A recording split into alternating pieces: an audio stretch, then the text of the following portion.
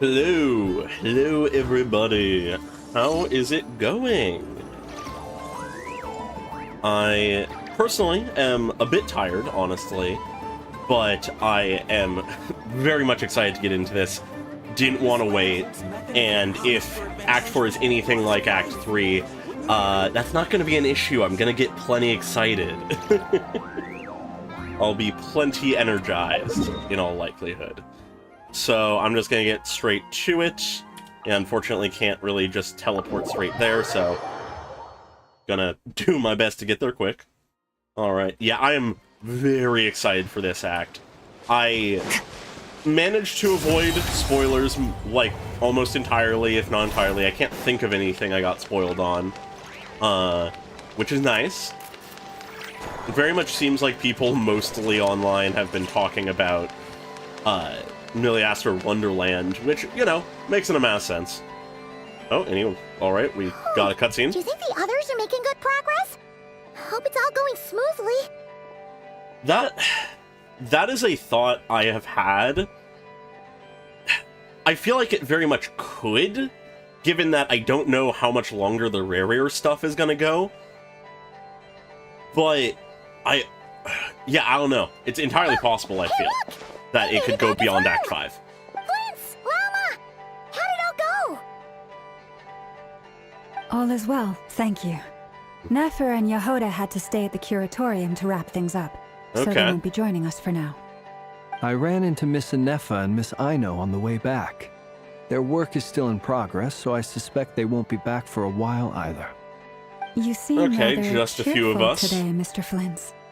I certainly am. I achieved what I set out to do and came away with more than I bargained for. That is actually a very good point, and I have heard nothing of Columbina coming in the next version. So either they're breaking that trend, or things go longer. We'll see, I guess. Fighting alone can get quite tedious, but I had the good fortune to run into a pair of brave young warriors. They're already here? We meet again. How have you been? Okay. What are you doing here? It's been too long. I'm guessing you're here to see Varka? That would be a natural assumption to make.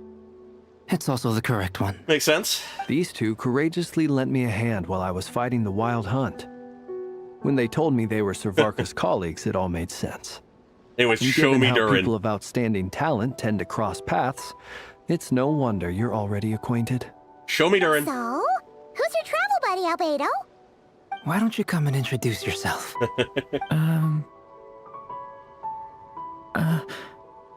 Aw, our little shy boy? A gentleman of few words, I see. And a rather stern countenance. I presumed you were acquainted with him. Is that not the case? Wait, those horns. You must be... It's nice to meet you. Again. We've technically met before. He's here! Wait a sec! You're Mini Durin! Is he Mini Durin or something different? That's right. It's me. I'm glad to see you again. Okay. By the way, he says it's okay if you drop the mini. Yeah, I'm not as mini as I used to be. Aww. Interesting, isn't it?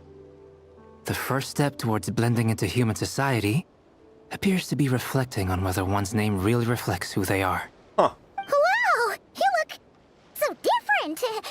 In a good way, of course. It's great to see you looking so healthy. Yeah. Thank you, Paimon. And although you're as mini as ever, I understand that diminutives don't always convey endearment. I'll be sure to simply call you Paimon as a sign of my great respect for you. Yeah, I very much agree. Wow, it's like, you're such a smooth talker those now. three are I'm really getting hard used to this. pick who to invest most From in. now on, you may refer to her as your esteemed guide, Paimon. I actually think a diminutive is warranted here. Personally, I think our little Paimon is the perfect size. Aw. When people call her Little Paimon, it's just because she's so adorable that they can't help themselves. If that's not a sign of endearment, what is? You're absolutely right, Miss Lauma. My brother still has a long road ahead of him when it comes to understanding human relationships. That's a interesting idea. Anyway, I can see it. Speaking of long journeys, didn't Columbina, leave with you? How come she isn't back yet? She's been catching up with old friends. Wouldn't be surprised if you stopped for a cup of tea or 10 on the way back. Please let us see the tea party. No, People okay, they're are already talking here. about me. Hope it's nothing negative. Seems like she's in much better spirits after meeting her old colleagues. Also good to see that Arlecchino's still around. Judging from your expressions, I'm guessing it all went well? It's getting crowded here. I'll go grab some chairs. We couldn't just No go need. inside. This is a job for an alchemist. I'll whip some up momentarily. God, no, I'll Thank just you for make your chairs. hospitality, ladies and gentlemen, but I was merely escorting my friends back. Aww.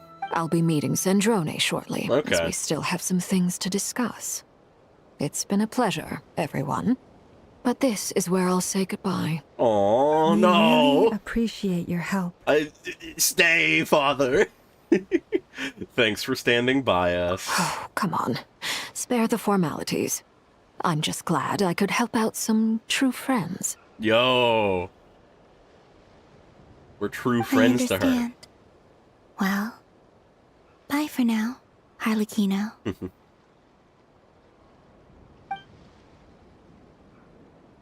Oh, this place is hopping. It's probably a good thing one of us left. Otherwise, we might not fit all these people in. Are you saying we're about to run out of chairs? As a matter of fact, I am. Come on in and see for yourself. Varka. Varka talking from inside the hole is weirdly funny. Yeah, she might be back. Realistically, if we jump to Sandrone stuff, then possibly. Dainsleif is here! I thought because we got the flashback that would be it. I overheard your little chit-chat outside, by the way. What? With Miss Columbina's colleague gone, we should be back to the original crew plus the other colleagues I brought in. What? Though, it looks like we have another new face. Someone else managed to rope in a colleague too? Sorry, he's probably here for us. Frankly, you and Paimon are the only people I know here. Dainsleif, how are you here? This here is Dainsleif, colleague of Tibet's greatest guide, Paimon, and greatest adventurer, the Traveler.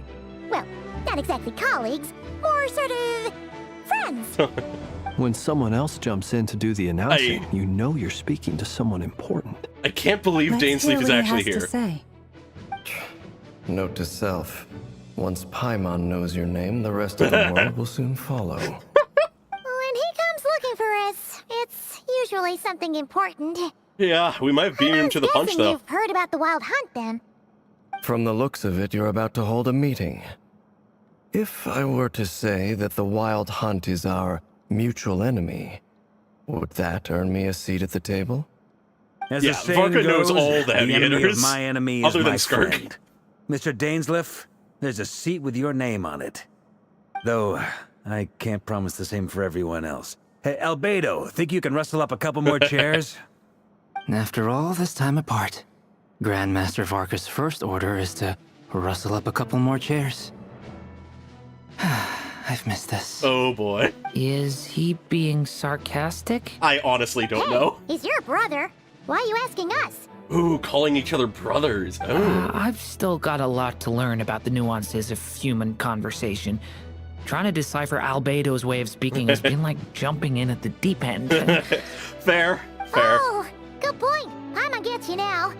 Don't sweat it. There are people who go their whole lives without getting the hang of it. You're ahead Yeah, of the game already. yeah. Look at you, Paimon, expert at the art of encouragement. Why are we tearing up? I wonder what's taking Nefer so long. Perhaps you should go and check in with her. If anyone can hurry her along, it's you. Maybe she's exploring memories again? Maybe we'll see I about just got that? back from the curatorium. Besides, aren't you curious to see what's taking her so long? Miss Oh Nefer god, doesn't yeah, no, strike that's me the as type worst to share pair to learn secrets. from. And since gathering intel is her specialty, I'm guessing she'd prefer to keep her methods confidential. Yeah, Under makes such sense. circumstances, would it not be tactless for me to impose? Oh, but it's fine for me to impose. What can I say? You have an unrivaled ability to garner people's affection, Miss Moon Chanter. Besides, You have far more in common with her than I do. Okay. All right, then. We're continuing this idea that Loma and Nefer get along to some degree. Impressive. She barely fought back at all. I admire your powers of persuasion, my friend. As I'm sure Miss Lauma will realize soon enough, the Fair. trick in life is to always pitch in with other people's responsibilities so that you can be selective with your own. Another trick is to simply hide in the background. Oh no, they're gonna get Spoken so like a true well sage. along. Oh Anyway. god. Looks like we've got some time to kill before the meeting. Let's take a little breather, folks. I still And feel cannot free to chat believe amongst Dainsleif is yourselves. here. We'll get down to business once the other two arrive. Like, sir, you've escaped your annual cage. How is this possible? Oh my god. You're both awfully quiet. Why don't I start us off with an icebreaker? Much obliged. The two Have quiet either of people you in ever had your Albedo. portrait painted?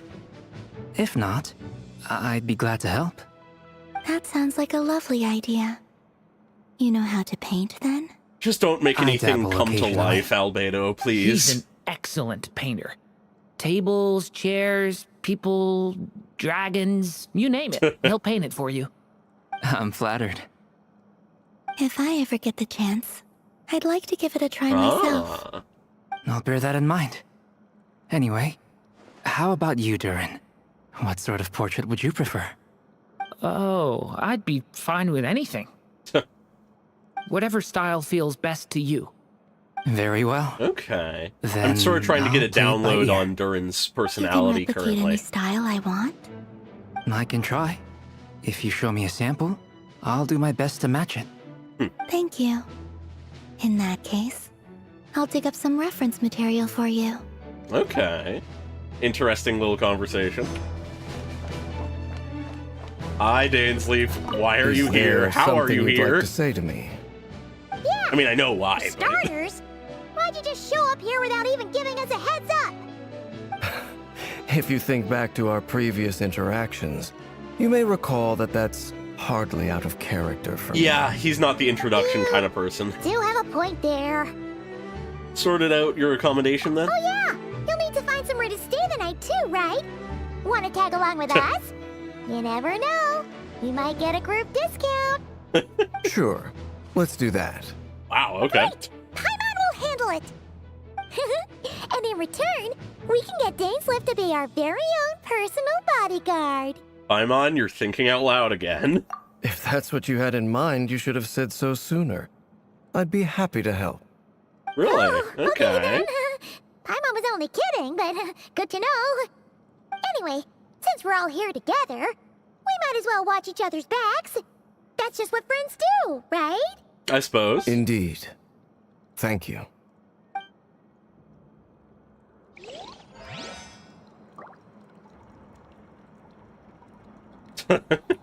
God. Anyways, Is there something you'd like to say Yo? to me? more dialogue? For starters, why'd you just show up here? If you think No, it's just the same lines. Okay. you have a For a point? second, I Oh, thought it yeah. was new dialogue. Sure. Great! Paimon. And Hey in there, good return, to see you. We can get Dainsleif. If that's what you... Oh, Uh, okay, anyway. I'm still Indeed. reacting to Dainsleif being here, honestly.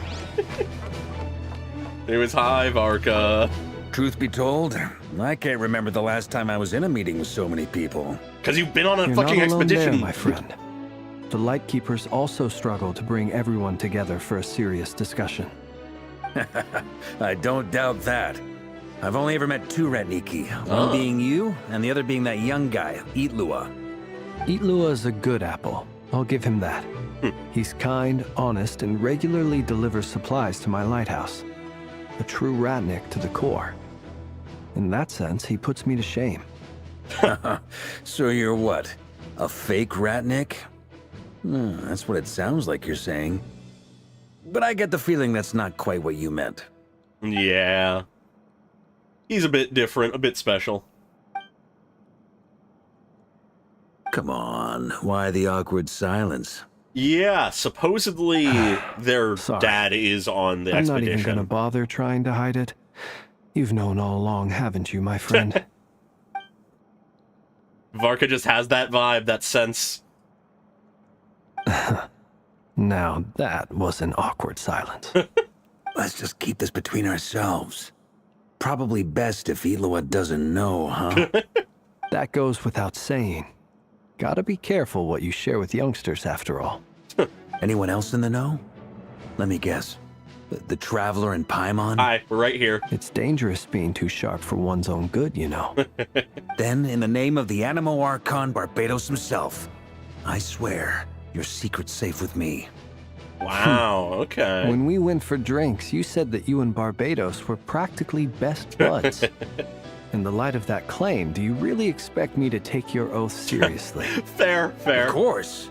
Just as long as you don't go spreading around the fact that I'm close with Barbados, all right? Fair enough, then.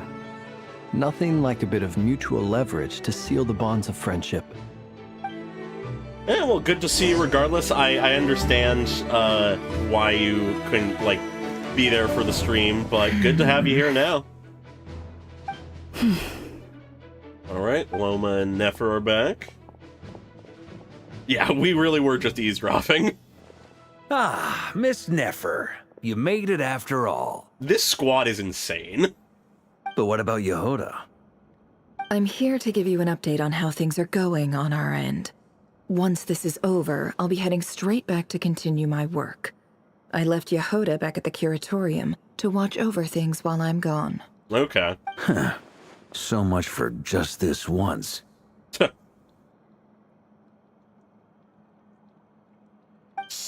Not so loud! We're on a roll here. What if she remembers and suddenly decides to back out? I think she heard all of that.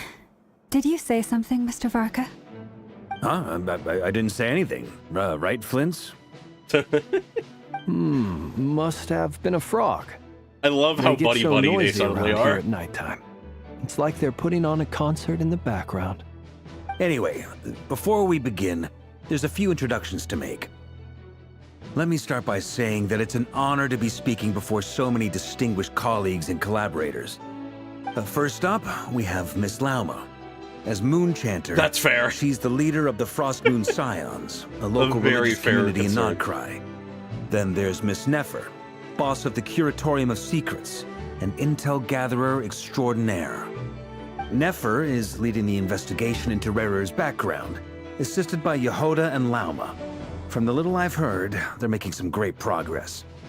Over here, we have Mr. Flintz, a Ratnik and guardian of the abandoned lighthouse. In our last operation, he courageously distracted the Wild Hunt to buy time for the rest of us. For those of you who've never met, this is Mr. Albedo, a renowned alchemist and captain of the Knights of Favonius investigation team. By his side is a new face for us all, Yep. myself included, Mr. Durin, who has come to lend his aid. Hell yeah. Next up, we have the Moon Maiden and former Fatui Harbinger, Miss Columbina. This is such a stacked team. Then we have the Traveler, who's earned more titles than I could possibly hope to list out, Yeah. so I'll spare you the rundown. And The way that Paimon, they've been pronouncing the his name is ultimate a travel little companion odd and to quite me. possibly the best guide in all of Tevat. What? Okay. Oh, that's a lot of people. Great turnout. Miss Nefer, it looks like you might have another job coming your way. So, congratulations on the booming business, I guess. You think I haven't got enough on my hands as it is? Who's looking for me now? That would be me, Miss Nefer. Ah. I have a commission for you. And you are? Who I am doesn't matter right now. What does matter is that I'd like you to gather more intelligence about the Recher of Solnari. Yo, more lore? Well, it's not as if we never take on anonymous commissions. But in your case, I'll have to decline. I'm gonna take a wild guess and say your job's probably more hassle than it's worth. Something about you seems like bad news. What do you mean? There's nothing wrong It's about my him. eyes, isn't it? Conrian, I assume. And what's with the mask? Are you trying to hide your identity? In any case, the fact that you're even still alive raises an awful lot of questions for me. Yeah, yeah. My name is Dainsleif. And yes, I am from Conria. As I'm sure you're aware, the Raker of Solnari's real name is Rerir.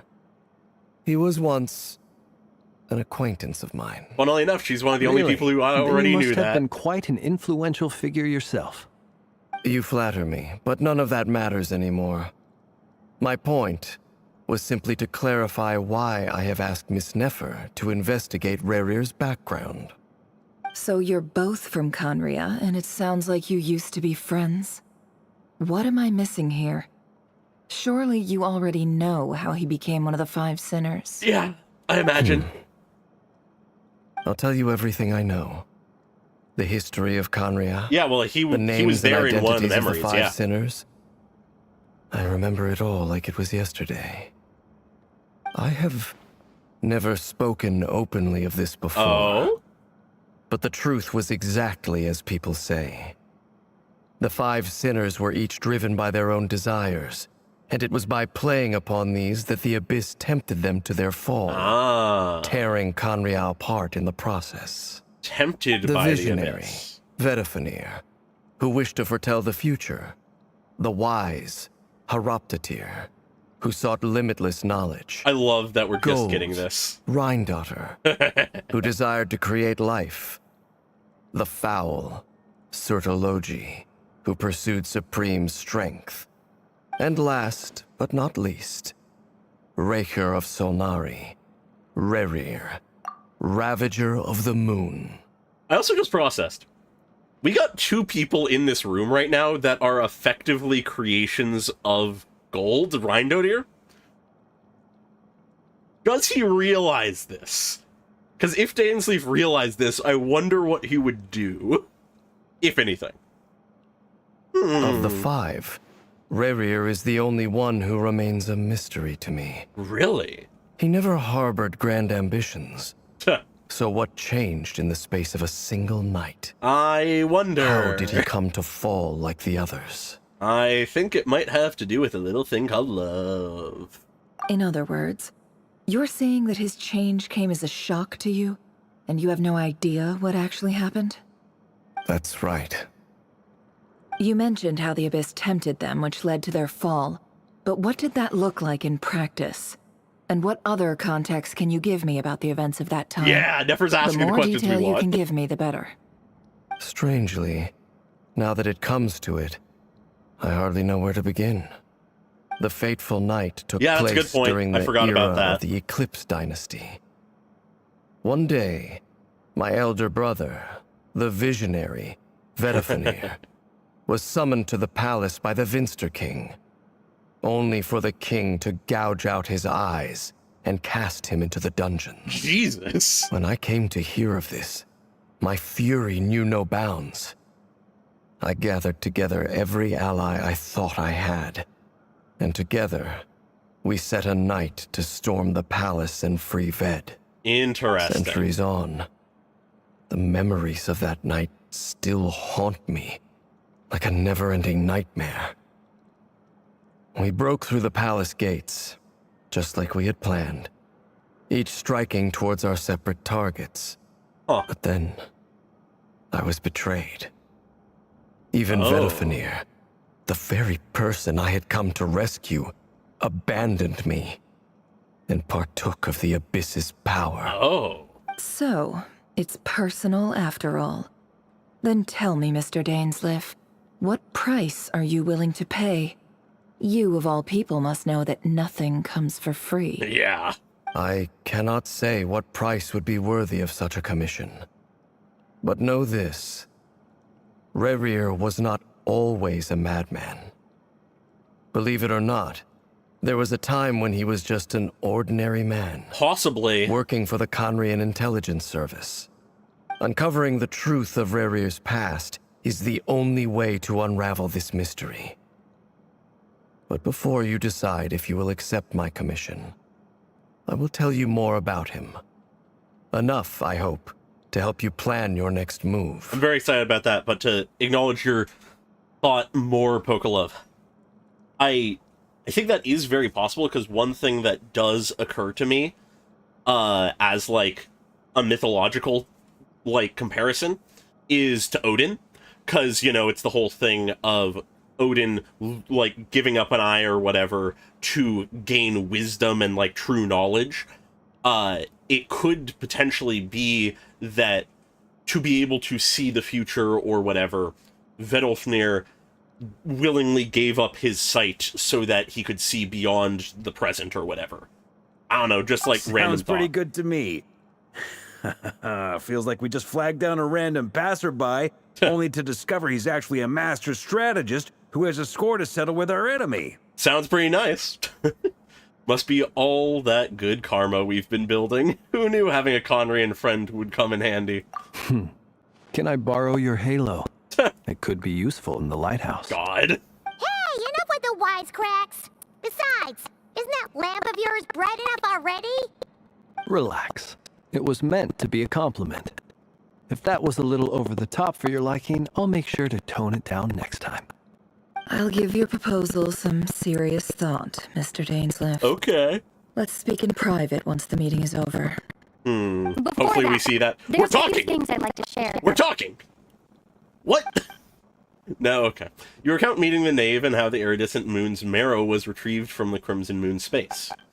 You make it clear that the Knave chose to help you of her own accord, then conclude by reporting how the hearts of the three moons are finally in your hands.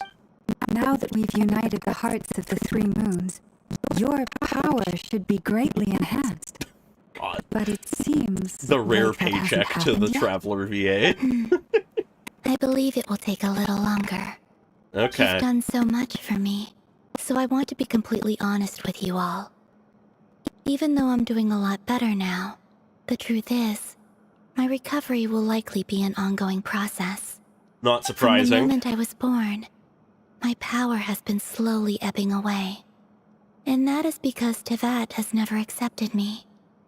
Even with the moons united as one, it seems my rejection cannot be undone. So That far, damn false sky. I have yet to find a solution.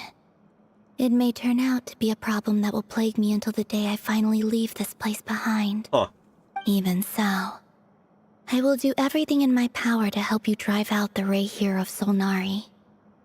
As Arlecchino put it, this is not about chasing the spoils of victory. It's just a gesture of heartfelt gratitude. Kutar. She seems a lot more energetic and positive than she did when we first met. Fair.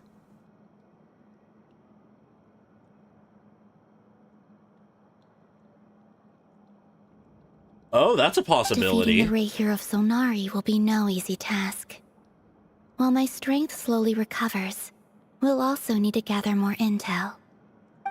Naturally. We should take all the help we can get if we hope to defeat him. We've considered several viable plans now, but our choice hinges on the answers to a few key questions. All right. Is it even possible to kill Rerir? Good question. What experiences shaped the person or monster he became? And what's he really after? All Given good Albedo's questions. expertise in alchemy, I think we should leave him to try and answer the first of these questions. Makes sense. Understood. As for the other two, I'm afraid we'll have to count on you again, Miss Nefer. Believe me when I say it's not my wish to burden you. But right now, relying on your skills is our only option. She So really you're is sort of the placing all linchpin your in all this, hopes on me, surprisingly. huh? We can't thank you enough for agreeing to help us. Honestly, I can hardly believe how lucky we are. You sure have a talent for changing your tune, Miss Moonchanter. Timid like Yehoda one moment, then flinches insincere flattery the next. God. Ladies, please. I must object to your portrayal of me. That's all. Feel free to keep bickering. Just pretend I'm not here. Don't slander me while you bicker. I almost don't want to leave this room. I'm curious to see how this plays out. I have faith in you, Miss Nefer. Something tells me you'll stand by us until the very end. Oh? And what makes you so sure of that? What if I suddenly decide that my compensation is insufficient? This isn't about the money. I can sense that you've got a deep-seated distaste for Rerir. And knowing you, That alone is motive enough. Okay. Look at them getting along so well. Like two peas in a pod. Varka? And I'm the one they accuse of insincere flattery. There is no justice. Oh my god, the Miss banter Yama, of this group you I'm have loving. to understand something. Unlike you, I don't actually enjoy having everyone's hopes on my shoulders. Fair. Is that right? Well, Can't say I want that maybe much the either. fact that I'm willing to put my hopes in other people says more about me than you. But the fact is, I also trust you. And that's because I know that you're someone we can count on. What do you have to say to that? We've got our plan, so let's get moving. Mr. Dainsleif, let's talk. And Traveler, once we're finished, if you've nothing else planned, I'd like you to come with me. Okay. This whole experience is teaching me a lot. For instance, I now know that when other issues come up in the future, I'll have far more luck getting Lauma to convince Miss Nefer than trying to do it myself. The real important info. Hate to say it, friend, but that's one of the funniest things I've heard in a while. Why? You think I've got it wrong? Quite the opposite. But what makes it so hilarious is how long it's taken you to realize. Nefer and Dainsleif converse intently for quite some time. From the gravity of their expressions, you can tell how heavily the next stage of the plan weighs upon them both. Why don't we get to hear this? After a short chat, Albedo and Durin head off with Varka on what they describe as a sample-finding mission. Interesting. Llama steps out for a while, then comes back loaded up with emergency medicine. He tells you that while people rarely expect to get hurt, it's her duty to be ready when they do. You and Paimon wait patiently for Nefer, content to see how well everyone is working together. Once Nefer is finished, you follow her and Loma back to the Curatorium. Alright.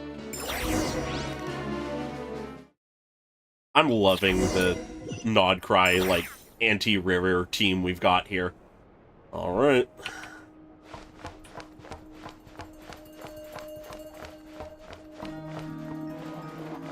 Yes, open the door. Anyways, don't mind me playing one-handed randomly for a moment.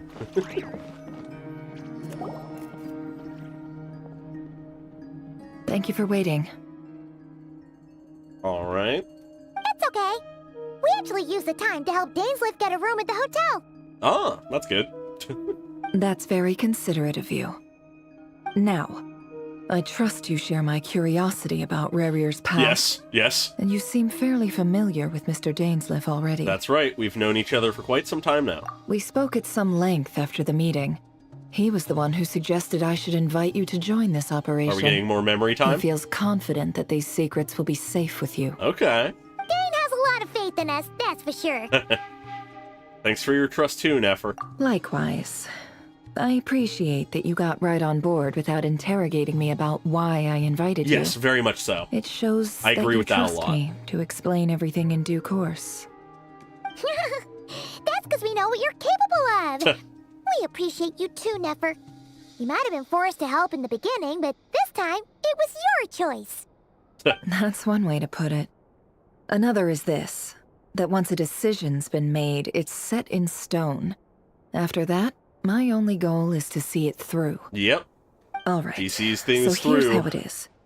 I'm going to access Rarier's thoughts again using my confidential Cool. method. Now, I'm sure you've seen things like this before on your travels, so you're surely well aware of how dangerous it can be. Makes sense. The reason I've gathered you all here is to ensure my safety during the proceedings. Oh. I plan for us to enter the fragment of his consciousness together, and once inside, I will focus on searching for information. Think of this as a diving expedition into someone's brain. If I'm the diver, you are my safety equipment, tasked with keeping me alive while I'm under the surface. Okay. Once the ceremony begins, we will all be spying on privileged information. But in the interests of safety, you must remain absolutely silent at all times. I'm very intrigued We will by discuss that. our observations after the ceremony has concluded. Anyways, Paimon's gonna talk. Lastly, Any individuals of a weaker constitution Never mind, she's not part of this. are advised not to partake in the ceremony. In any case, Paimon has her own job to do, Oh, which requires staying in the room, but not joining the ceremony. okay. Nefer conspicuously left out the details of her confidential method. Yep. Guess her brain diving techniques are a trade secret. Makes sense. Well, good luck, everyone. Sounds like all Paimon can do is cross her fingers and root for you guys. It's a good thing she's not coming, because There's she a little would more talk. to it than that. I was being serious when I said you have a job to do. While the rest of us are inside Rarir's mind, it's imperative that we have a team member on the outside. Okay. In the event that something goes wrong, you will be our first responder. Ah. I don't anticipate any issues, but the extra level of safety will be greatly appreciated. I second that. This is a dangerous operation here, and you're our whole rescue team. That's pretty much the most important job in the crew. Fair? So, Paimon's like the lifeguard? Yeah, that makes sense. All right, got it. Good. Please, take a seat. We'll get started momentarily. All right.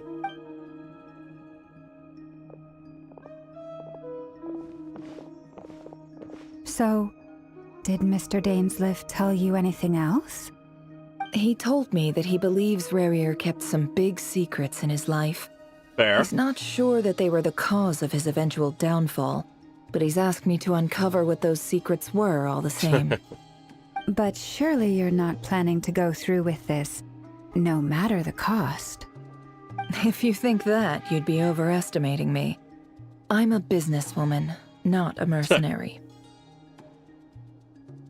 But I do have my own professional reasons for taking this job. Okay. You think I'd turn down the opportunity to get a first-hand glimpse into Conrian history? Fair. That's Chance. wild info.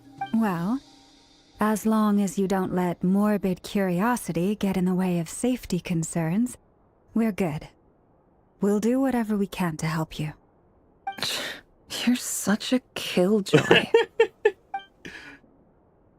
She's got incense candles, almost feels like a summoning ritual. Interesting. Yeah, I'm very curious how this is going to go. Seems like Nefer still has no intention of sharing her trade secrets, but now's not exactly the moment to pry. I find it interesting that we're focusing so much on the fact that she isn't telling us what's happening. I see there's a chess set on the table. Could that have something to do with her intel gathering methods? All right, I'm good to go. Huh. All set over here, too. I'm ready as well. Promise, Paimon, you'll be extra careful. Pinky promise. All right. Let your whole body relax. We're about to begin. Close your eyes. God. Alright, what memories do we see now? And who's gonna fuck up and cause problems? Phew. Could this be his office? Oh, okay. Pretty standard setup. Bookshelves, paperwork, files. According to Dainsliff, Rarir used to be an intelligence operative. Yeah. Chances are there's plenty of top secret intel stashed away in this I would room. imagine. Is this where you keep your secrets, Rarir? Can't say I'm not looking forward to this. Yeah, same.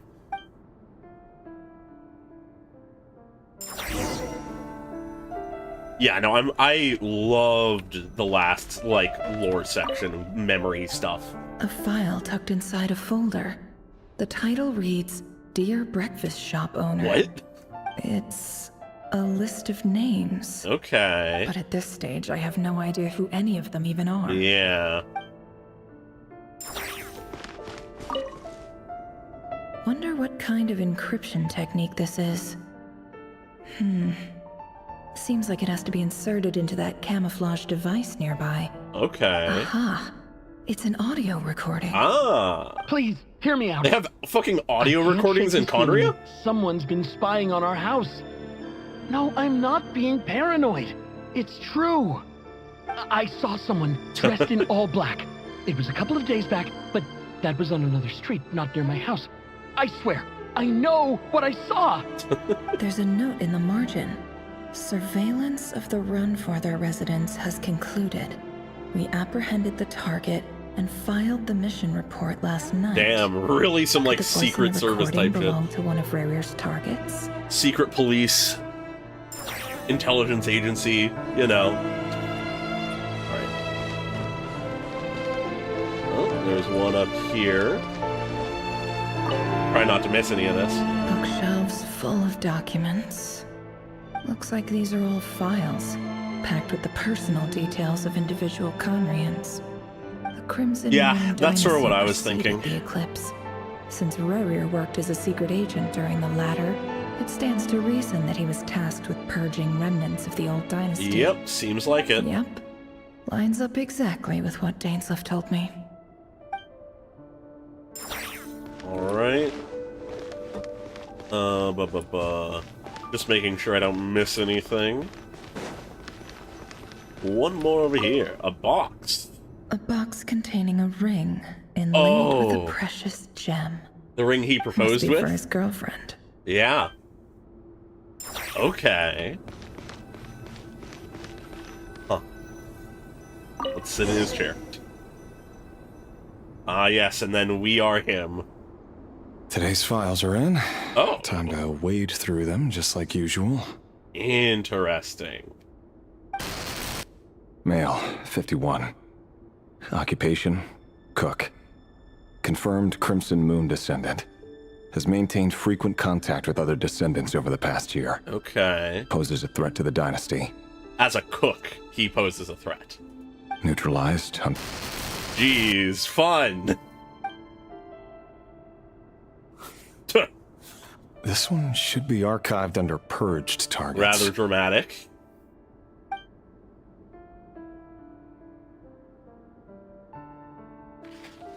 Female, 23. Occupation, office clerk. Confirmed Crimson Moon descendant. Has maintained frequent contact with other descendants over the past year. Poses a threat to the dynasty. Yep, seems to be the case in Neutralized. general. If they're a descendant and kept in contact at all with other Another descendants... one for purged targets. Sounds like she was that other man's daughter. Ugh. Never mind. What's it got to do with me? And that's the kind of mentality that keeps someone capable of doing this.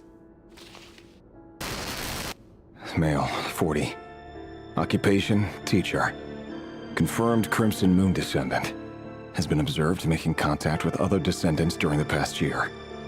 Poses a threat to the dynasty. Something tells me all of them are going to pose a threat to the dynasty. Neutralized on... Yeah, that is brutal to just be the kid of... Yeah, no, that... Being the daughter another of new body someone for the who is in archive. contact with people is not posing a threat. Come to think of it, I remember surveilling this man. A case like his never would have been considered a priority in the past. Huh. He barely even interacted with other Crimson Moon descendants. Yep, anyways, I'm deeply worried by the fact that the next one looks like a child. Yeah, no. Unfortunately, this is how this shit goes. Female. 16. 16. Jesus. Occupation, none. Orphan and confirmed Crimson Moon descendant. Has been observed making contact with other descendants during the past year. Poses a threat to the How dynasty. the fuck does a jobless teen orphan pose a threat to the dynasty? Neutralized on... Oh boy. I love, like, fucking... Filed. Oh I have god, no this is recollection of this absurd. girl. None whatsoever. She doesn't seem to be anyone important, but then again, how many of them really are? Yeah, that... This is 13! Female, 13. Occupation, none. Orphan and confirmed Crimson Moon descendant. Still poses a Has been threat! observed making contact with other descendants during the past year. Poses a threat to the dynasty. Are they just gonna get younger and younger? Neutralized on... How old's this next one? Filed. Nothing to say to that one. Yeah, they're getting younger. Male, 11. And they're all orphans, because Occupation, we killed none. all the fucking Orphan and parents. confirmed Crimson Moon descendant. Has not been observed making any contact with other descendants during the past year. Poses a threat to the dynasty. Has not even been observed having contact. Jesus Christ. Neutralized and... I love fucking ethnic genocide. Yay! Anyways, this one's probably like fucking 8 or something. 6. Male. 6. Occupation, none. Orphan and confirmed Crimson Moon descendant. Poses a threat to the dynasty. You can hear it in his voice that he's not happy about this. Jesus. Anyways, let me guess. This next one's like 3 or 4. It's funny, isn't it? Ooh. Your job is becoming both harder and easier at the same time, depending on how you look at it. Is that the fucking abyss talking to Sooner or him? later, the Crimson Moon descendants will be completely wiped out. But as their numbers dwindle, they become harder and harder to track down. That's not how it is. Fortunately... Oh, I feel like I remember that. Most of the able-bodied adults have already been taken care of. Yeah, just The children. remaining weaklings will be increasingly easy to deal with. No! Ugh. No. My job is to ensure the survival of the Eclipse Dynasty. And the only way to do that is by eliminating any and all potential threats. It's a perfectly legitimate line of work. Every single one of my colleagues can attest to my fairness. And if my friends were aware of the facts, I know they'd back me up too. Are you sure about Assuming, that? Of course. That they were aware of all the facts. Huh.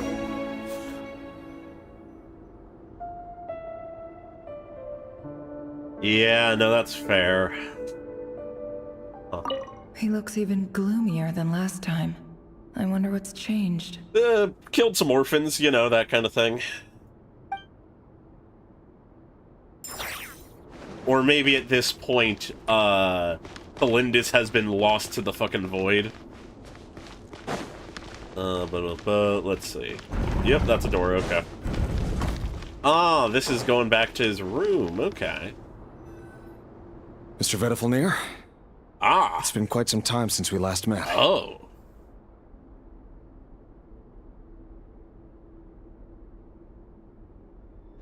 Rerir, I trust you're here because you have something important to discuss. A conversation these two had, separate from Dainsleif. Forgive me. I wasn't tuning out, it's just, I noticed you didn't even phrase that as a question. As if you knew I was coming. Tell me, does someone in your position ever feel the need to ask questions at all? It is indeed within my power to foresee certain things. Things like your arrival. Okay. I was just thinking. It won't be long before I'll be inviting both you and Dane to my wedding. How hopeful. That isn't a lie, but nor is it a fact as such. It's a wish, isn't it? Huh. No fooling a prophet, is there? Yeah. Ever since that day we met for drinks, I knew it was only a matter of time before you came looking for me. Does it feel good? Knowing how the future will unfold. I'm afraid the notions of good and bad fail to capture the complexity of what such a power entails. Yeah. Once you've seen what will come to pass, it can be all too easy to succumb to fear and melancholy. Unless, of course, you learn to abandon these feelings. Huh. Already disconnected a bit by this point. You fear my silence, and long to hear the words I left unspoken that day. Yeah. That's right. You must have noticed my reluctance to broach the subject. And the reason is simple. Because the truth could never have lived up to your hopes. For both our sakes, such words are better left unsaid. The burden of prophecy was never meant for your shoulders. Huh. So who exactly do you deem worthy to hear your prophecies? None but our exalted king? Or rather, our king as he once was. Ah. You're closer to his majesty than I am. You must know better than anyone how much he's changed. This You is say where the that as though descent it is to my begins. benefit. Yet precisely because of that, I dare not speak rashly. A king can turn out to be the most virtuous of rulers, or a tyrant more terrible than the most vicious of dragons. You are so wise and far-sighted, yet still you would have me live in fear of the unknown? You make a fair point. Especially given my silence alone was all it took to send you spiraling downwards. Damn. Very well then. Let me offer you some advice. And I say this not as a prophet or a visionary, but simply as the brother of your friend.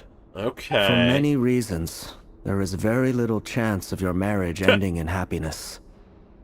If happiness is what you seek, you should find another fiancé. Damn. Fortunately, not how love works, but you know. Hold on. There's that same black fog again. Yeah. Could this memory belong to Thelindis? Time for a little bit of Thelindis' side Guess of I things. better tread carefully. Huh. I'm beginning to wonder how much Vedalfnir understands of what was gonna happen. Like, did he know about the fall of Conria ahead of time?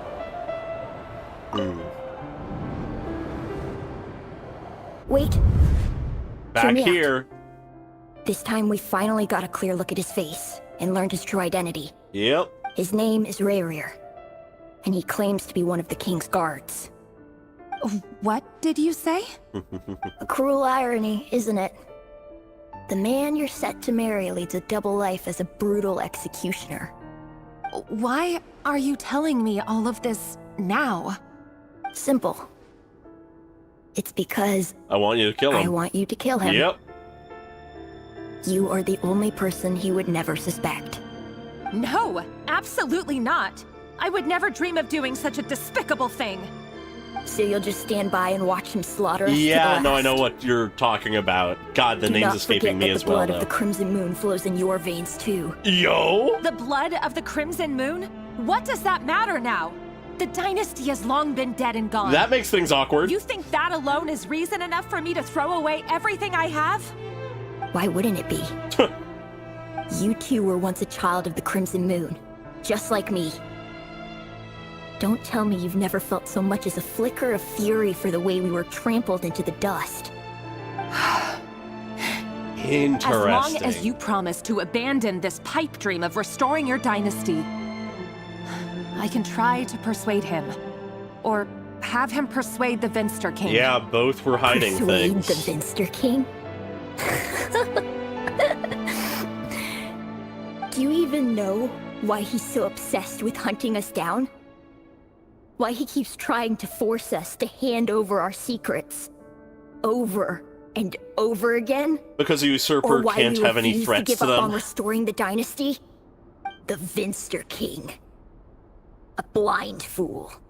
His eyes clouded by powers from beyond this world. A petty little man with a miser's heart.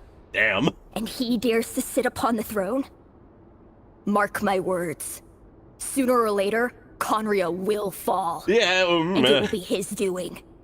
If you can't bring yourself to do it, so be it. Just you watch.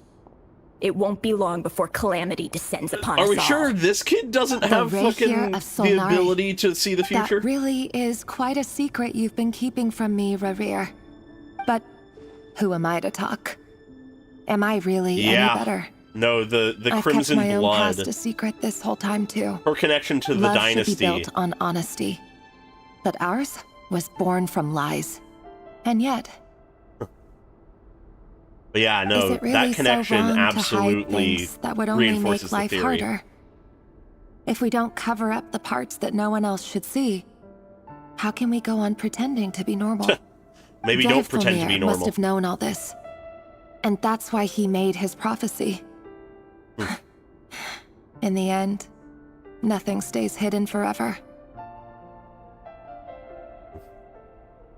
Okay. But I won't just sit by and watch this disaster unfold. I'll do everything in my power to protect what I cannot afford to lose. No matter who I have to face. Okay, she also has that determination to do something crazy. Yeah, I'm more leaning into my theory as we go. Was that Rerir who just walked past the window? Oh? Doesn't it give me the chills that he still takes the same road to work every day? As if nothing ever happened. Those people at the deli. Oh? Enough already. They're clearly pretty taken by their own disguises, so just smile and play along. Pull the rug from under beasts like that, and you risk having your throat torn out. Oh. Deli. Oh. They're talking about those people from the opposition. Right. I'd almost forgotten they used to run a deli. People of no consequence always vanish so easily. And no one even remembers them. Damn. Anyways, time for another memory. But surely you can see he's not the man he pretends to be. So many have died already, and they say that the king's madness grows with each passing day. We're not going to survive this, are we? But why does it have to be this way? Do we really deserve to die just because of the blood that runs through our veins? Felindis, are you even listening? Sorry, Freether. My mind was off wandering. I heard you, though. You're talking about what Rerir said. He's just following the king's orders. He's a secret agent, and it's his job to hunt down rebels and dissidents. By the time you first met him, he'd already taken lives. Maybe he was using you from the very beginning. No. Rerir has no idea I have anything to do with the Crimson Moon. My family are only distant relatives of the main lineage, and besides, my eyes are perfectly ordinary. Won't stop them from getting you killed. Apart Maybe from not my teacher, Rarer, but pretty much no one knows I have any connection to any of it. but that's still someone. It's been a long time since my family severed ties. You still carry that As blood, Orlog though. said, who could possibly talk sense into that raving lunatic of a king? No one. I'll work something out. Trust me, I'm with you all. But for now, you need to keep yourselves hidden. Don't let anyone find you, anyone at all. Don't forget that Rerir is an Eclipse operative. You need to be extra careful when he's around. And when I am too. For now, don't come looking for me. And if anything happens to me, just act like we've never met. If even you can't escape this, what hope do the rest of us have? Yeah, this... There's no way this ends well. After all this time together, surely he wouldn't lay a hand on you. I won't speak in his defense, nor can I give you a clear answer to that question.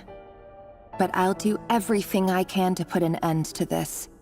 Here, hold on to this. If an opportunity to escape presents itself, take it. You'll be glad you took some spare change. Wow. You call that change? But what about you? I've got a job, and there's still money coming in. But you can't go anywhere right now. Please think about yourself for once. Wild. So... She may still love him, but she does not trust him in this case. Interesting. Because she is not confident that he wouldn't sell her out. By the way, I am loving the track in the background. Round of assassination training. Training ground is just beyond this hidden passageway. Jesus. When you kill a person, doesn't it bother you when you end up covered in their blood? Jesus. Why would it? Are we all just walking blood bags? But not everyone was accustomed to hunting down others like prey. You've been a hunter for so long now. You seem to have forgotten that most people don't just go around killing one another.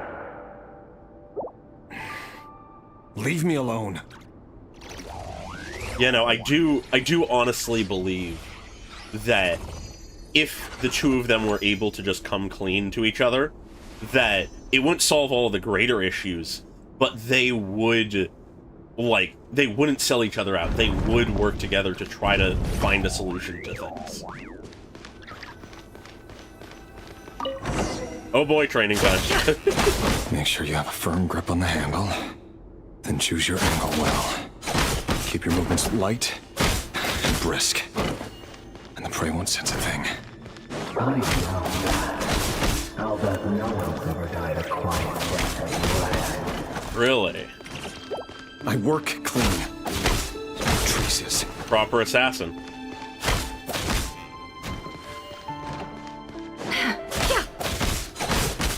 I'm very intrigued by this voice as well.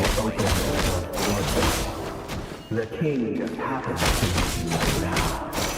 What if someday he doesn't? That is the unfortunate thing about paranoid kings. Happen. You changed. Ever since you fell under the spell of That power. They're coming down before I can fucking kill them. The ones I've dealt with have always been guilty. And I've carried out my work flawlessly.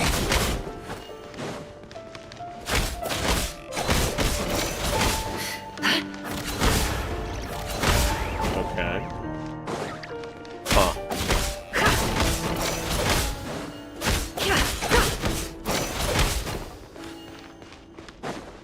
How long does this take? Oh boy. Was it because he didn't trust you?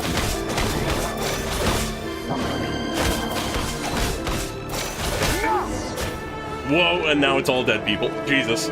Dead children at that. Jesus Christ.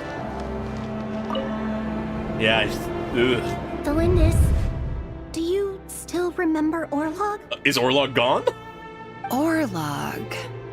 The kid The who boy told you to was kill your pretending to sell fiance? flowers. You spoke for quite a while, didn't you? Yes, we did. What about him? He was arrested 2 days ago. Yeah. Chances are he's already dead. Jesus. They are not holding back with the child murder. I just don't get it! After everything he's done, why do you still stand by him? Or does it mean nothing to you that people keep dying? No, that's not... Just hear me out. I need to go now, Thelindis. They're looking for us. You take care too. If you ever need a place to hide, come find us. Huh.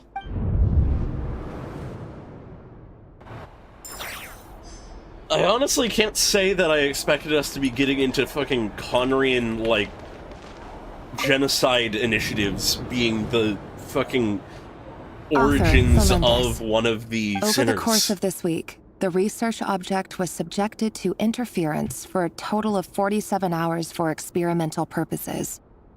The results are fleeing as the country follows. would be a good idea, I All think. subjects of observation that were sent inside have now... Fun. The situation within is proving more problematic than anticipated. No progress whatsoever. What now? Won't you give me even a glimmer of Is she hope? looking for an answer somehow? Things are getting worse by the day. I have to find a way or we'll all be in danger. Does she actually have some kind of answer in mind? But I... Yeah, no, I'm loving this If all this storyline. research comes to nothing, what then? Sooner or later, it'll be my neck on the line. Yeah, that... But could he really bring himself to kill me? Depending on your answer No. to that question, Surely he wouldn't have the heart. then why don't you tell him? Or at least try to tell him. Obviously, very dangerous move could mean your death, so I understand why not, but... Jesus. Really what they need is just... Oh, boy. Yeah, the sweat on her face was very Why notable. won't you just let us go? We don't even know each other. All we want is to live ordinary, peaceful lives. You want to live? Of course. Who doesn't? I mean, well, let's not get into that question.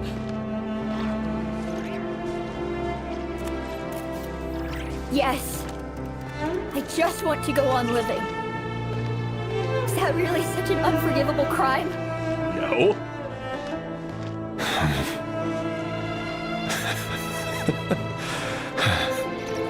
You want to go on living. Yeah. I want to keep living too. To keep living forever. Living forever. That's why I have no choice but to continue on the path I'm on. If only some savior would suddenly swoop down and change the way the world is. Too bad that's not going to happen.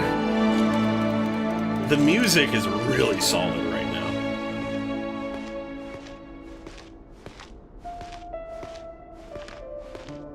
I'm honestly really impressed. Imagine that. If there really were such a person, you and I wouldn't be standing here like this, would we?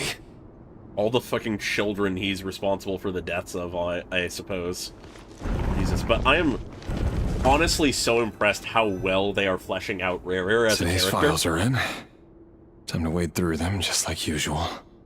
It makes plenty of sense. I'm tired of it. It's my job. And not only am I lucky to have it, I'm good at it too. Something tells me you won't be able to keep telling yourself that for long. Wait.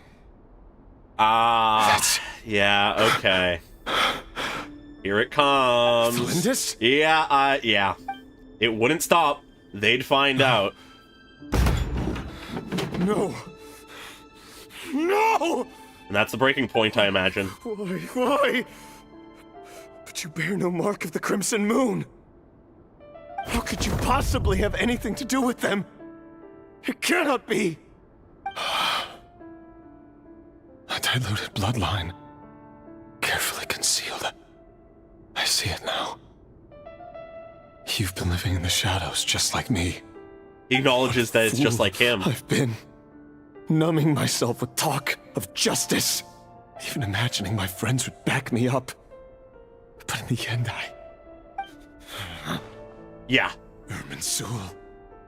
Finster King! Irminsul. How far are you going to take this? What do you From mean the by direct Irminsul? bloodline to secondary offshoots? And then what? Today it's the descendants of the Crimson Moon. Who will it be tomorrow? Will you not rest until everyone down here is dead? Well, that's the issue with hyper-paranoid usurper kings, is, it's never enough. They'll always be paranoid. They'll always believe someone is out to get them, that someone's a threat, and so they will just keep executing people until they are satisfied, which will be never. No. This cannot go on. This is where it ends. Finally, jeez, okay. But yeah, no, good point. I forgot King Ermin. Yeah, no. I had honestly forgotten about that detail.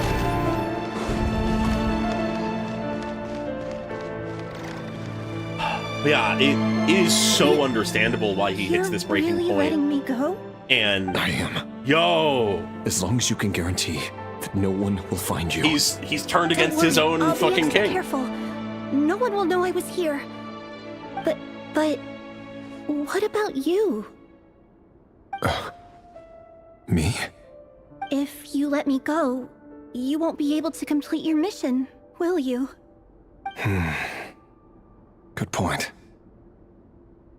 In that case, maybe you should stay. No, please! I just want to see the outside world again. To... Go on living? Yeah. Yes. That's what they want. I know you're a man of your word. So please, just let me go. If I let you leave, what will become of me? Just kidding. Go, now. But remember, don't let anyone know you were caught. We'll be seeing each other again very soon if you do.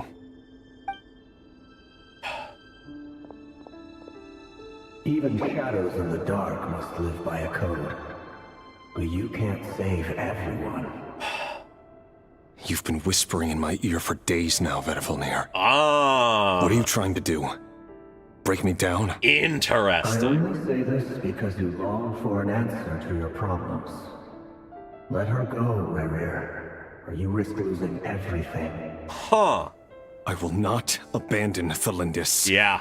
Then you'll need a little more vigilance and a lot more power. The world is changing, Rerir. Keep your eyes peeled for your moment of opportunity. Okay, so obviously this makes voice sense. used to be so unclear, but now I know exactly whose it is. It's Vedalfnir. So this makes plenty of sense being the elder brother of Dainsleif, but man, it seems like Vedalfnir is really the true, like, big bad of the sinners. Like, it really does seem like he is the one who is responsible for pulling the others into this. Like, that's the way this is going for Rerir.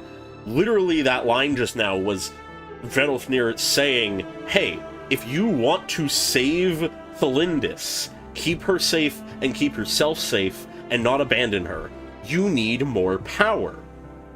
And is probably going to present a way to do that pretty damn soon. Seems like, potentially to an extent, though they're not free of sin, Vedalfnir is probably the one who is like truly responsible for the sinners going the way they did. Huh. He won't tell me how to actually resolve any of this, but he keeps trying to manipulate me like a puppet. What's his game here? Tell me then. What will this moment of opportunity look like? And no answer. He's like a ghost. Always disturbing me when I'm on edge, but never answering when I need him most. So, the Eclipse Dynasty was purging, well, massacring the descendants of the Crimson Say what it Moon. is, genocide. And it seems like it was all connected to the Vinster King's research. Yeah. The King's obsession with abyssal power left the future of Conria hanging in the balance. No wonder every aspect of Rerir's life was so unstable. Yeah. And it looks like this Thelindis, Rerir's would-be fiancée, herself belonged to a sub-branch of the Crimson Moon Dynasty's descendants. Yeah. It almost defies belief that a couple like them could hide the truth from each other for so long. If the Vinster King hadn't intervened in such a drastic way, they might have gone on deceiving each other for the rest of their lives. And why does Vedalfnir, Dainsleif's older brother, keep talking in Rerir's head? This guy kept more secrets than I ever imagined. I'm starting to think Vedalfnir might be responsible for The human causing the mind king is like to go a vast mad. desert of shifting sands. When you follow the flow of someone's memories, you only ever see the parts they're willing to let surface. Time for something a bit more creative. Oh? We've been inside Rerir's mind this whole time, building up a picture of his psyche. There's already enough clues on the board to start reading between the lines and mapping out the rest. Okay. Now, we can finally begin to put the pieces together. Sure, it'll only be a reconstruction, part simulation, part reasoning, but it's usually pretty accurate. Once we've built up a Interesting. cognitive profile, we just need to cross-check the logic behind his actions. And then we'll be able to take a sneak peek at whatever it is that Rerir has really been hiding. Interesting. Building almost a simulated version of his memories for the ones we aren't allowed to see? Huh.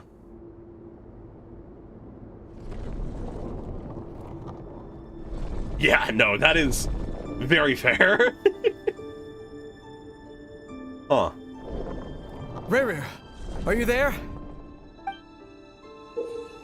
What? What? We're doing fucking chess now? Okay.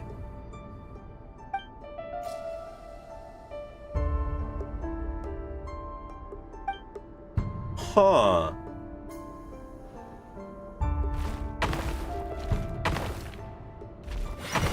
Huh.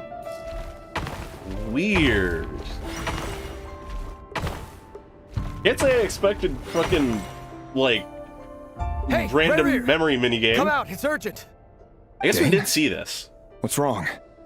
Quick, come with me. in, like, the I'll trailer. explain everything once we've met up with the others. Okay, I'll come. But the Lindis is still over at the Universitas. I'll need to leave her a note. All right then, but make it quick.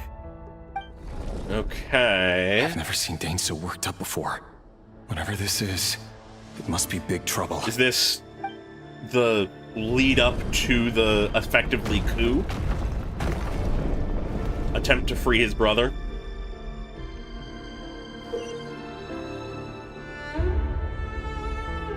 Alright, puzzle time. Can I... Okay, good.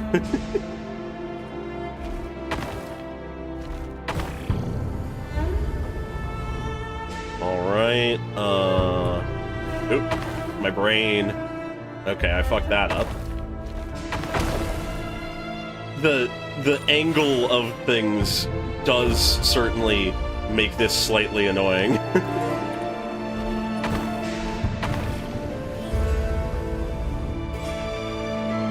Yeah. Alright, going back here to restock and resave. That was a bad move. God fucking damn it, I'm not moving correctly. That last one was me intentionally just dying because no other choice, but you know. Bleh. There we go. Don't know why that was throwing me off so much. Oh, I have a feeling I know what the sword is, but which one is the other? This is a nice change, gold, yeah. meeting you all at this hour. When men and women of ambition can speak face to face in broad daylight, I say that's a big step forward for our dear Conria. A discussion... Don't be ridiculous. Yeah. We do not fear the day. Why would we seek refuge in the night? You might ask your blade that same question. I'm told it prefers the cover of darkness. A discussion between the word sinners. on the street is that Sir Delogi only strikes when he has an unfair advantage. But that is patently false. I see you're missing an arm and a leg. Oh. Surely only a fair fight could explain that. If this is your way of offering me replacement limbs, believe me, I'll take them. Interesting. Oh, we can certainly discuss that. With bioalchemy, anything is possible. Assuming I have your full support in my research. Lunatic. I mean, the fact is here. Huh. What brings you here? Why, Dainsleif, of course. He invited me. Please, we're getting all the sinners. Cast aside your apprehensions, Miss Rhine-daughter. Whatever the rumors may say, I am but a humble servant of the king, and I can assure you he affords me no greater convenience than he does you. Well, the Universitas Magistrorum won't stop fawning over you. So at least some of the rumors must be true. You're clearly doing well for yourself, so drop the humble servant act. It endears you to no one. You're president of the Universitas Magistrorum, the chief royal mage known as the Wise by royal appointment, and by far the most favored among the 4 pillars of Conria. The 4 pillars. Vice President Veet doesn't even try to hide his envy when he sees Vice you. President Veet? My success is the product of hard work and good luck. It's as simple as that. Were the king not such an extremist, I hardly think I would have received a senior post at my age. Of course, no job is without its gripes. Serving a king like ours can be a challenging task. Yeah, okay, as I'm sure I can you imagine. And as for Efterveet, in missing out on the presidency, he's dodged a mountain of stress. Like everything else in life, it comes with pros and cons. You're all here. I apologize for the short notice, but it was an emergency. Yeah, this is definitely the night or day of everything going down. You must be Rarir. Oh, Mr. you're right. Sorologi. That could be the jester. Yes, I handled your case file during your sentencing. That's a good call. Nothing personal, of course. I'm pleasantly surprised that you remember me. You're clearly a person of substance if you've been invited here. Huh. But Dainsleif, you'd better have a very good reason for convening this little gathering. It's my brother, Vedofin here. Yeah. After he spoke at the court this morning, the king was so infuriated by his words that he had him blinded in both eyes and thrown in prison. Yeah, okay. Vedafulnir in prison? Strange. I thought the king trusted him and Horoptatyr more than anyone else in the world. Does this mean the king's circle of trust just got even smaller? Funny what paranoia does to you. It has nothing to do with trust.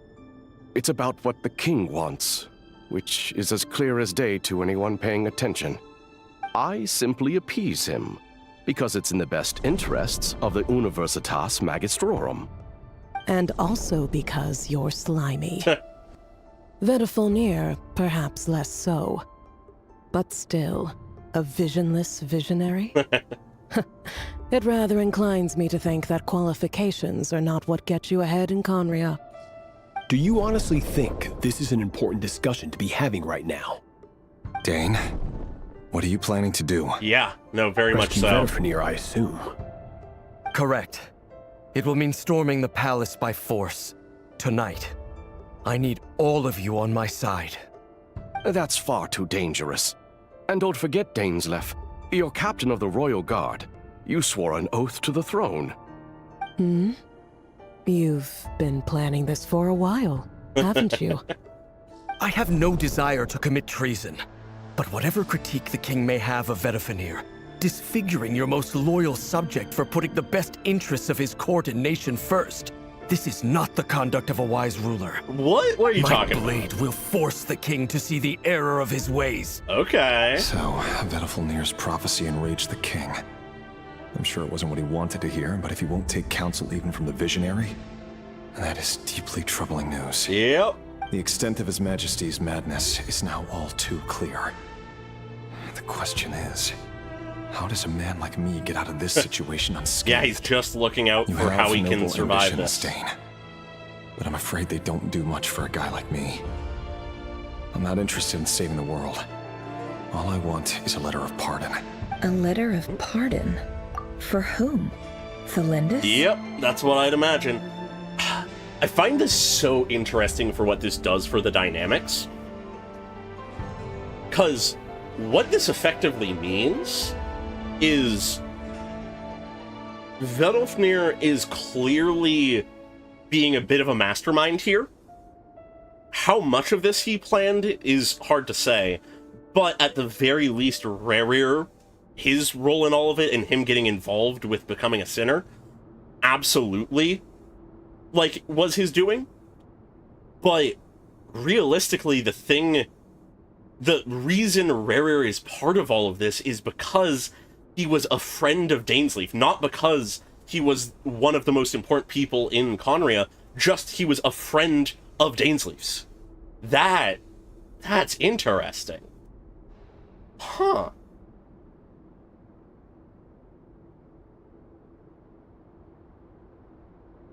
Also, the idea of playable Rerir is wild. I doubt they'll do it, but you never know. You never know. If we could do something about Thelindis, maybe.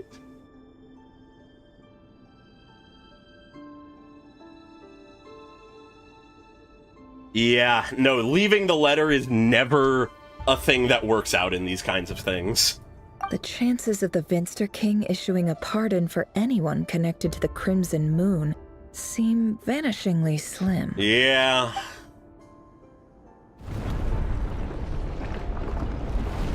Okay, we've had our tutorial. Is it now time for the actual fucking gameplay of this puzzle for some reason? This black fog over the board must have some connection to Thelindis. Yeah. But why is it taking this form?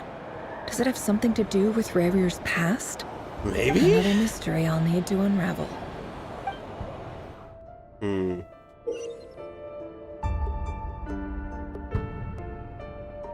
Okay. So we're storming the castle.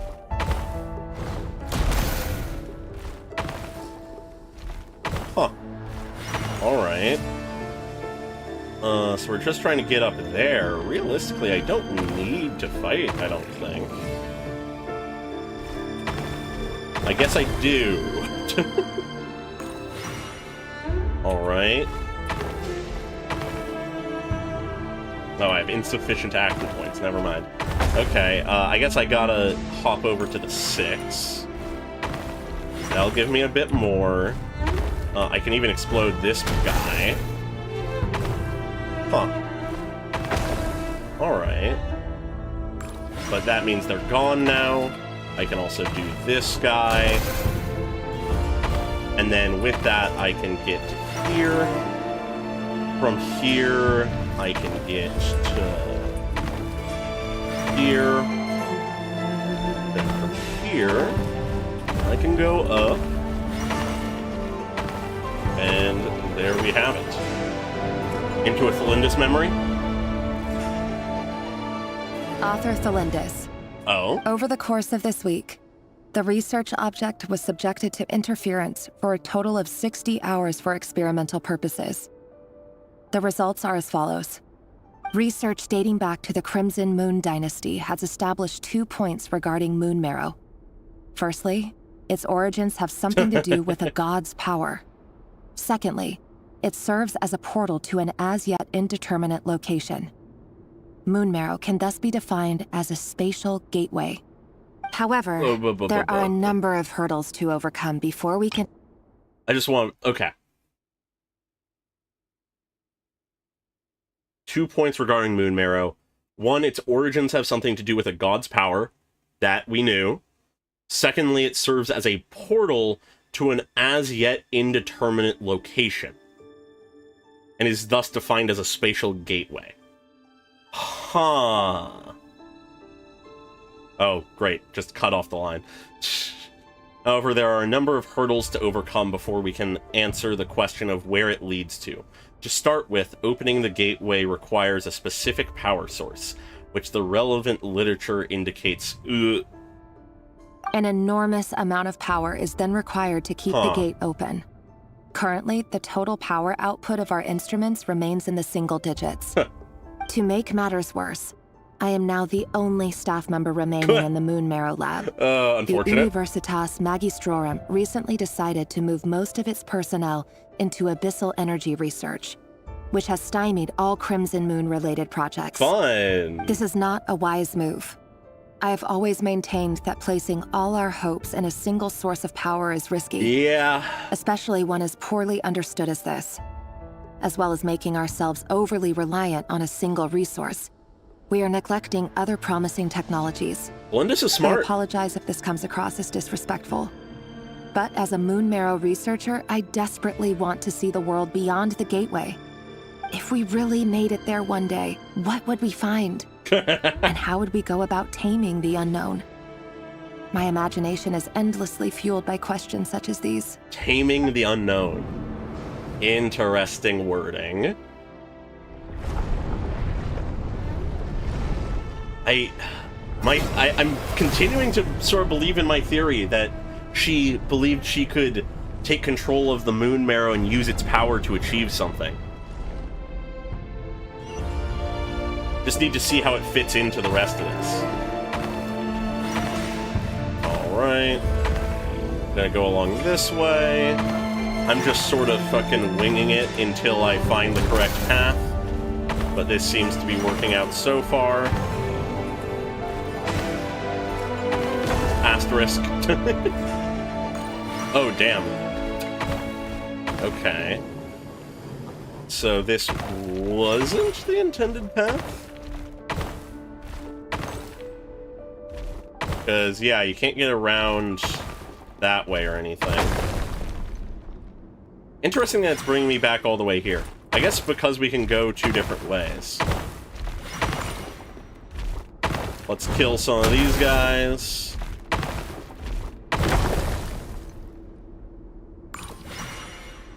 Yeah, let's just clear them out a little.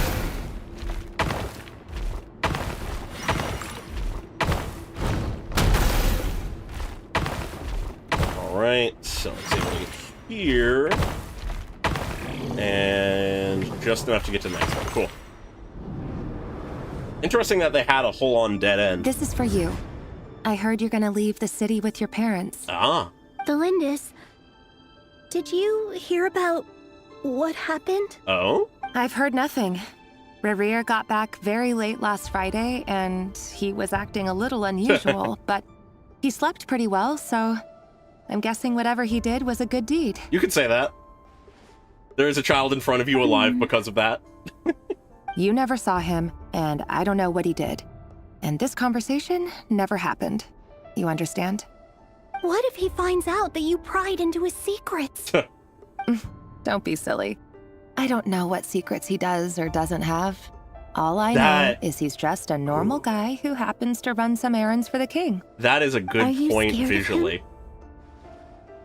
Ooh. I don't know. Ooh. The Rerir I know doesn't match the person you all describe. Logically, I should be scared of him. And yet, I don't want to lose him. Yeah. But enough about that. You should get going and be careful with the package I gave you. Keep it secret. Keep it safe. What's in it? Keep it secret. Keep it safe. A piece of the moon. What? All you need to know is that as long as you keep it safe, then in the future, everyone will be able to see a red moon. Oh, just giving a child a piece of the moon. A red moon? You mean our moon? That's right. Our moon. Promise me you'll look after it. She believes in the rising of the Crimson Moon. I promise, Elvindus. The Crimson Moon bloodline will never die out.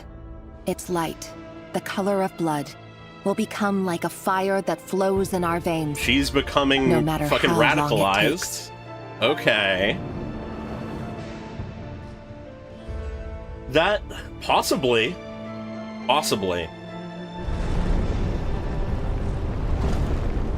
I mean, makes sense to explain how any of the Crimson Moon legacy survived, given that you know, genocide and all. Okay, what are we dealing with here? Gonna go up this way. Not enough to deal with that, not enough to deal with that. Great. I can barely get this way, which, strands me. Okay. If I go this way, I cannot kill that one. Let's backtrack to here, where we can slide along here.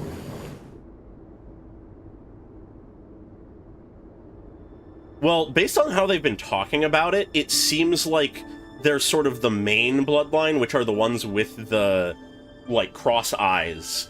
And then there's the, branching sides of the bloodline.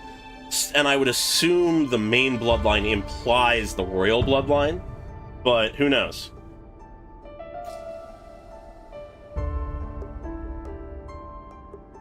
Yeah, that is the irony to all this stuff, is a lot of the time people just want to live and move on regardless of what exactly is happening, and the King's paranoia just made sure that that wouldn't happen. This is going to be a dead end, because I can't get anywhere from that one.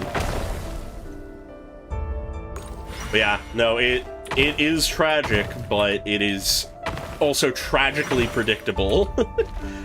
In a good way, because a tragedy being predictable is not a bad thing compared to pretty much any other kind of storytelling.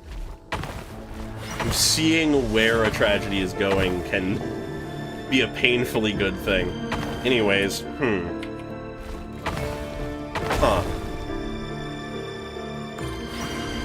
I'm honestly surprised how these puzzles actually have a lot of false directions and stuff. It's sort of impressive. Okay. And just get here. And then we go to a cutscene. Okay. Hurry, everyone, and stick to the plan. Sir Dainsleif, what are you? Is this treason? You know what happens to those who betray the throne. Please, don't do this! It is the king himself who has betrayed the throne. He has betrayed all of Conria. Yes, Ertologi, if be you the have powerhouse. any love left for justice in your heart, you should join me. Yo, rallying. Showtime. Dane and his group will handle the troops in the palace. Then Hraptatir and Rhindaughter will disarm the security measures. My job is to enter the prison and rescue Vedafalnir. Stay safe. Wish me luck. All right. His role was Look to after my rescue brother. Welkin. Interesting. Draw your blade. It is time for justice to prevail. Hearing the heroic version of Dainsleif is very interesting.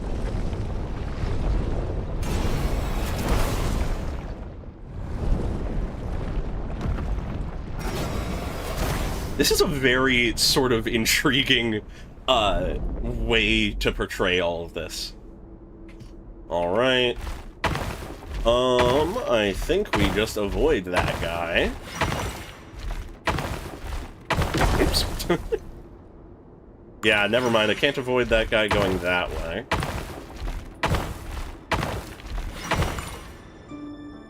Yeah, no, like, it makes sense from Dainsleif's perspective, because he's essentially sending his actual friend to go help his brother, rather than just, like, one of the people he recruited to help with this.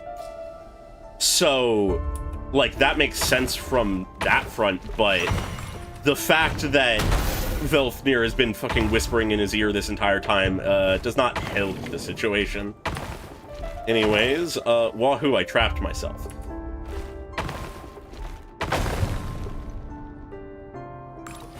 Okay. If I do this, I can kill this guy.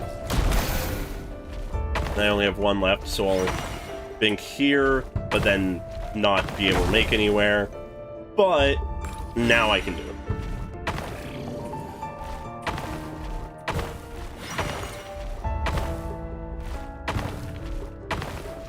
Okay, how does this go? This place is filthy. And the smell is abominable.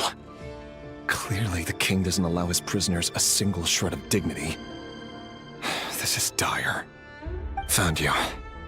Hello, Mr. Vedafilnir. Yeah, Dainsleif... It's you.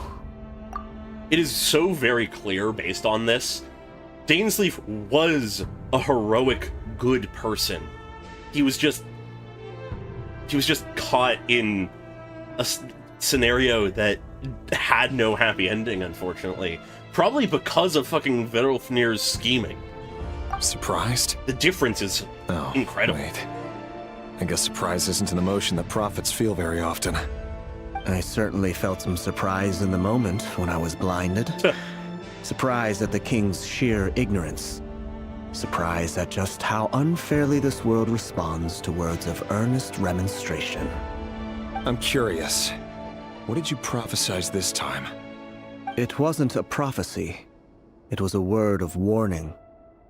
Someone had to say it. The king has forsaken all reason in pursuit of his obsessions. I simply told him that if he continues on this path, Khaenri'ah will surely fall. I can't help but point out the fact that Vedafilnir's symbol here is a coiled snake. It isn't a full-on Ouroboros, but it does sort of imply that vibe.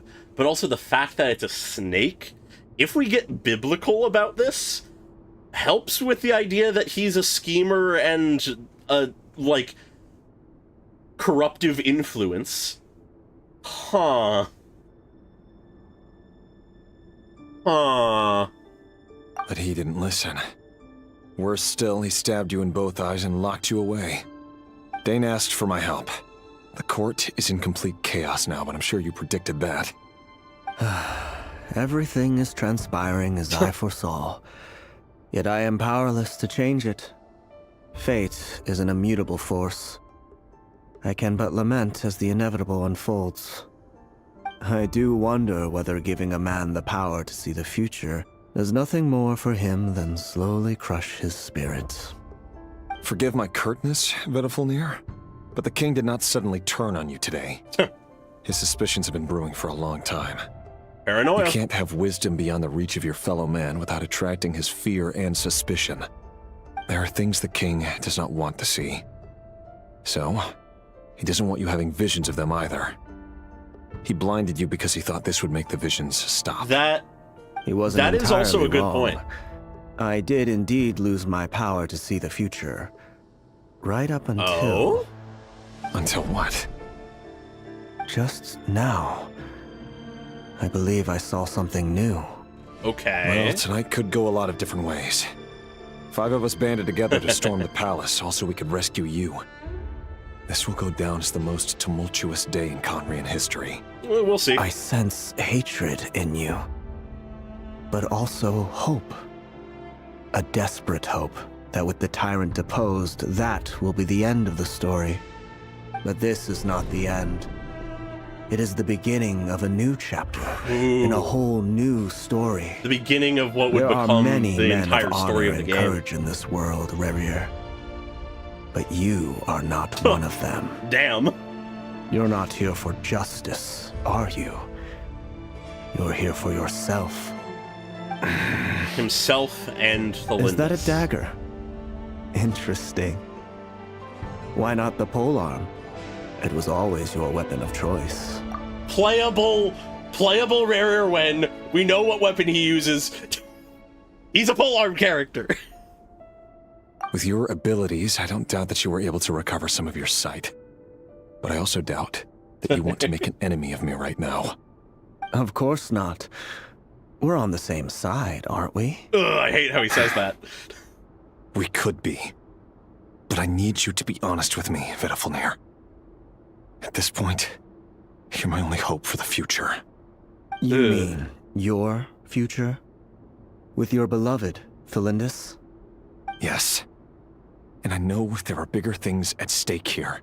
A dynasty, a nation, maybe the entire world. But forgive me, I care first and foremost about myself. It's understandable. I can't abandon the one I love to save myself. I just can't do it. But you see a broader picture of the future than I. You see the solutions to the biggest problems of our age. So tell me, what is my solution? What's the answer? In matters of fate, answers are either right or wrong. What will be and what will not. Maybe you are willing to pay a certain price in the pursuit of happiness, but unfortunately, fate does not negotiate. That is the cruelest thing about fate. It is unmoved by your sacrifices. And is that why you wish to defy fate? Can't be true. I know it's your voice that I keep hearing in my head, urging me to see how the world is changing, to seek more power, so I can protect the things I love. You show me disaster, but you won't show me how to avoid it? Why? Why are you doing all this? My voice. In your head.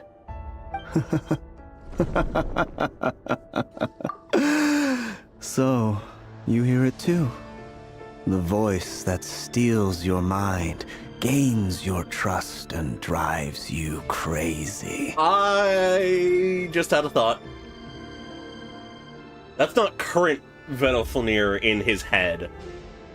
That's future Vedalfenir in his head.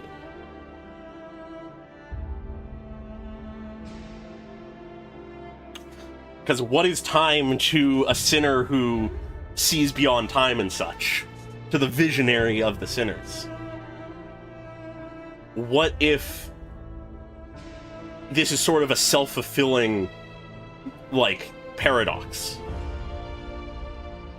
A being who is essentially beyond time, who has a designated starting point, guarantees that starting point. That's possible. It turns out that we are not so different, you and I. Blasphemy of time. Vedafalnir just broke into the strangest smile I've ever seen in my life. As if he'd discovered some monumental secret. Yeah. But then he suddenly switched to looking extremely weary. Very well then. Huh. My advice to you is as follows. You must persevere. Whatever trials and tribulations you may face, be steadfast in the belief that they are your path to the future. Interesting. For as long as you live, your story with Thelindis shall not come to an end. We're proof of that. That is the only chance you have of fighting back against fate. It is up to you whether you believe my words. Regardless, that is all I will say on the matter. I have no right to intervene any further. If that truly is the case, I will hold you to your word. That complicates Vertifnir so much more as a character. Thank you for setting me free. In return, I will tell you one more thing that you cannot afford to ignore. Oh? Just then, a strange wave of energy rippled through the city. We had no idea what it could mean. If I were you, I would head to the Universitas Magistrorum. Oh. The Universitas? Oh no! Is that Thelindis merging with the sure we'll Crimson be Moon seeing Marrow? each other again very soon, Rerir. Whatever Vedavir said, I didn't catch it. I didn't even help him out of the prison. There was no time to lose. Something tells me we're going to return to this day on a different perspective eventually. Wild. There is so much to dig into there.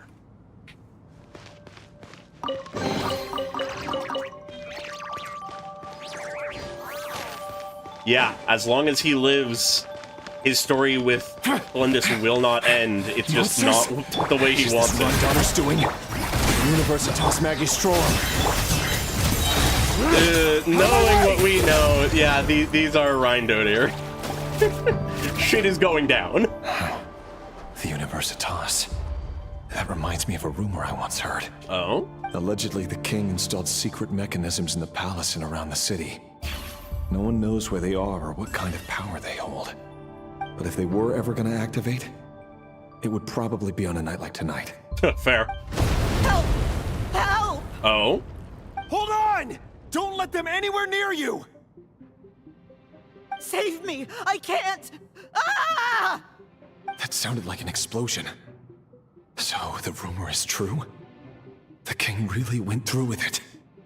What other means does the king have at his disposal? They must run on power from the Abyss. And given it's a major yeah, that Abyss makes research, sense. Anyone over at the Universitas will be in grave danger. I have to hurry! Yeah, that would explain a lot. Huh. Rerir really is the outsider of the sinners. Huh. Wild. I mean, I gotta say, at this point, though it sorta is obvious to say, Show no mercy! Off to the freezer! Rerir is my favorite of the sinners at this point. Like, he is beautifully tragic of a character. Fulfill our path! The most normal of the fucking, like, sinners, in a sense. Who became an immortal madman, all to save his the person he loves, basically.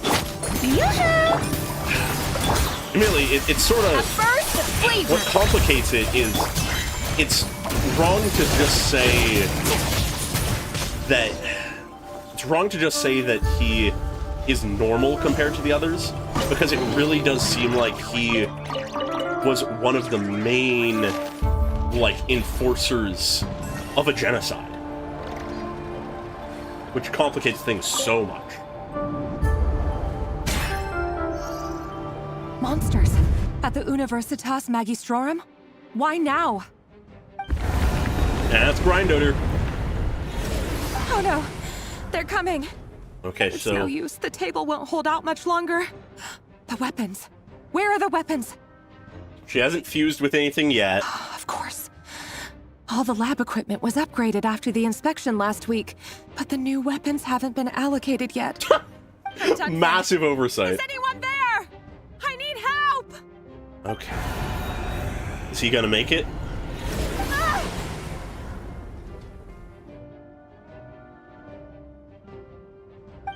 Stay back!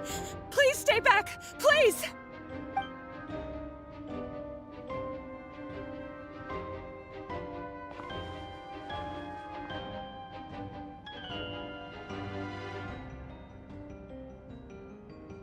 Wait. For a second there, that... Yo! Yo, we get a fucking, like, animated thing? So the rumors about your work are true. What? No! Listen, something happened at the palace tonight. We have to leave! You don't need to lie to me anymore. What do you mean? I know why you're worried, and I will respect the decision you've made. Oh, but fuck. it's okay, because I found a solution. You have? I know how to end all this. You can have it back. The normal life you so desire. But until then, I'm afraid our wedding will have to wait. Okay. Cylindus? No, don't do it! Cylindus! Cylindus! So they both sacrificed themselves for each other? Oh, that is so much more tragic. I told you, Rarier. Let her go. You will find someone better. No! No, I won't do it! I have to save her! By what means exactly? A lowly pawn. You lack the power and the strength of will. You need more power. Do you know a way? Tell me! Come to the palace. Join us. The fucking reflection.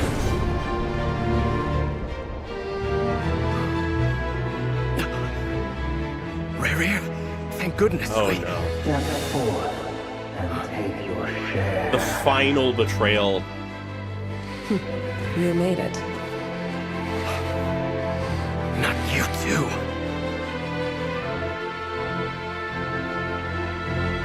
Hatred or grief, despair or desire. We all have our own.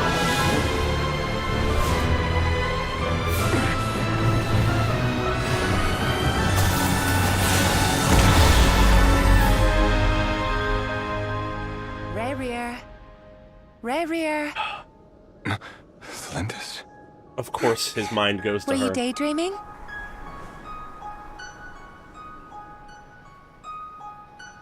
You still remember, Rarier? That question you asked me a couple of weeks ago?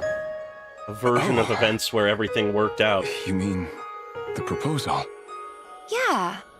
I'm wondering, where do you think would be a good place to discuss it? Maybe in the garden? Or were you thinking a fancy restaurant? It's your choice. Oh, this fucking separation.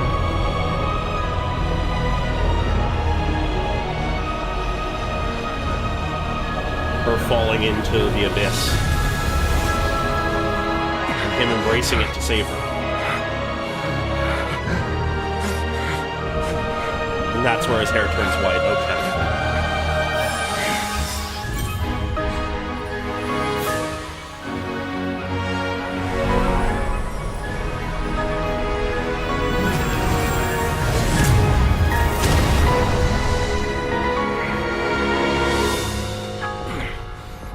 A madman motivated by one soul obsession. I will find you. And then, you can give me your answer.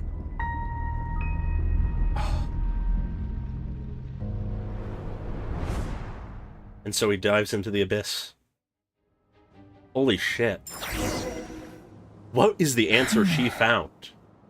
So that's how the Raker of Solnari was born. What was the solution she A discovered? monster created by circumstance is a monster all the same. Viewing other people's thoughts for Yeah, too into long the can moon get reflection. uncomfortable. Right now, I'm feeling a strong sense of loathing. In a nutshell, the story of Conria is what happens when the truth falls by the wayside. Everyone tells little white lies, and before long, you have a huge pack of lies that destroys everything. Whew. Time to get back. His past is filled with sorrow, But the tale of any fallen civilization is one of endless tragedy. I suppose so. Cruel as it may be, that was Conria's fate.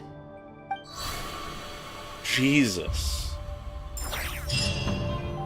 Okay. Yeah, so if him jumping into that is meant to be him falling into the moon's reflection, then, I mean... Everyone, I'm back. Can I get a standing ovation? Yeah, I think my theory still stands. For Thelindis to a degree. Because she found a solution, she said. And she fell into whatever that abyssal, like, void was. And if that is supposed to be the moon's reflection, that then, of course, Rarer falls into. Hence him jumping into it. What's the reflection of the moon that we know that they would have had access to? That of the Crimson Moon. So, I guess my theory stands. Oh god. That is painful. Never! How are you holding up? Feeling okay? She's fine. Boss is a pro. I can't believe we got, Yes, like, practically an I'm hour fine. or something of fucking You will have seen Unreal the events lore. of Rarier's life through my thoughts. It's now clear that he is just a regular nobody, driven by personal tragedy. I would say he's a as he said nobody. himself. I mostly agree. There's only so much we can know about him from his memories alone, but they did give us a clear glimpse into his life in Conria. However, I would not consider Rarir to be a nobody. Yeah. He was deeply involved in the events of that era. An enactor Yet, of a genocide. when the catastrophe of a generation strikes, nobody is safe. Sounds to me like you're speaking in riddles again. Is this you urging me not to abandon the people of Nodcry in their hour of need? That's not what I meant. Although I do hope you choose to remain a part of the plan.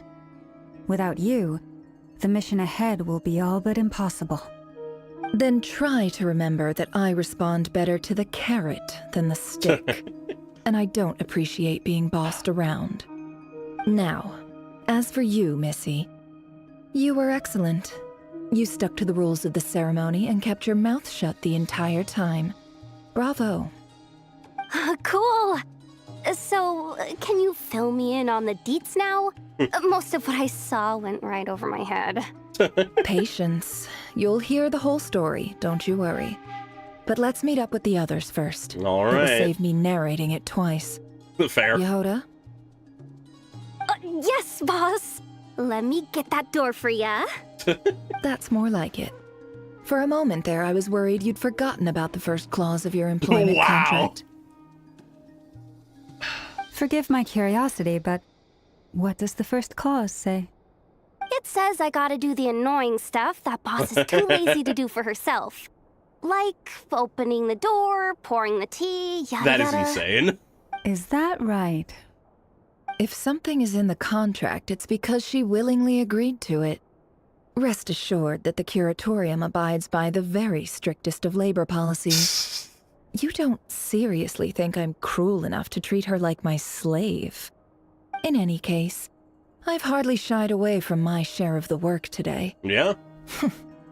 Hope I don't catch Flintz and Varka lounging about in their chairs, enjoying a leisurely cup of tea. Honestly, I would not put it past There's them nothing for just I the dislike vibes. more than other people enjoying themselves while I'm hard at work. Okay. I also gotta say, I am sort of enjoying this different way of going about a Nefer focus. Oh? Are we not out of the memory or some shit? Sorry to disturb you, but we seem to have run into some trouble. What's happening? Anyways, maybe we are getting Evidently into so. the Nefer lore now. Don't worry, I'm not about to leave you to fend for yourselves. I'm not that kind of boss. And it would go against the Curatorium's labor policy. Yeah, we're in Sumeru. I'm sorry. What did you hear me say? I wasn't talking about labor policy. Wait. How long have I been standing here? Not long. We're talking. You just appeared by the door a moment ago.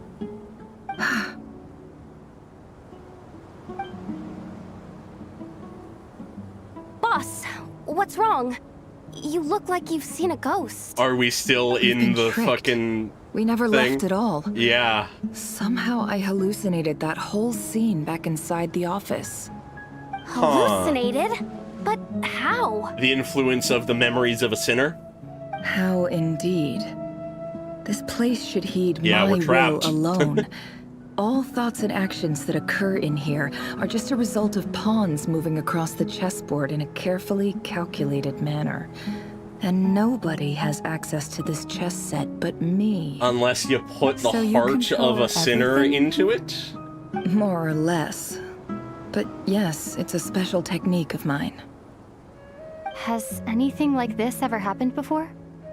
Only There we once. go. It was Traveler the VA first getting their time I used paycheck. the chess set. Is there any similarity between what happened then and what's happening now? I suppose my thoughts are a little turbulent. Okay. Which was also the case my first time. Huh. Is there anything I can do to help? The first clause of your contract clearly states that I only need your help with things that I'm too lazy to do myself. Meaning, you're not feeling lazy right now? Meaning, this is not something Yehoda can help with. The chess set is a personal treasure that I alone understand. I must be the one to find our way out of here. Okay. Boss, it's fine. Really. Let me do something useful. Oh, listen to you. Whatever would I do without you, Yehoda? Aw. What? Really? Yes, really. Where would I ever find another employee as obedient and servile as you? Oh my god. God forbid anything ever happens to you. A perfect servant. Oh, okay. The confused blushing. Anyway, I was thinking of fetching some water. There's gotta be a source around here somewhere. I suggest everyone finds someplace comfortable to take a rest. We gotta conserve our energy.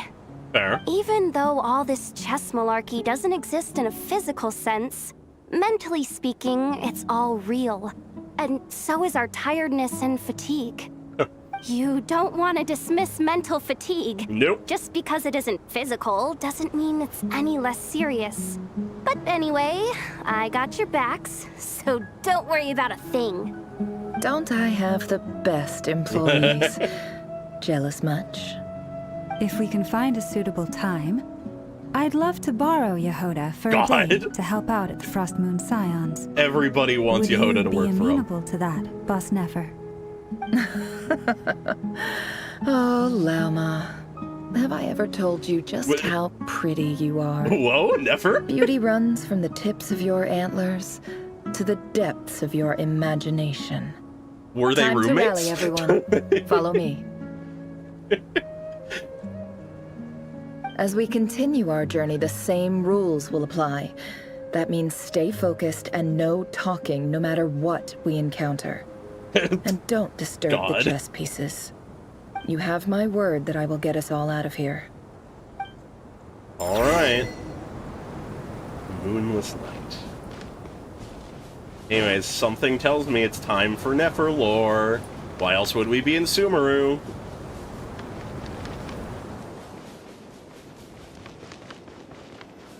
This place looks familiar. That's not a good sign. There's someone up. Goddamn, cut off the line.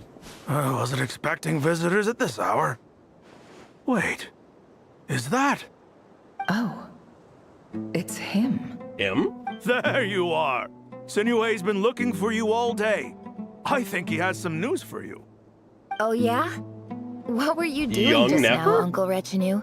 Hiding away some more loose change? I know I saw some Mora. What do you mean loose change? Oh, come on, I'm too old for this. Just pretend you saw nothing. Go us, child, Nefer. Don't be a coward, game.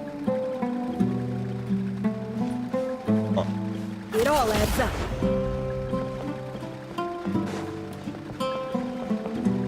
Interesting. This is where she grew up, I assume? Hey, kid. Mind telling me what Sinuhe's been up to recently? I'm trying to get in his good books and I need a way in. Get in his good books? Why?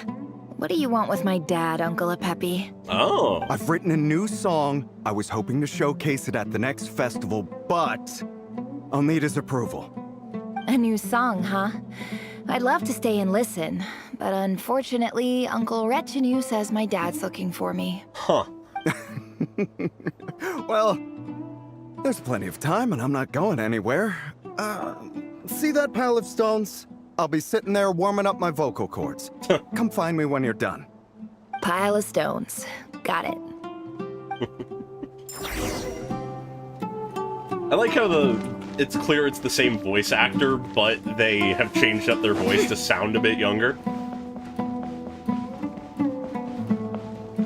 So her dad is some important person in the, like, town or whatever that Hi, Dad. is. Uncle Retinue said you were looking for me. Ah, there's my little princess.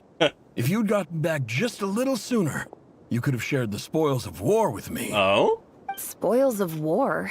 Who were you fighting against, Dad? It was just a figure of speech. The aftermath of a sandstorm is no time to be waging war. I was talking about our war against thirst. I went out to fix our water supply problem, and now I'm back. Which means... We have a well again. That's right. I found a new one and brought back as much water as I could carry. Okay. It should last us for a good while. Interesting. If it wasn't for these blasted sandstorms, our wells wouldn't be caving in. You wouldn't be spending all your time out searching for new water sources. As the chief of our tribe, I'm supposed to be leading us out of hardship and poverty. Yeah, okay, daughter of the chief. You know how prosperous our ancestors were. I've told you all the stories. And look at us now. Squeezed into these hovels. No one would choose this, if it wasn't for the endless wars over the years. But things are looking up. I started working with some folks from the academia a few months back. They gave me some contacts in return for my assistance in the desert. Okay. So you're the academia's helper now? Special ambassador, they call it. Think of it as a partnership. It's nothing bad, okay? We've been isolated here in the desert for too long. Seeking opportunities elsewhere is the best thing for us, and the fastest way to progress. Can't say I trust the academia much at this point in the Do you get timeline, anything but you know. good out of being a special ambassador? Of course. Yeah, that's the vibe I'm getting. My luck's improving all the time. One day, I swear I'm gonna lead us out of this place. We'll find somewhere new. Somewhere better. Anyways, things are gonna end horribly here, I have a feeling.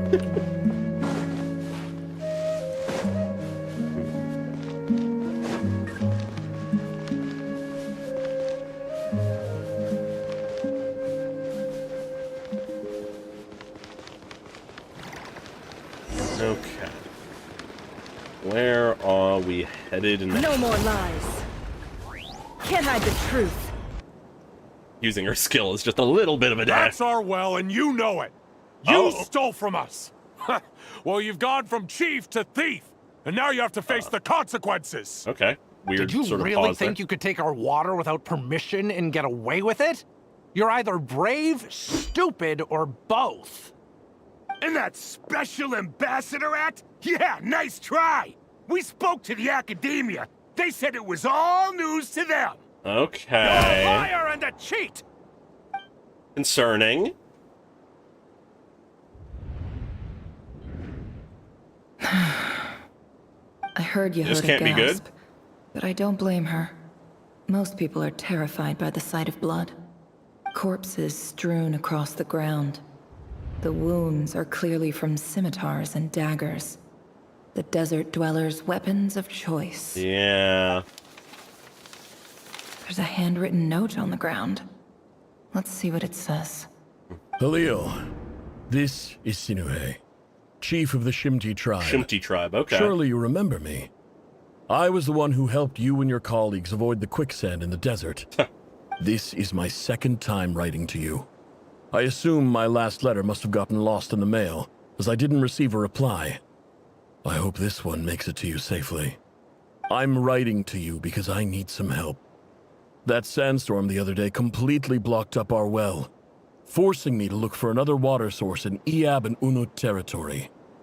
It was a matter of survival. Praise the gods. The well of the Iab tribe was intact. It was my last resort. I drew what water I could and left, but not without being spotted. I fear they will retaliate. Seems like they did. You told me to write to you if I ever needed help. You said you'd be my ally in the academia. I urgently need you to formally recognize my title of Special Ambassador and send some of your people to assist me for a few days. It's the only way I can convince them that this was the academia's decision and prevent them from retaliating. So the letter never made it. Please send help as soon as possible. Looks like this letter never got sent. Yeah. The writer died a grisly death, and the letter was trampled into the ground. It's badly defaced. Some parts are barely legible. What That's a rough. ridiculous lie the surviving Shimti tell. Their whole village was butchered over a sip of water. Cruelty of the desert survival, I suppose.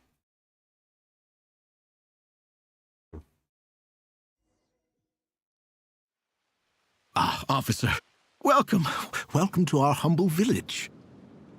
Oh? I thought you would at least have the courtesy to provide some respectable libations. This is the finest wine Aru village has to offer. I promise. So we're in Aru village now.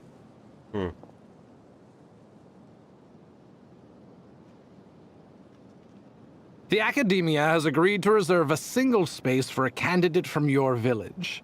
But I remain skeptical of this entire endeavor. Okay. I highly doubt anyone in this desert possesses serious academic potential. Please, have faith. If not in us, then in our god. The child we found shows great promise. I beg you, take her away from this place. Give her a chance. Don't let her talent go to waste. I don't recognize her. Sole survival of her tribe. She showed up here a few days ago and we took her in. She's a really bright kid. Please help. I'm begging you. So, where are you from? Nowhere special. Just a sand dune. What about the rest of your family? How many of you are there? Just the one. It's only you? All the rest lost in the desert. So, no brothers, no sisters, no mother or father? Any who have slept on a bed of sand, I call my brothers and my sisters. Apart from that, I have no family. All right. Interesting. A child of the desert. Sign your name on the form. Taken in by the academia after the butchering of her tribe. Huh. Never. You're rather fair-skinned for a desert dweller. Good point. Oh boy, they actually could call that out. Ooh. Twitter's gonna have a field day. Okay. Interesting history already. I wonder... I'm so curious about her voice lines now. I wonder who from Sumeru she's familiar have with. been issued already. Please read through the materials thoroughly, conduct your own additional research, and then write an essay on the topic. Oh, was she part of Yes, Bahumana? Professor, I'm aware. I just had a couple more questions I wanted to get your perspective on. Oh? Please ask away. Well, I saw the other students' problem sheets, and I couldn't help but notice that my assignment is much easier than theirs. Oh. Do you really think I'm a weak student? A weak student? Goodness, no. Quite the opposite. You have a sharp mind. Almost too sharp. I'm worried where this is going. I think what you're saying is, a weak student wouldn't have noticed the discrepancy. And if they did, they certainly wouldn't complain about the lighter workload. You see, sharp as they come.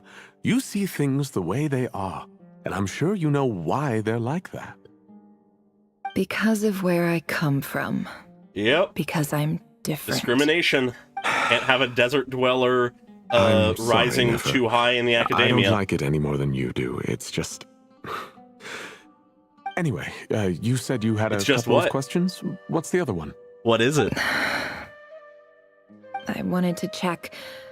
If someone sent me a letter to the academia, where do I go to collect it? Ah, your family wrote to you. Well, as long as they put your name on the envelope, someone should hand it right to you. Also, Not interesting sense of exactly. timeline It's not here. even a recent letter. I was just curious where the mail would end up if no one collects it. The House of Dana, I expect.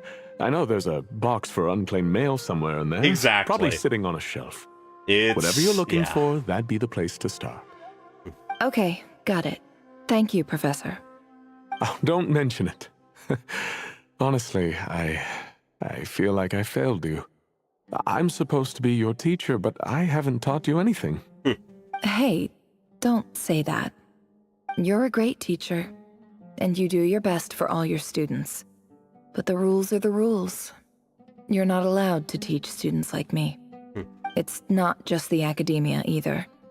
The whole world bends over backwards for the successful and leaves the losers to suffer and die. This actually, I'm realizing, adds an incredibly interesting and complex layer to Nefer observing Rerir's memories, I'm realizing. Because, think about it. Nefer is a member of a, like, minority that is, like, that, like, her entire, like, subculture was butchered, and her greater, like, minority that she's in is completely discriminated against, to the point of, like, it damaging her potential in the academia. Meanwhile, Rerir was in an era where a minority was being culled. It's not identical, but there is some very much shared, like, ideas being played with there. That's interesting to me. I'm curious to see what her thoughts on Rerir are. Oh, my dear child. I mean, I guess she said them Don't to an tell me extent, you've given up on life already. I haven't. I just think that if you want to make it in this world, you have to find a way to become successful. Ah, and there's a bit of the origin of that belief. Okay. Yeah, no, I'm very intrigued by this. Anyways, where the fuck am I trying to get to? Ah, just a bookshelf, I say. This must be it. A big cardboard box full of unclaimed mail. And probably some letters that ended up here by mistake, too. Let's take a look.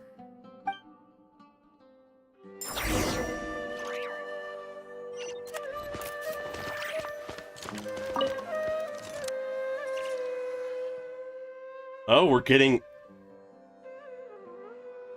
a shot that's paralleling Rerir's, like, work. Okay. A dilapidation Maybe survey unintentionally, from Port but... Ormos. Looks like it's from a Core of 30 representative. What a strange thought. A bunch of mercs losing sleep over rundown buildings. Huh. Yeah, it's probably not intentional, just because it's like they had this way of doing things and used it twice. This one but was never even maybe. opened. I guess the recipient didn't care what the Core of 30 had to say about anything. Huh. Who was it addressed to? I don't recognize the name, but it must have been a Kasharawar professor. Okay. This one is addressed to the Immorta Sage, The title is Changes Observed in Satyavada Life Symptoms. Why do all these letters read like full-blown dissertations? God.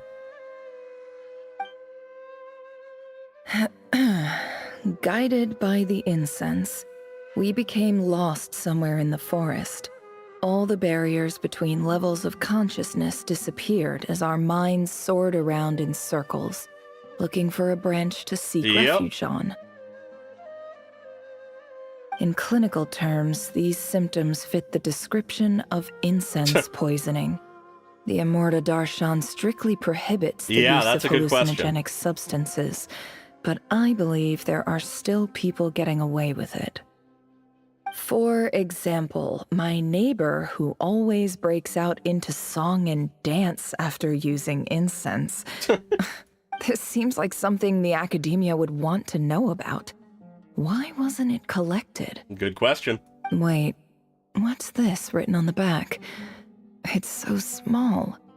The note says, the sender authored this letter while under the influence of mushrooms. Oh boy. I would send it back, but no return address was provided. Stamped by the Grand Conservator of the House of Dana.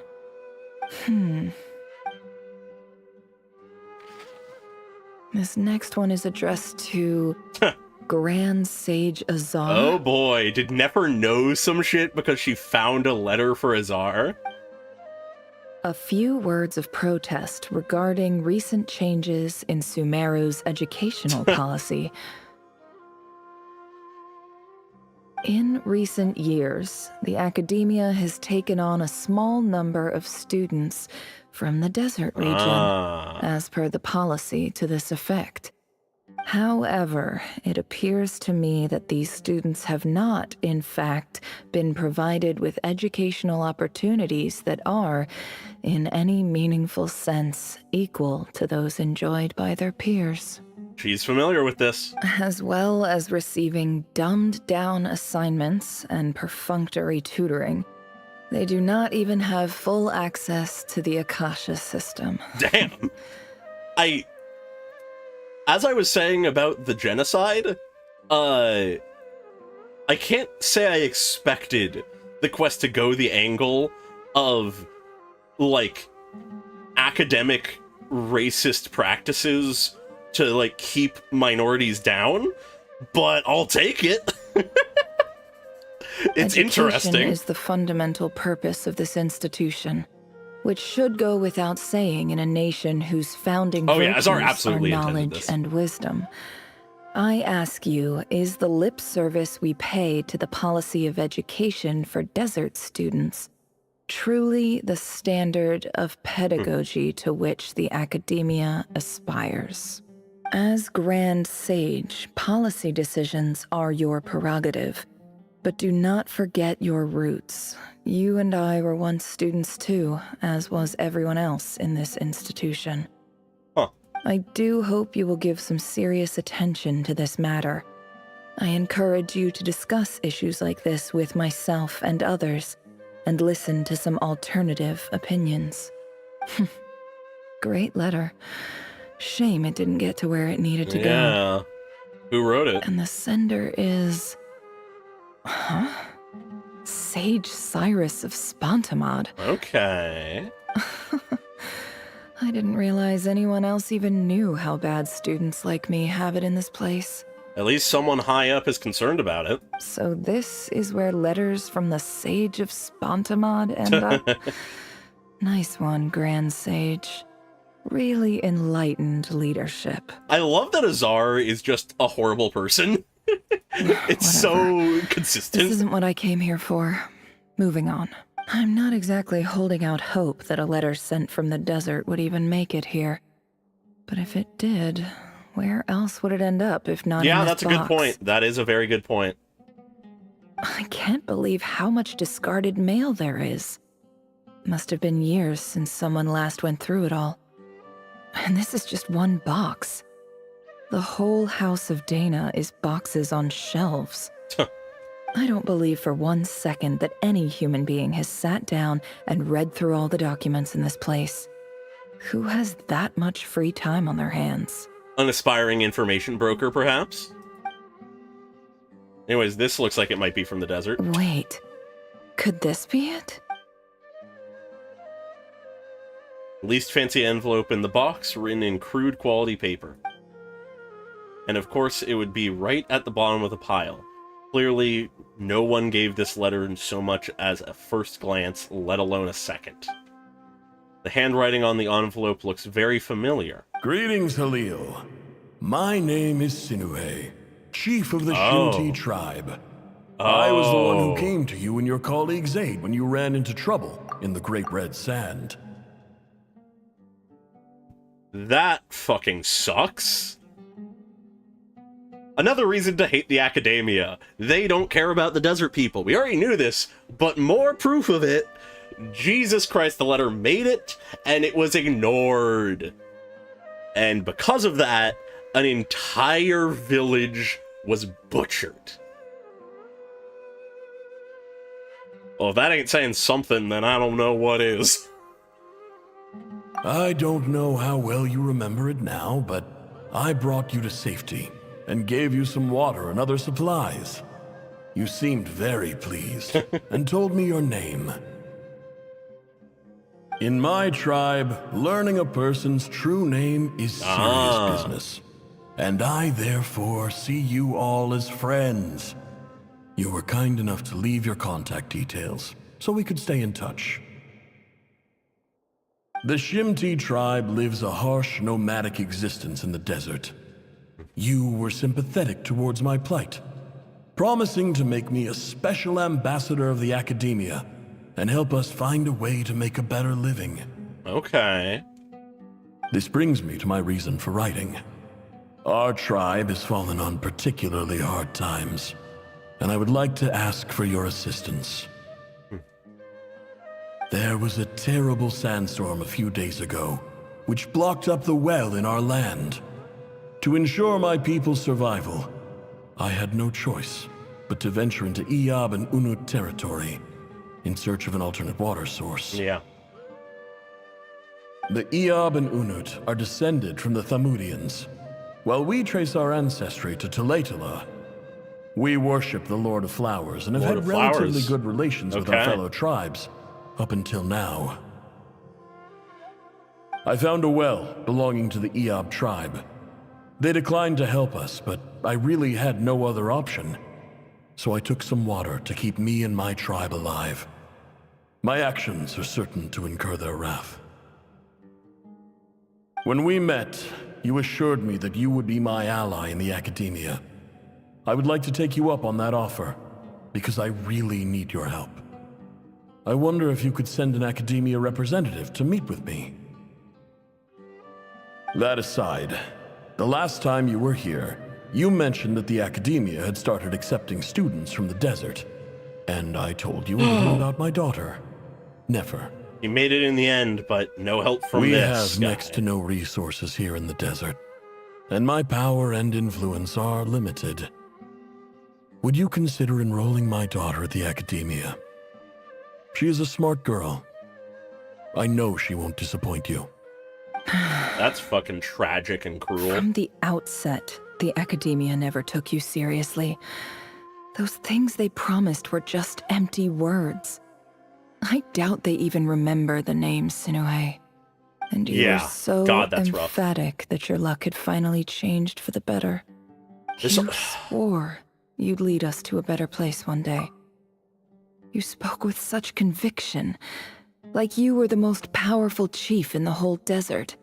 Something else this absolutely explains, though, is why Nefer doesn't like to work in, other than just the obvious reasons of not wanting to be indebted to someone, the obvious reasons why she doesn't work in favors whenever she can. Nefer doesn't want to, if she can help it, be reliant on other people telling the truth and having to trust someone. If things can be a transaction, if things can be, like, officially, like, a signed legal agreement or something instead, a job or something like that that is paid for, you don't have to worry as much about whether or not the quality of that person will continue to stand once you ask them to, like, fulfill their end of the bargain after you help them for nothing in return. You liar. You lied about everything. You promised the world and delivered on none of it. And who fell for it? Just me, by the looks of it. Despite your best efforts. Which makes you a pathetic liar. You weren't even any good at it. So I'll be a better take liar? Over from here. Let me show you how it's done. Damn. Huh. Bid farewell. Okay. This adds so much to Nefer. I am so intrigued by her now.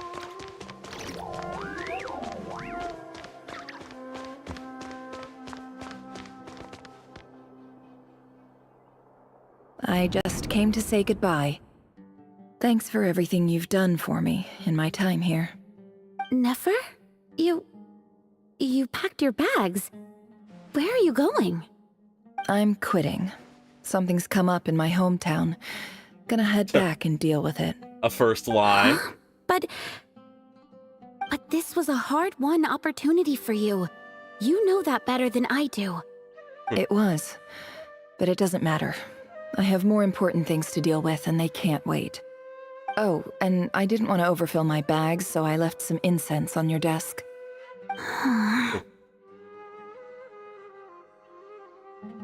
What's wrong? I thought you liked incense. Although, I did read somewhere in the House of Dana that it has hallucinogenic effects. Don't use it all at once, all right? Isn't this the stuff you brought from your hometown? You're just letting me have it? But you said it's a rare and valuable commodity. Wow. Yeah, about that. I lied. Yeah. It's not rare at all. There's this bunch of ruins near my hometown that are practically overgrown with this plant. It's not worth much. Keep it. It's fine. But Nefer... All right. That's all from me. You take care.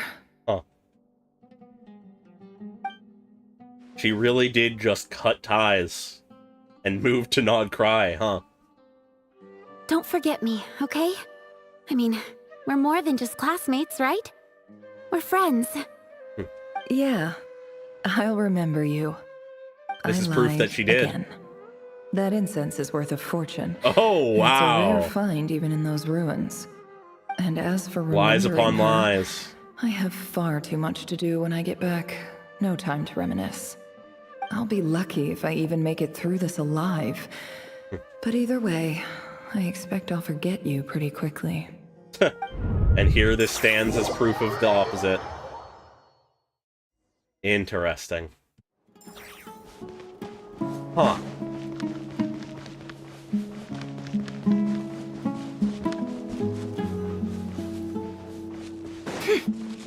Is she returning home now, though? Or at least to what remains of it?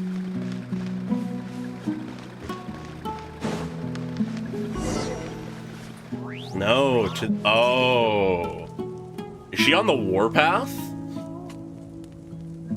Is she on the warpath? Or is she gonna lie and infiltrate them and destroy them from the inside or something?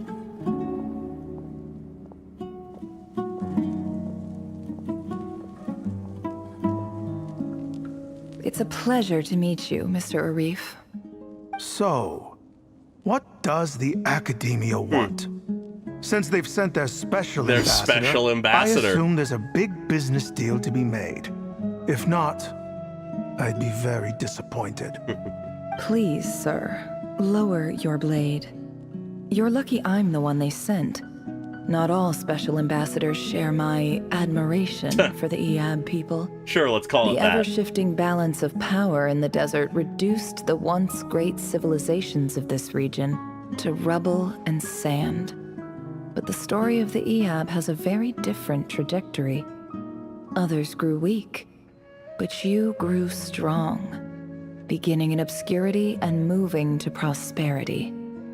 You're the only ones who defied the trend. Huh. So, you do know who you're dealing with? This well is the perfect symbol of your strength, is it not? It all comes back to the well. To the Unut, but it looks like you have control over it now. Huh. You're not wrong. But I'm sure you didn't come all this way just to flatter us. Of course not. I came to bring you some very good news. Some information that recently came to light, which might just be your ticket to freedom. Oh? Records uncovered by the Vahumana Darshan show that a certain well currently under Eab control is built on top of some ancient ruins. Huh. These ruins are of great archaeological interest to the Academia. I checked the map carefully on my way over here, and I'm confident that this is the well in question. The Academia is offering 50 million mora in return for excavation rights. 50 million? No, wait. If these ruins are as important as you say, 50 million's a little low, don't you think? Don't get greedy, Eab. We know far more than you think. We know that you seized this well by force. Wasn't that the first step in your rise to power? To drive away the Unut and steal their water supply? I'm curious what her end goal here is. So what if it was? Or at least her plan to get to the end goal, which is to fuck up the Eab. Don't worry. As unscrupulous as it was, it's something we're willing to overlook. The Academia is only interested in dealing with the de facto power holders in the region. I hope I am making myself clear. And I hope your words are the truth. If I find out the Academia is trying to play me, I'll hunt down every one of your people and make you watch as I cut their heads off one by one. A bit late to that party. I assure you, Chief, that would not be in your long-term interests. You don't want to make an enemy of the Academia. You see how I'm dressed, don't you? I appreciate that you've never been to the rainforest, but surely even you recognize an ambassador's attire when you see it. Okay. And what does a barbarian like you have to lose anyway? You really think the Sumeru Academia would bother to come all this way just to lie to you? We have more important things to worry about. She's playing her role well. All right, I take your point. The Academia is the highest authority in the land. I'm sure you're trustworthy people. In that case, we have a deal. We will sell you the excavation rights. I'd like to thank you, Ambassador. This is good news indeed. Excellent news. In fact, it calls for a celebration. Would you do us the honor of staying a while and enjoying some Eab hospitality? Gladly. I am partial to wine myself, and I trust you are as well. So let's indulge in a few drinks together, in celebration of this momentous occasion. Does she poison them all? Elated, the Eab drink of the night away, the prospect of new wealth, something. But when the new day dawns, it brings shocking news. Chief! Chief, it's an emergency! It's the Unut. They've taken the well. Oh? What? Well, don't just stand there. Take it back. Yes, Chief. I have every confidence in the Eab's military superiority, and yet... Well, what is it? The Unut's response was alarmingly fast. The day after we reach a deal, they seize the well. This can't be a coincidence. Perhaps there is a traitor in your midst. Sowing fucking suspicion. I don't think so. I am obliged to remind you, Chief, that the Academia will only deal with the de facto power holders. If you cannot regain control over the well, I'm afraid you won't see a single mora of that 50 million. She's playing this well. No, Please, Ambassador, just give me some time. I swear the Unut will not get away with this. That well is ours, and so is the Mora. Glad to hear it. I will wait here for an update. If there is a traitor, I will find them. In the meantime, make yourself at home. I'll report back as soon as I have an update. Much obliged. How does this go about now? Wow. All it took was a few words and I've got him wrapped around my finger. Yep. What an amazing feeling. So, in summary, Ambassador, the Academia would rather negotiate with our tribe instead of the EAB. I had a feeling. The EAB are ruthless murderers who She's don't playing both listen to sides. reason. Oh my and god. now they have the gall to interfere in our research projects in the desert region. So let me ask you, Chief. If you were the Academia, what would you do? Kill them all. Of course. Precisely. The Academia does not tolerate those who stand in our way. The EAB have held back our academic pursuits for too long, and our patience is wearing thin. At the same time, both sides. There is simply no way that the Academia can be seen to be intervening in desert affairs. I'm sure you understand where I'm coming from. We have our own rules out here. If the rainforest dwellers raised arms against a desert tribe, it'd start a bloody war. Right. We can't confront them ourselves, but we can support their enemies. The Unut have always had strained relations with the EAB, which makes you our natural allies. Uh-huh. Natural allies. Weren't the EAB your allies once? Ah. You were quick to send them after us to protect your interests back when we stole that water. And now look at you. You're at each other's throats. Getting Let me be payback clear. to both at The once. Academia wishes to collaborate with the legally recognized rulers of the desert in this matter. We are asking for excavation rights to that well, and our offer is 50 million Mora. Have them fight Say it no over more. this. I believe we until have they an kill each other. understanding. Wow. Good. Then I suggest you get to work. Get us access to that well, and the Mora's yours. You see, Dad? Lying is easy when you know how. People will believe anything. Huh. I love this, honestly. Nefer on the fucking warpath is so interesting.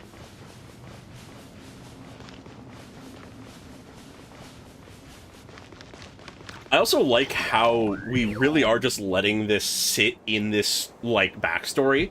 We're just going all out through it.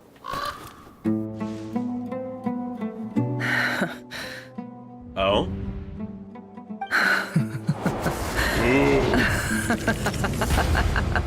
Ooh. Look at yourselves. You may be vile, savage monsters, but your butchered bodies bleed like any others. Damn. You're no different. You're nothing special at all. The monsters who destroyed my home, they're just ordinary, petty human beings. What a joke. Oh my god. I think we're even now. Maybe I've even done the desert a favor. It's a better place without all these people around. Holy shit. Oh, Sinuhe, my gullible fool of a father. Perhaps if you'd been as ruthless as I was today, our tribespeople would still be alive. In this dog-eat-dog world, a chief needs to be tough to survive. Holy shit. That... Oh my god, okay. Yeah. So she is the daughter of a kind, good man. A man who just wanted to help people, help his tribe, and believed in, trusted in others to, hold up like, the favors that they owe and help their common man like he tries to. And it's just that plus some hardship that led to Nefer being anything but that. He's not... I love how messy this is.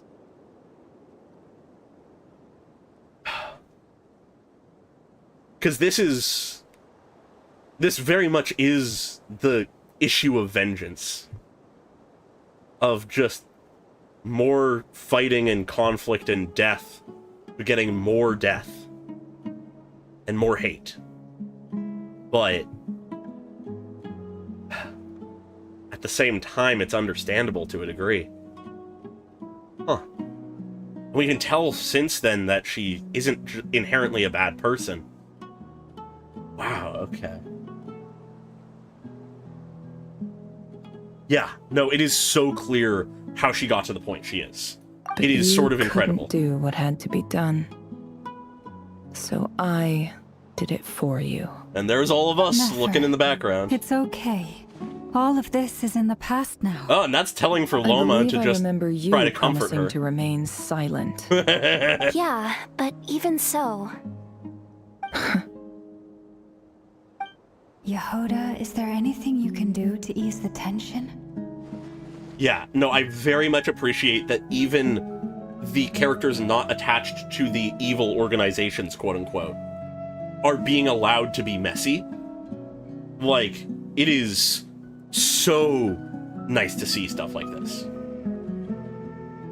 Anyways, you got this, Yehoda. It's your time to shine. Alright, time for a sharp turn onto a completely different topic.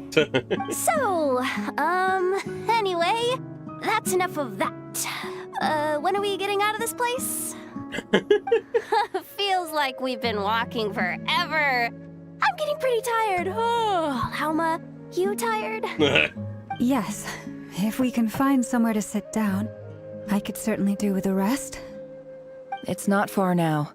There should be a temple just up ahead. Is this situation about to reach a conclusion? Yes. Okay. Really? A temple? That's where this story ends? I guess that's how things go in the desert. I've been to a similar place with a friend from the desert before. Desert dwellers can never escape their destiny. Huh. Or so everyone says. I never wanted to believe it, but looking back now, I'm as desert as they come. You mentioned a temple. Yeah, no, What's Yehoda waiting has some for things us to learn. My biggest trade secret of all. Oh? Ah. Then I'm guessing it's where you got your power from. Yeah, okay. The power to peer into other people's minds. I didn't know you were clued up on any other religions. I'm no expert in the history of Sumeru, but since you come from the desert, I would imagine it has something to do with King Deshret. Yep, so she has a fucking ancient, like, King Deshret artifact. Wow. And the 7 pillars who served him. They are major figures in the desert belief system, too. Sounds impressive. I have some friends with connections to this stuff. Specifically with Herman Nubis. Oh, I know who you mean. General Mahamatra Sino. The spirit of Hermanubis dwells within him. Yep. That's Boss Neff for ya. She knows everything. Sino's hardly a figure of obscurity, but I know about Sethos too. Yo, she knows Sethos? What about him? Is he a big deal or something? Wow. Well, he's not a small deal, let's put it that way. You sure know your stuff. Please, this is the bare bone basics. Save the flattery. I guess she is from the desert. For your patience, everyone. And is someone who knows shit. A lot to take in. With any luck, that's our exit just up ahead. Yeah. No, that entire little moment with her just reveling in her vengeance. All I'll say is I feel like that got some people to pull for her. For one reason or another. You know, so far, I don't think there's been a miss, character-wise. all of Nodcraft. No more lies. It all adds up. Yep, we're entering the temple.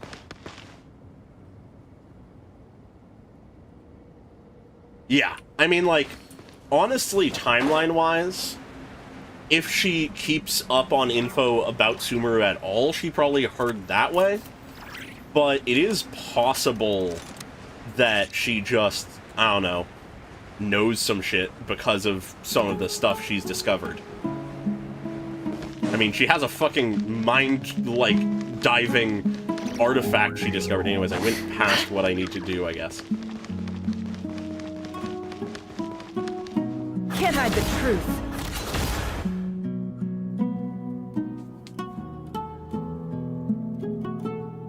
Uh-oh. Uh-oh. What is it, Yehoda? I'm totally out of my depth here. I don't have anything to add about any of this stuff. Like, look at that statue, for instance. Yeah? I want to do the whole name-dropping, this girl knows her stuff thing too, but I've never seen anything like it before. Oh my god, Yehoda. A statue with the head of a bird. It looks like something out of King Deshret's mausoleum. That's Thoth, the Ibis King. One of the 7 pillars of King Deshret. The legends say that he, the Crocodile King, and the Goat King were the 3 retainers of King Deshret. I didn't expect Deshret lore in the main story. Not like it's anything too major yet, but... Yo, cutscene? Okay.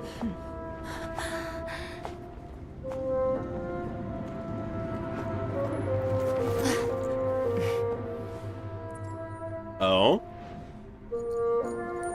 This is where she found her cat? Oh. Oh, wow. It's just Ashru. Ashru, yeah. So, all is well?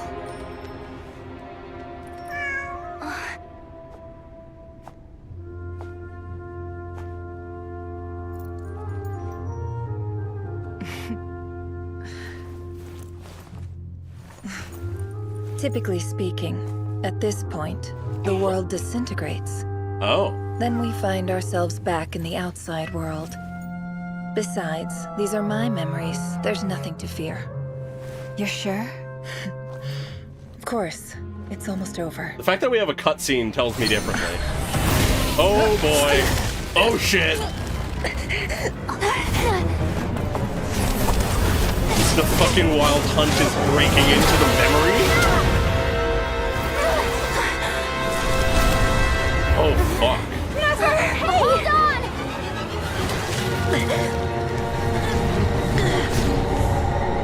Whoa. How the fuck is he here?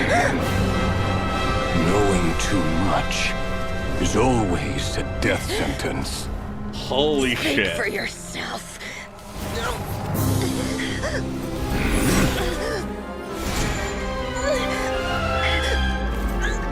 Yo, yeah, that never...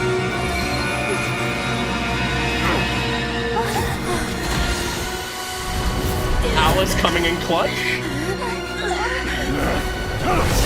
It's gonna be hard to return that if it's not there anymore. Oh? Oh? How repulsive. Yo!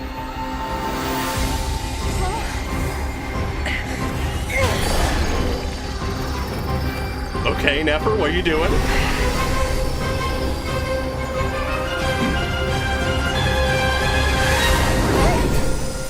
Holy shit. Hi, Columbina. Hi, Dainsleaf.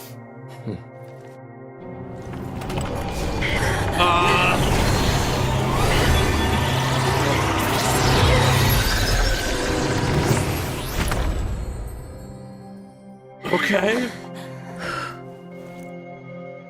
That was unexpectedly drastic. Holy shit.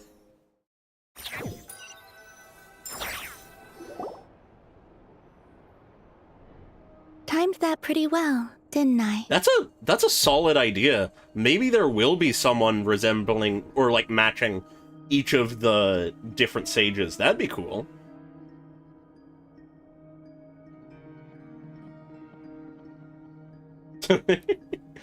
God. You certainly did, thank you. Okay. I'm just glad no one was hurt. Yeah, no, that's a miracle. I noticed you doing something too, Dainsleif. Were you helping get them out?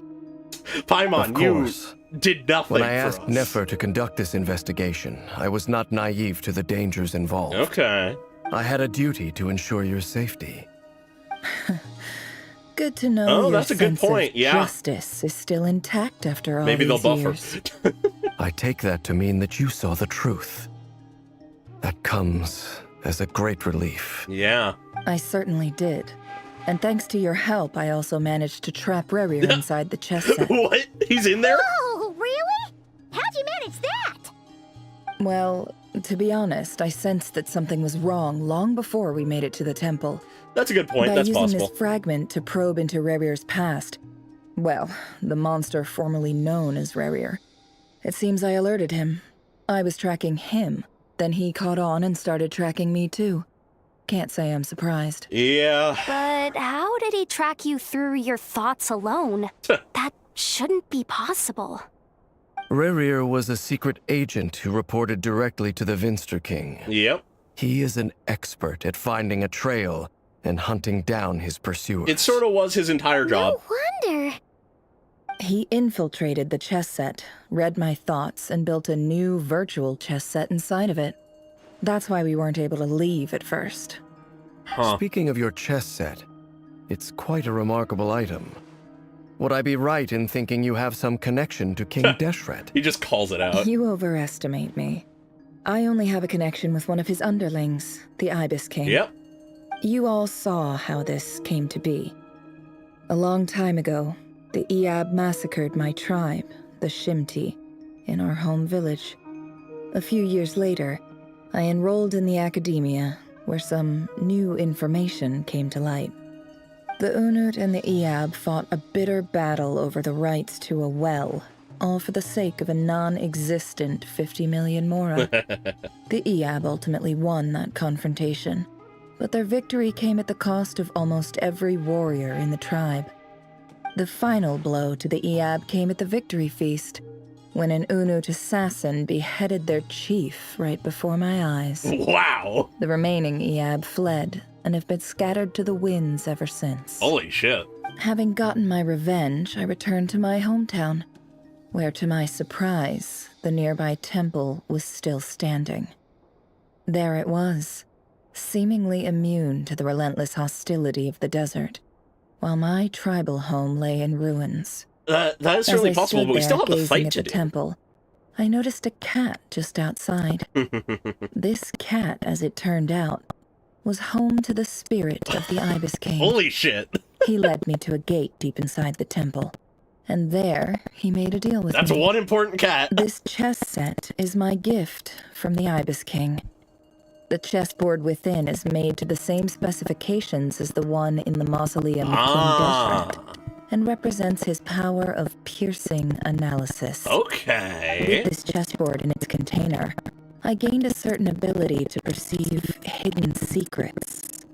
Now, you can conclude that the Ibis King seems to want to give people of this world power to seek truth. But I don't believe that's the full story. Oh? Every god plays favorites. Yeah. Their hearts are as fickle as any humans, full of secrets, perversions, egotistical tendencies. But precious few gods are willing to admit this. Yeah. It is the same with all powerful forces, including fate itself. Their gaze falls preferentially upon a select few. As you rightly point out, this is an act of favoritism. If you're alluding to the Abyss, then yes, I agree. Ah. Gather the others. It's time to share everything I've learned. All right. Before long, the group is gathered in the office. Those two busy to attend something. Hi, deeply important cat. Thank you all for being here. We got the As squad. promised, I did some further investigating into the Reicher of Solnari's background. I am pleased to report that the investigation has been most fruitful indeed. Yeah. The Reicher of Solnari, real name Rerir, was once a Conrian subject who served the Vinster King. I will now share the important details of his story. Please save any questions or comments for the end. Nefer narrates Rarer's backstory to the group. Yo, we got a fucking black screen thing without it being a black screen.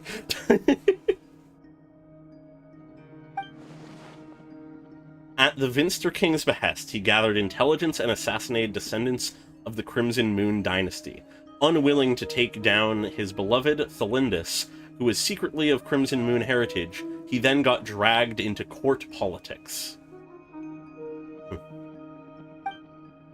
Vedolfnir's voice, which spoke to him of his fate, was like a reflection of the moon.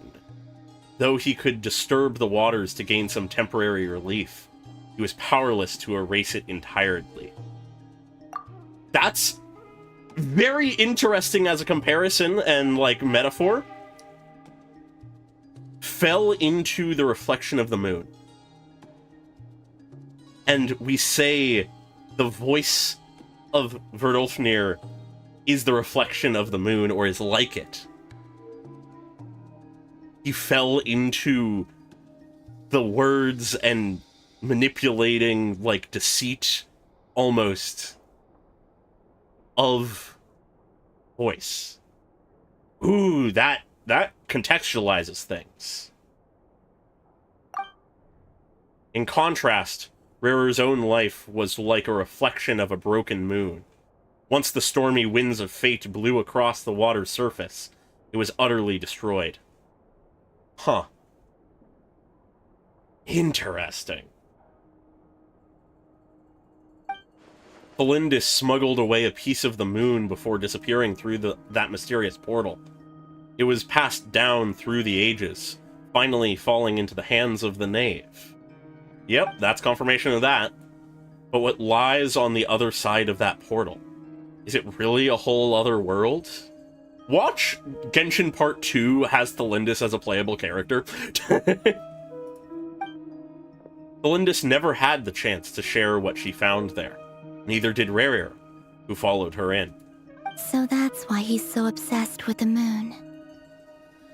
A tragic tale, That's to be sure. Also very relevant, But I feel, yeah. It does not excuse his many transgressions. Yep.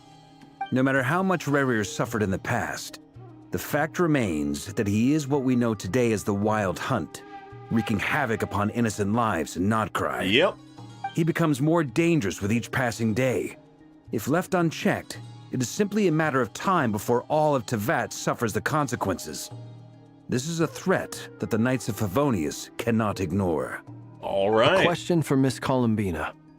Forgive me if this is presumptuous, but have you ever seen the spatial gateway that appeared in Rarir's memory? That's a good question. Never. But I have heard stories of something called the Moon Gate. We just gotta find his fiance. This seems to fit the description. Miss Lauma, any thoughts on this? In the lore of the Frost Moon Scions, the moon is believed to hold many secrets. Some sources speak of ancient knowledge, others of a gateway to the unknown. Okay. The term Moon Gate is one I have heard before. But as is the case with all of our legends, there are no records of any first-hand witnesses. We cannot know whether it truly exists. Then back to Miss Columbina. As a moon goddess yourself, do you have some idea of where the Moon Gate leads to? Ah. Not at this stage, sorry. I do hold the power of the Frost Moon, and my strength is recovering well. I can sense that the gate would open at my command, Okay. But there's more to the power of the Frost Moon than that? Yes. A moon goddess has the right to open the Moon Gate, since it is a path to the moon. But as Nefer mentioned, holding open a spatial gateway takes a huge amount of power. Yeah. And right now, I need to conserve my energy to fight the Ray Hero Solnari. I'm afraid this is one mystery we may have to leave unsolved for now. Fine, I agree. alright. Better to save your strength. But if you'll humor me for a moment, I have a bold conjecture of my own regarding the world beyond the gateway. Okay. I highly suspect that neither Thelindis nor Rarir made it through unscathed. Yeah.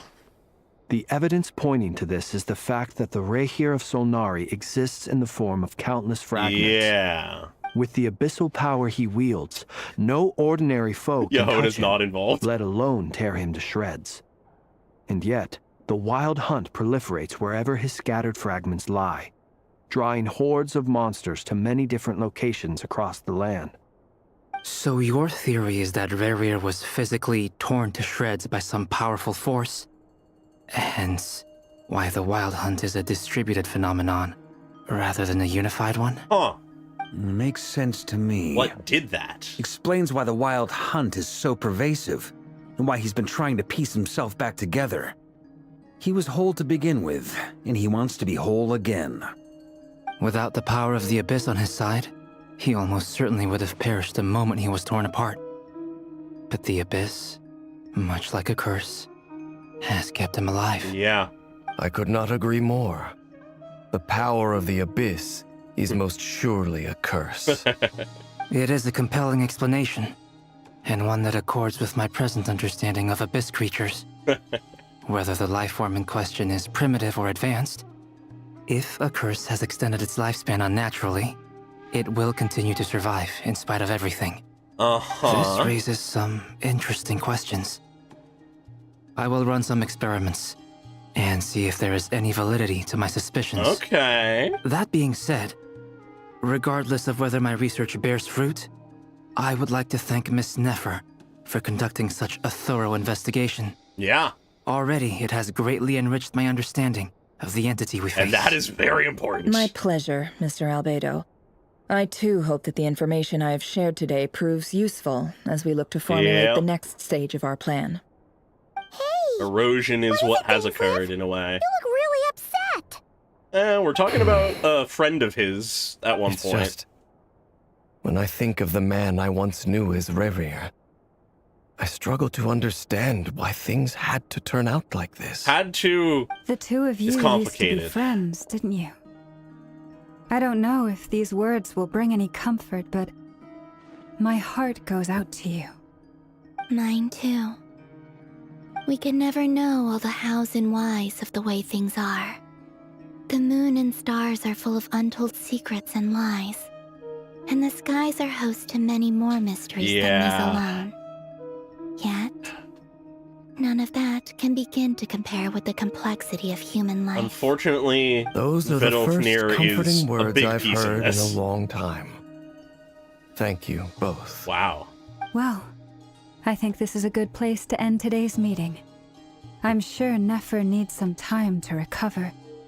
She's been through an awful lot today. It's honestly wild to think that this very thoughtful squad of you, knows more about Dainsleif and Conria than most people Sounds good to me. ever could possibly Take some know. time to rest and digest before we reconvene to nail down a plan. Back at the hotel, you sit with Paimon for a while and discuss what lies ahead. Okay. Hey, Varka? is this a bad time? Hope I didn't kill the conversation. No, Varka. Always time for you. Nice room. Oh, I'm not coming in, though. Why not? It's just a hotel room. If it's all the same, I'll just stay out here. I might not look the part, but I'm technically a knight. Barging into people's private quarters isn't the kind of thing we do. I suppose.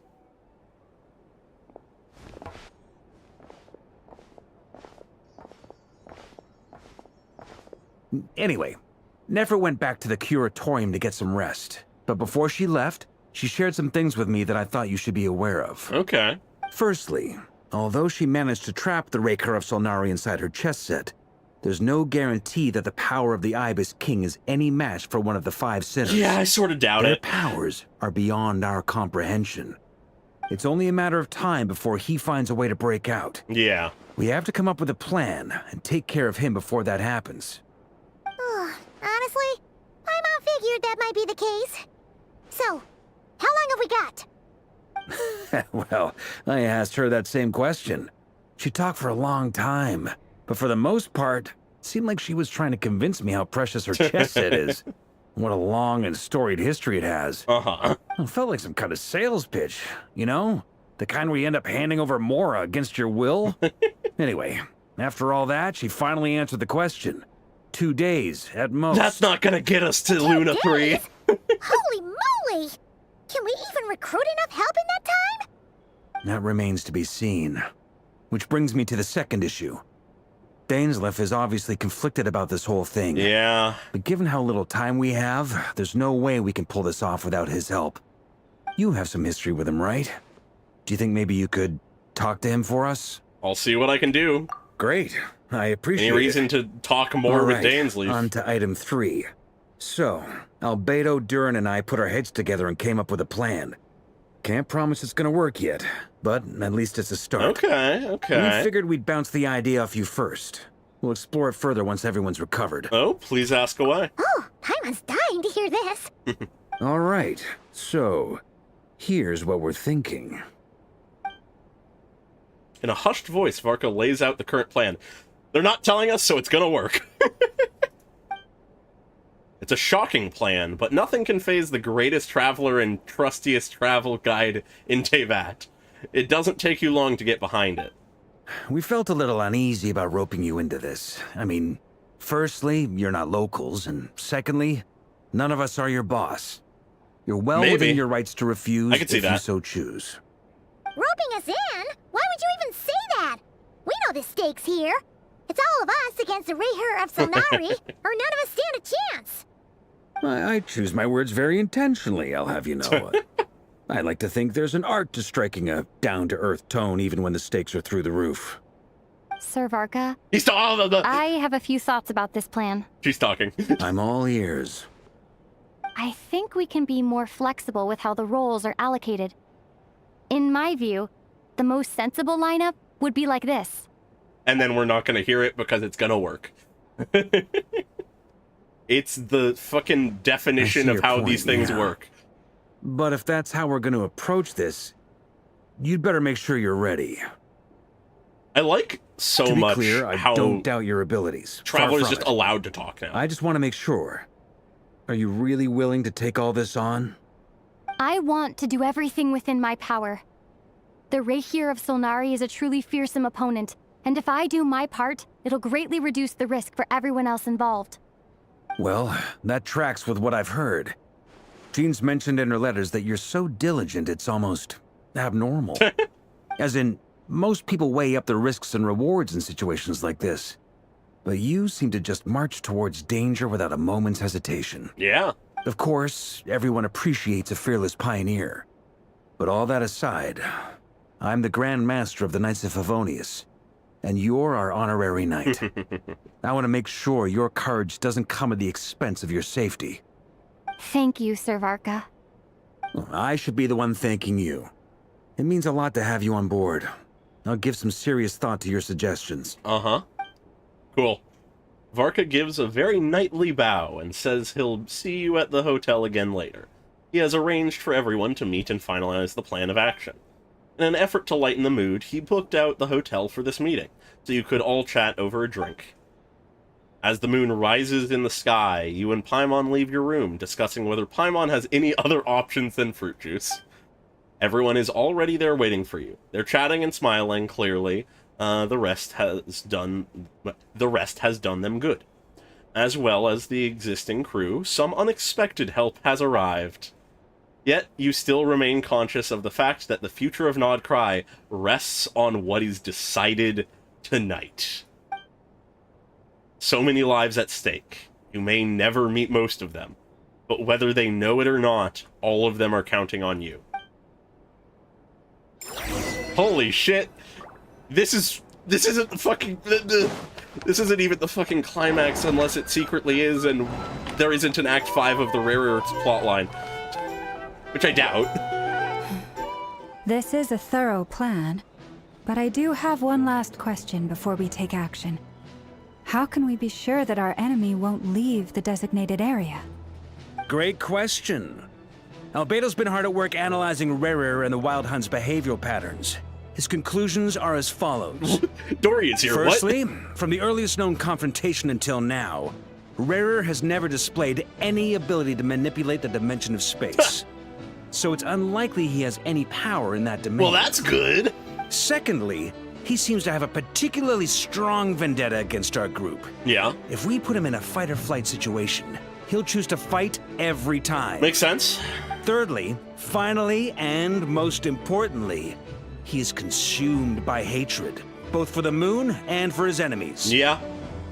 Turns out, we tick both of those boxes. We have a reincarnated moon in our ranks, and a spy who accessed his private memories without permission. He'll be baying for blood. Interesting not that it looking cut to escape. To Flynn's As someone there. who's had their fair share of interactions with the Wild Hunt, those all seem like valid observations to me. Understood. Absolutely, it would put a target Then on his I will back. defer to the verdict of the group. Well, everyone, that's the plan in full detail. Albedo and Durin are carrying out their part as we speak. Plan approved. Scheduling. Okay, any firepower you need, I got you covered. Let's light this baby up. The Frost Moon Scions are behind you as well. This is... And the rest of you? This is so fucking climactic. Are we just gonna finish the railroad No plot? objections? All right, then it's settled. This is the plan we're going with. Next up, an old tradition of mine. Anyone who wants to back out, now's your chance. Wait, we can still back out of this? Everyone says things they regret, right? I don't want anyone feeling trapped because their mouth said yes before their brain had time to think things through. That's actually incredibly A honorable. very people-first approach. I hear that's common practice in the Knights of Favonius. Yeah, yeah. Heh. Who'd you hear it from? D-Luke? Shh. We don't use people's real names at work. This contact will be known only as Owl, please and thank you. Oh my god, D-Luke has connections with Never? Oh, I mean, like, that makes sense. Oh my god. Oh, that's great. I love that. This plan can only work if everyone does their part. Flynn and I will absolutely support it. We shall indeed. You'll be glad you accepted our help. Also, you are the last person I expected to see here. Yeah, what are you doing here, Dory? Yeah, It's no, not I often do called recall Dory that. in I a just work find context. it a very fun Peers connection. usually call me Lord Sangamabe. So, the longer your name, the higher your net worth. Is that the idea here? In that case, Mr. Flint's here must be worth a fortune. That's right, I know your full name. It's... The walls are thin here. I'd appreciate you keeping that a Yeah, secret. Fae and true names Okay, aren't okay, something you say fine. just casually. I'm actually only here as a favor for someone else. Do you have any idea how much it would cost to hire me otherwise? Oh, does this mean someone out there actually has the power to boss Dory around? It most certainly does not. We have a long-standing and mutually beneficial business partnership. She's actually the mom of a friend of Fucking yours. Alice. Said mom supplied me with a great little trinket, but now that lady's ruined everything. If I don't start building a little goodwill now, my whole business in Notcry is gonna go down the drain. They keep fucking teasing Alice. So what exactly is so special about this pendant? It's a lucky charm that a great mage made for me. We have a business relationship, and she was worried that something bad might happen to me. So, she wanted me to have something that can store power to protect myself with. Huh. I finally got it all fully charged up with Kuvaki, and then never went and used it all up at once! Never lost so big in my life! You're right. It was all my fault. I didn't mean to drain all the Kuvaki in the pendant, but I'll make it up to you. Oh. You will? Well, in that case, how about you give me your chess set, and we call it even. Something tells me that ain't happening. I knew you'd say that. Well, it's yours if you want it. In fact, take it now, and I'll even throw in a free Raker of Solnari. Deal? You're putting me in a difficult position here. It's a very useful thing to have around, but I have a funny feeling it won't be around much longer. I guess we'll see in a couple of days. Yeah. I was worried it might Looks get like destroyed. bankruptcy for me. Hey, don't be so pessimistic. See this through and you never know. You might find a new business opportunity on the other side. Yeah, I would love if old characters get animation updates. With an action plan in place, Jesus Christ, that went by fast. You and Paimon decide to check in and see how... what the fuck?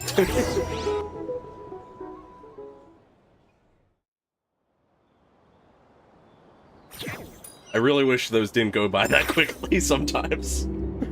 Alright. Look for Dory. We found Dory. Dory! How are things going? Feeling ready?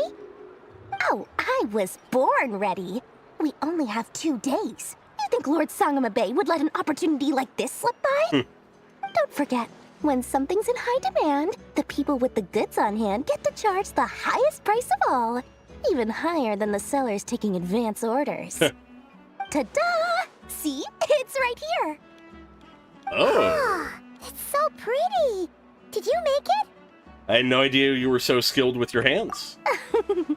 No, I have a supplier. That makes sense. We go way back, so he made me a very attractive offer. I wonder who this supplier is. Aha! No wonder you were talking about Lucky Charms at the meeting. You've been getting Kave to make them for you. Oh boy, god damn it. That's not the full story. It actually started a while back as a project between me and the Dendro-Archon. Holy shit, what? Mage Alice once warned me that this world won't stay safe forever. There may come a day when everyone faces a great crisis. Dory being so connected is I passed this on to the insane. Dendro-Archon, and she secretly brought together a research team made up of Sumeru's top scholars to invent a technology that could keep people safe. I won't go into the details because it's all very complicated. Okay. But if you want to know more, you can ask the Dendro-Archon about it sometime. I hope we get the chance. Anyway, point being, it was the Dendro-Archon who asked Kave to build this little contraption. As one of the top Kashara War talents, he was the obvious choice. God, we're getting everybody to help us. Took him long indirectly enough. or directly. He stressed over it for ages. Must have gone through at least a dozen designs before producing a final product. But that's Kave for you. Yeah, it Marak is. delivered it to me a couple of days ago, along with a letter from Kave. Could I ask why I'm sending this technology to you? And what's your proposed use case? Has it been approved by the relevant authorities? So nosy. My fault for sending him the research permit to begin with. Surely Nahida must have told him you were involved in this project. He was probably just nervous because you're always so secretive about your business. Yeah. Could be. Anyway, I just replied, let's hope there never has to be a use case, because it would involve grave danger. Yeah, well, now's the time. But it sounds like he was just being cautious. He probably felt responsible as the one who made it. Makes sense. Or maybe he was asking as a favor for his housemate. He's done that before. Not sure why, though. His housemate doesn't seem to really care that much about this kind of stuff. Either way, all's well that ends well. I'm just glad to finally have my hands on the product. I wouldn't want to be without it, given the potential dangers that lie ahead. Yeah. Huh? It was what it do. What does that look mean? Paimon's just super surprised. This must be the first time we've ever seen you actually get serious about something. This is not the Lord Sangama... but words. Sangina... I can't say her fucking name, never mind. Well, a long time ago... Oh, they were I made a roommates. promise They to are myself. roommates. I promised that I was gonna live every day of my life with a big beaming smile. Obviously, Mora plays a big part in that. But there are always gonna be times in life when you have to give something back. Wow. That could mean paying back a debt, returning a favor, or showing some kindness. I did not expect Alice the has been a Dory, huge help to me like, over the years. exploration She here. was the first investor I ever had. And I want my investors to know that Lord Sangamabe is the best in the business. And more than that, no one knows what the future will bring. Yeah. Whatever no. happens, I want to In make no sure world the did I expect Dendro-Archon and Dory all of development. Sumeru is prepared to face whatever comes. So, back to the pendant. You never intended to ask for it back, did you? that. I was just making sure Nefer and I are square. Huh.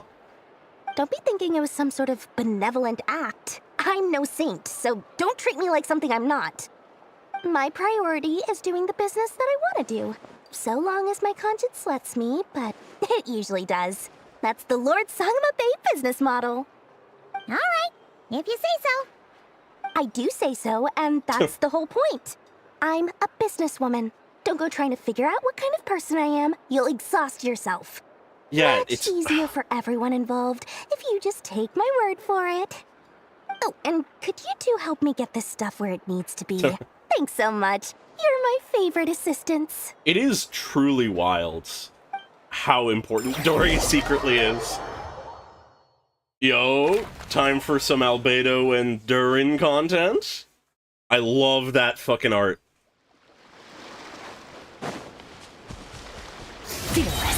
I finally have my mobility back. Skirk's here. Don't worry, guys, we got Skirk on the team. Traveler, Paimon, it's good to see you. Everything going smoothly over here?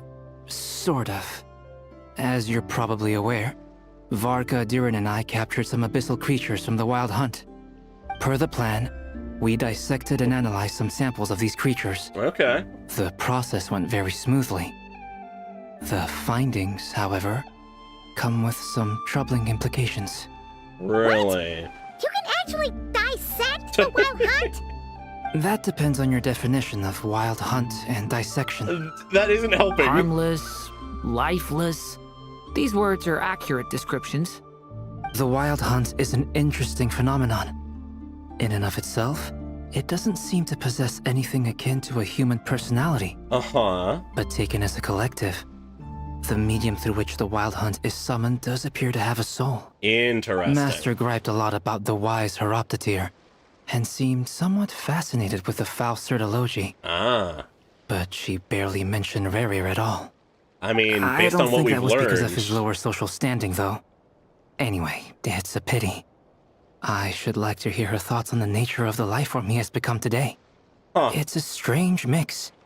The furious energy of an abyssal being channeled through a fractured physical existence. A consequence of being torn apart by an unknown power. That unknown power Perhaps is worrying. The only explanation for his survival in this state is that he sacrificed a degree of individuality in exchange for a continued existence. Oh, sorry. Once I get talking about interesting research, I have a tendency to go on indefinitely. We know, Back Albedo. to our research findings. Essentially, they confirm my hypothesis. Rerir's corpse is completely contaminated by the Abyss, and the effects are irreversible. Okay. You could think of this as Rerir in mutated form. But in my view, even that would be inaccurate. In reality, his whole being has been consumed by the Abyss. In other words, he is now nothing more than a manifestation of abyssal power. Okay. Unfortunately, at present, we have no means of completely eradicating abyssal power. Hence, we cannot fundamentally destroy the Reir of Solnari either. Oh, that's terrible news! So, that's it? We can't defeat him? Not even if we get the power of the Three Moons?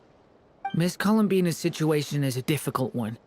She can never achieve wholeness when the world does not accept her presence. Yeah. It's as if her creator banished her to a place she can never be accepted. It means she spends most of her energy just on her own survival. That sounds a little bit like projection or like sympathy. It's only natural to despair. But we must see this plan through to the end. Yeah, that...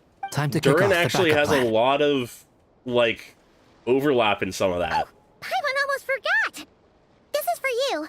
Dory asked us to bring it. Ah, how wonderful. Well, thank you for making the trip. If only Durin we and I could will be heading off purify shortly. abyss stuff. I'm sorry I won't be there to protect you in person this time. Please be careful. We will.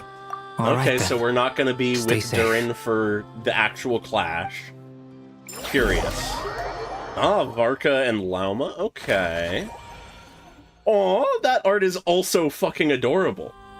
I love all of these loading arts. Fearless.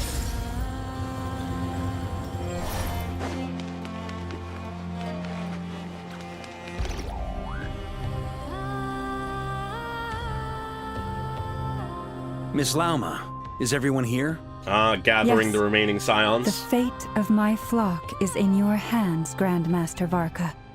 Please keep them safe. My lady, what are you saying? Yeah, her head turned when she said that was Within the next 24 hours, we will face the biggest crisis the world has ever seen. Yeah, This is not a burden that we deserve to bear. But I believe that we reap what we sow in this life. So I intend to act. I must do what I think is right. Yeah? For me, that means fighting for the future of Nodcry. Hell yeah. This gentleman is the Grand Master of the Knights of Favonius, Varka, Knight of Boreas. In my absence, please follow his lead. Hey, everyone. Huh. Guess I should introduce myself. Well, to start with, I know my way around a battlefield. God. I love Varka. Biggest strengths are honesty and hard workingness. Oh, no. Anyway, point is, I don't intend to let Lauma down. I'm gonna do everything in my power to keep every last one of you safe and sound. All right. Dainsleif and Columbina in the Frost Moon Enclave. Ooh, boy. I like how much we're jumping around here, but I am curious to see what conversations these two will have when alone. Something on your mind? Miss Columbina, was it? I believe that's how the others addressed you. That's right. Names are funny things. Have you always been called Dainsleif? Once again, emphasis Yes. on names. I take it your own name has a more complicated history. I have a different relationship with names than other people. To be honest, I'm not even sure that Columbina is my name. At least, not in the same way that Dainsleif is yours. Yeah, she's gonna make her But own it's what name in everyone the end. calls me, and I go along with it. A lot of my life has been that way. I get so used to things that I forget to question why they are so. A lot of I people never do. used to think much about where names come from, or what they mean to people. Maybe something's wrong with me. I wouldn't say so. You're different from other people. I sensed it the first time we met. You're more perceptive than most. I'm sure your long life and rich range of experience explains that. Do you ever find yourself missing Conria, Mr. Dainsleif? Ooh. Please do answer Difficult this. to answer. I have dreamed of the past many, many times. Sometimes I'm fighting tooth and nail. Other times I'm lying on the ground, defeated. Huh. I don't recall any happy moments from that time. It has been too long. Okay. Is that because hatred survives longer than love and affection? That would not be for me to say. I make no excuses for the grudges I bear. But whatever the reason, I remember little that was beautiful or sentimental. Huh. Thank you for your help with the Rerir situation. Without your efforts, I never could have learned the hidden truth of his story. Yeah. You're welcome. I know he's your friend. Friend? He betrayed me. And I never really understood what he was going through in life. Some friendship, that is. Beginning to Okay. realize some things about himself, So, I see. Do you plan to fight him with Interesting. us? You see, you're torn. Now you know what really happened. You see the things he's done in a new light. Reluctance from I need Dainsleif. some time. Not something I Of ever course. expected. I completely understand. Anyone else in your position would feel conflicted too. Yeah. Actually, I went through something similar myself recently. Something happened that changed my perspective on a situation. A situation I took for granted at the time, but now I feel very grateful for it. Really? You mean the Harbingers who still support you, even though you've left the Fatui? Yeah. Yes, Arlecchino and Sandrone. I always thought they were only helping me because Harbingers are forced to work together. But then I abandoned them. A warrant was even put out for my arrest. And even now, they still support me. Which means I was wrong about them all along. Some of them. Clearly, they view you as a friend. I feel a little guilty now. I regret not seeing her help for what it was, and not treasuring it. Yeah, this is a great conversation for both of these I see characters. the guilt that you're feeling now, because I feel it too. Hopefully, talking about it will do us both some good. Have you noticed that the Traveler and Paimon are over there? I think they've been listening. Someone finally notices our eavesdropping. Shall we say hello? Sure. I never expected these two to have, like, any kind of positive conversation together. Wow.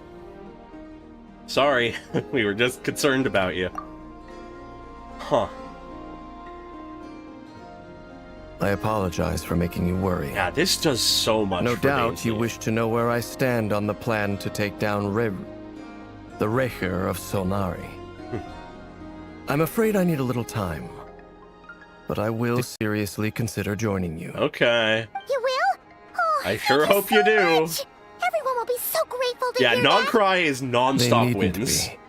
Constant This was W's. something that I was going to have to face up to eventually. Yeah. That doesn't matter to them. They're grateful to you regardless. You can't control their gratitude, so just accept it. And then, have a think about whether you're willing to join us. Oh, that would be insane. I doubt it, but oh my god, that would go crazy. It's nearly showtime. Let's go rendezvous with the others. You know the place. With that thought in mind, actually, I do actually have a thought now.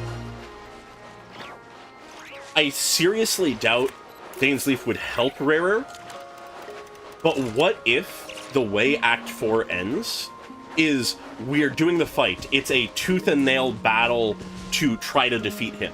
We have Dainsleif helping us. It gets to the point that we just need the final blow delivered and Dainsleif is the one to do it. And he hesitates at the end because Rarer once was his friend and there were things he could have done to help him that he didn't realize he could have done because he didn't realize what Rarer was going through. And that hesitation in that one moment is enough for Rarer to escape and an Act 5 to happen or something. I could see that. I very much could see that. I don't know if that's the route they'll go with this. But You're earlier than I expected. I'm calling it now as a possibility. Been waiting here long? Not too long. I came a little early so I'd have some time to think. Are you nervous about the battle? Quite the opposite. I'm reminiscing on my past battles. Oh. When I was awakened by the Ratniki, I had not touched a weapon in many years. I felt like the battlefield was not where I belonged. Fair. But after waging war against the Wild Hunt for so long, I came to realize something. A life of absolute peace is simply not a possibility for me. That's a My little restless sad. flame indicates that somewhere inside of me, there is a deep yearning to root out the evil in this world. I can respect that, though. Sound like such a bad thing? I agree. Well, in the past, when I was a Fae whose primary concern was hibernation, it was hardly ideal. But it certainly serves me well here in the present. A Fae with a righteous I am heart. delighted to be able to join forces with you in this endeavor. Looks like I'm not the first to arrive. Ah, Miss Lauma. Did you sleep okay last night? I struggled to settle down at first because of the nerves. But don't worry. I got enough sleep in the end. I'll be just fine. Thanks for everything. Please. I'm just doing my part. Yeah, let the man fish. Over here! Alright, Nefer's here. The goods have been delivered and the backup plan is underway. Backup plan? Okay, we got Aino asked me to layers. relay a message. She said Anefa will be on high alert and keep a close watch over all secondary districts where defense is required, providing support as necessary. Meanwhile, Anefa's Aino on- herself will provide range support Okay. to us directly, Yo. using her latest invention. Is Aino in a fucking turret or something? My thanks to all involved. Ooh, that ain't holding together. The chess set's looking a little unstable. It won't hold him much longer. We should be prepared to engage at a moment's notice. No Yeah, sense that is a sitting good around point. waiting. Let's make the first move while we still have the option. That, ooh, I agree. really like that. Paimon, find a safe hiding place. Got it. Be careful, traveler. Uh-huh. I will. We actually say it. Oh, I would love if Aino was in a mech or something. Everyone, take your positions as soon as the battle starts. Every ounce of strength we have in our bones, let us bring to this fight. All right. Ready? It's the climax. Let's go. Hell yeah.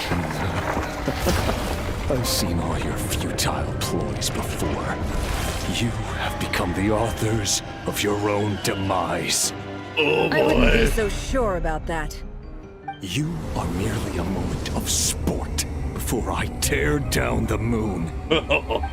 Oh boy. Oh, whoa.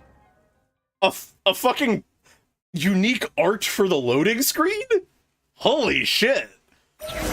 Things are getting crazy. We're straight into the fight. Stay on your What? toes. Oh my god, and we have a You fucking, too. like, custom team and everything. Okay. Fucking learning his attack patterns.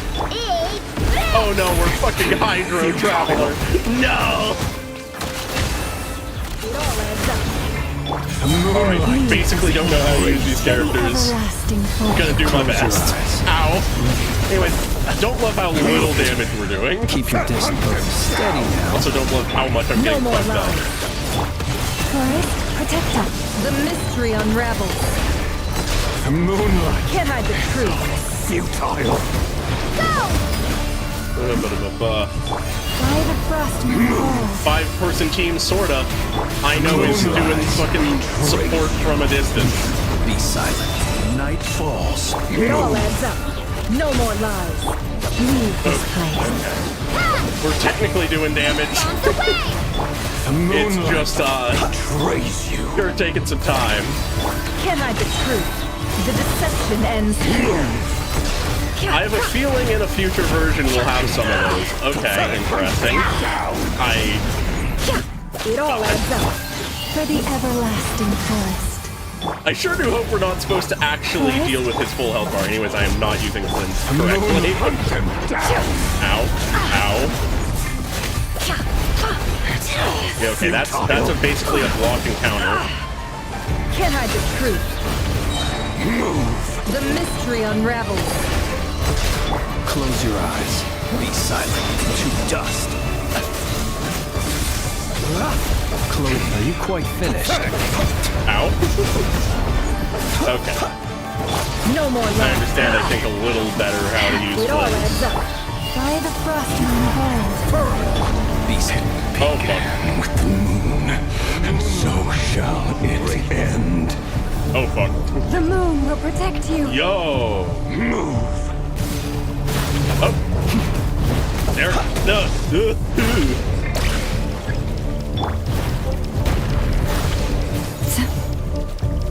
Okay, I see. Let me fucking push the button. There we go. I see. Anyways, From here, it really is raining. will it be as you foretold? The moonlight betrays you. Where is he? He's over here. Can't hide the truth. Out of. I am not doing well here. Okay, now it gives it to me again. There you are. Welcome here.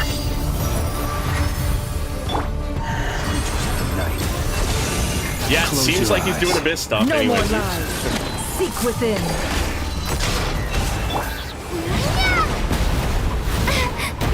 Let me do my things. Water jet. It all adds up. Leave this Oh fuck, that was the count. Be silent. Don't kill me, Close please. your eyes. It's all futile. I need to fucking learn his attack patterns. Anyways, don't mind me Oh, okay. We just can't fucking die. Can't hide the truth. The moonlight. By the frost moon. It all adds up. The deception ends here. Pathetic. Water jet! Be silent. Close your eyes. Steady now. Fear the dark. Can't hide the truth. Move. Okay. Bombs away! Yeah, I gotta love playing an entire team of characters I basically have never used. Oh, that's a counter. Nope, okay. I'm actually dodging a few moves now. Nope, that's a counter. Okay. I'm learning. I haven't finished learning, though. Yeah, okay. Are you quite finished? How much of this am I supposed to actually get through? Am I supposed to actually beat him? No more lies. Because if we are, this ain't going well. Oh, that's the counter. Okay. Stop hitting me, please. Be silent. God damn it. Observe. The moonlight. Your little game of heroics is over. Move. Who wants to go first? The moonlight betrays you. Oh boy. Get out of my sight! His favorite weapon. No! It's just We've within been my separated. grasp. Oh god, the fucking Dark Souls spin. Where are the others? He's stuck outside the barrier. I guess he really doesn't like us. Oh, holy shit. Yeah, we looked through his memory. Knowing too much is always a death sentence. Yeah. Be careful what you wish for. Ow. Lauma! Can you hear me? Hold on, where? Silence.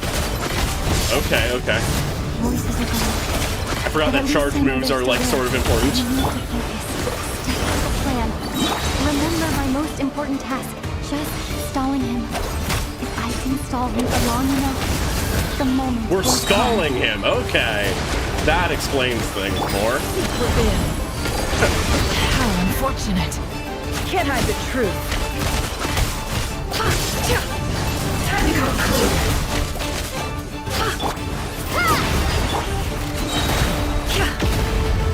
The deception ends here. Yeah, he has fucking phases. Okay. No more lies. God, that fucking spin move. Can't hide the truth. It really does remind me of a fucking Dark Souls boss. Where is he? He's over there. Okay. Kuvaki gathering. Okay. I've got this. We do? What am I supposed to do? If that's the case, I'm doing it wrong.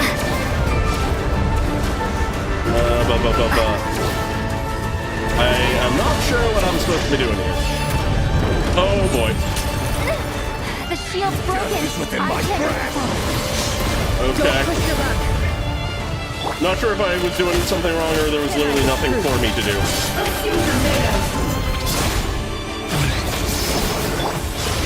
Oops. Missed that. Ow. Shameless. Oh, more Kuvaki, okay. Okay. The sands of time. Nope, we're back.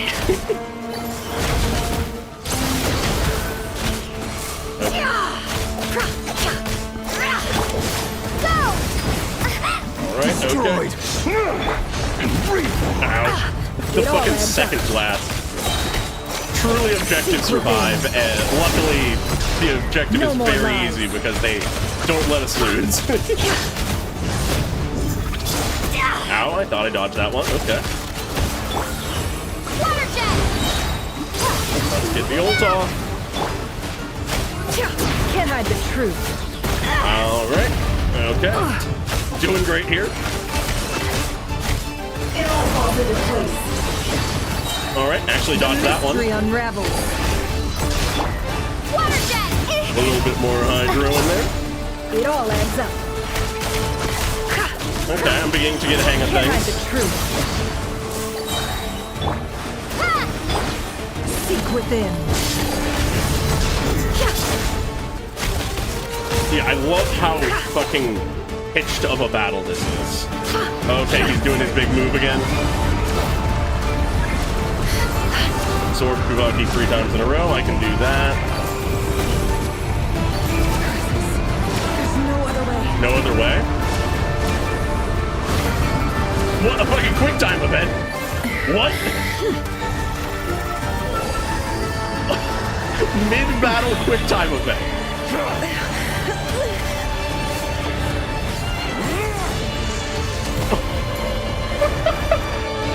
Holy shit. The only way to defeat Rarer is to borrow his own power. We're getting the fucking plan! That means Columbina will have to disappear while you two bear the brunt of his attacks. Okay. You have to hold on. Find a way to keep him focused on killing the two of you. All right. Never! Your eyes are bleeding. Oh, fuck. Soon you will be powerless to resist. And then, I will reduce you to dust. Yeah, you're right. They also did that in the Act 1, yeah. Plague your memories. Come on. Keep holding on. Holy shit. Any other tricks up your sleeve? Let's see them. As entertaining as they are, you've backed yourself into a corner. You don't fool me. I see your fear clear as day. I have to stoke his rage. Make him unleash everything. You're a great manipulator. You fear what you could never defeat. You fear the thought of never being able to save your beloved. Yeah. You cannot win the fight against fate, Rarir. I love his fucking full art. Is that what you think? Well, now it's your turn to feel afraid. Cutscene time? You fear the sound of your own name? Is it us you hate? Or is it what you've become? Ooh. Let's see what becomes of you! Yeah, he didn't deny anything.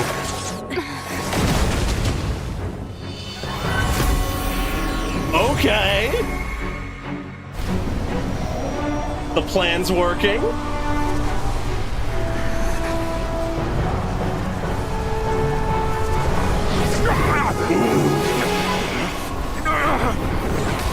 What's happening?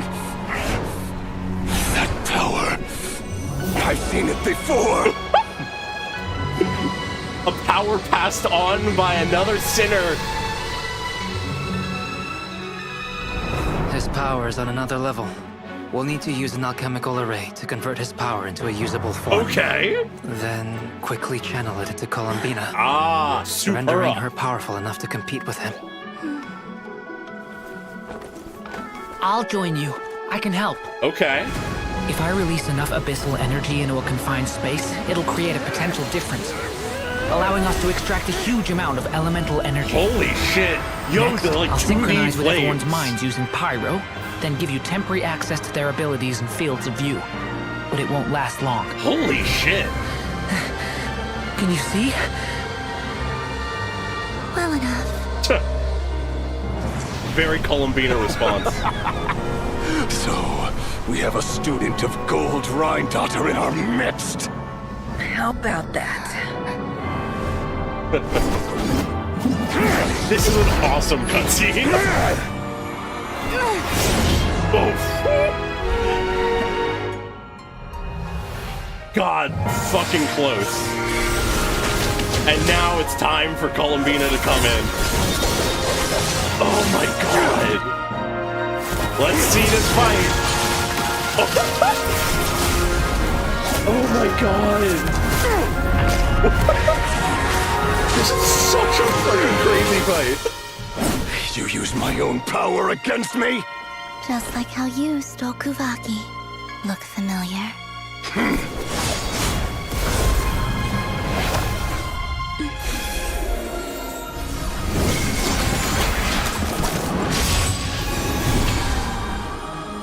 Holy shit.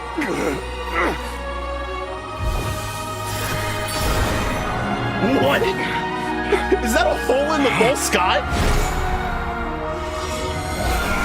Is she throwing him out of Teyvat? Don't you realize you don't have the power to hold that gate open? I guess that's the moon gate. Don't, but someone else does. Oh. Yo, Dane Sleeve! Goodbye, Rerir. Holy shit. Everybody was there to help. We won. We did. Guess we did. What? Oh my god. What does this mean for the rest of the fucking Nodcry story? God, Nefer's not doing great. Oh my god. Nefer, how are your eyes? They're fine. Apart from the blindness, What? of course. Nefer's blind? It's not too late. Let me handle it. Okay, it's healable. It's healable.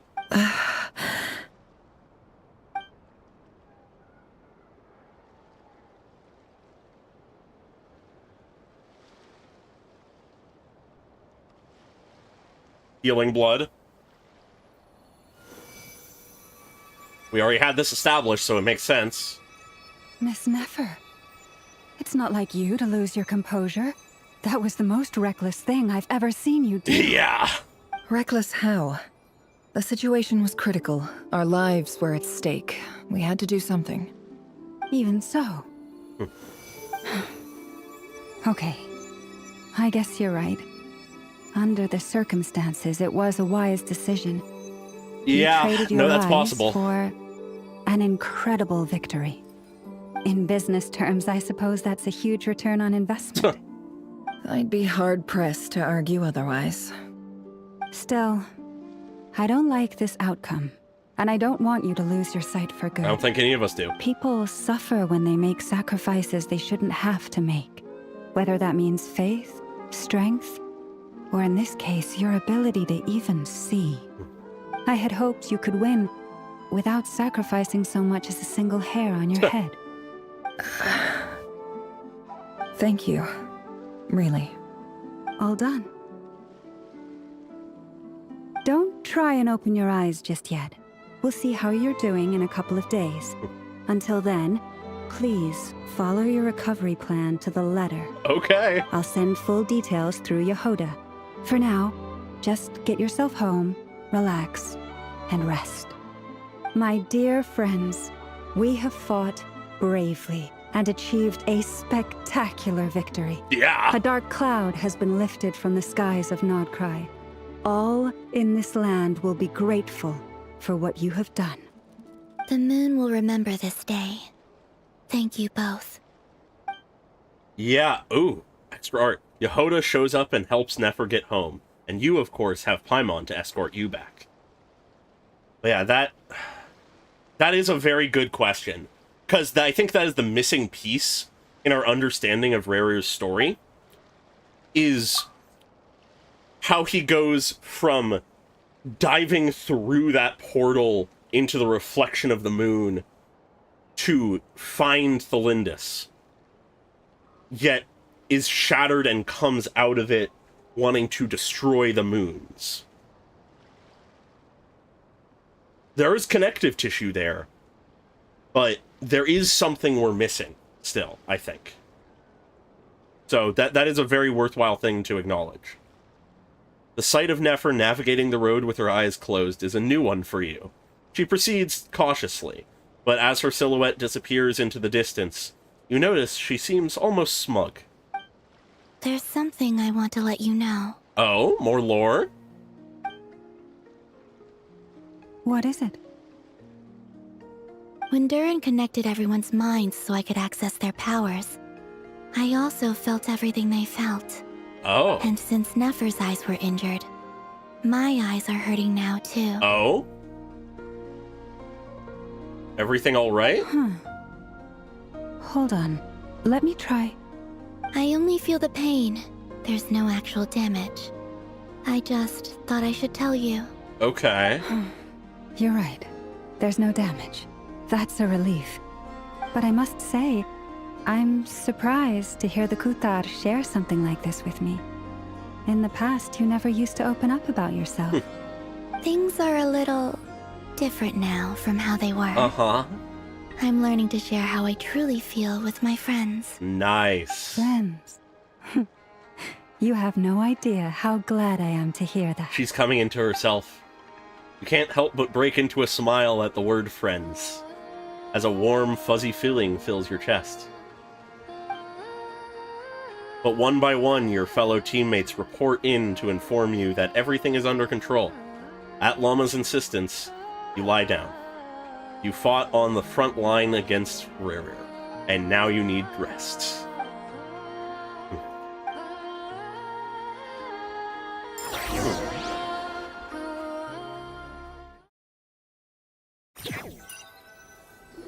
I think maybe. Definitely she's trying to express herself more and sort of come to understand things. Hi, Paimon. How are you feeling?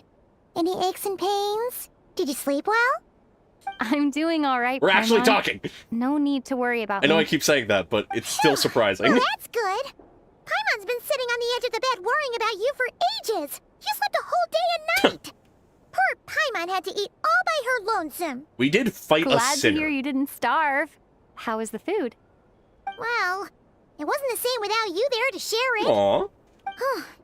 Honestly, Paimon just can't relax when you're not your usual self. She couldn't enjoy the food and settle down to sleep. Well, I'm back to normal now. Oh yeah, and Albedo swung by earlier. He said to tell you to head to the tavern when you woke up. Okay. Barker and the others are organizing a victory feast and they want to celebrate with you. Nice. He also dropped off some medical supplies, but you seem fit as a fiddle, so guess you won't be needing those. All right. If you're feeling up to it, let's head over now. Wouldn't want to keep them waiting. Yep. Yeah, there's so much food behind us. Before the moons fell. Huh.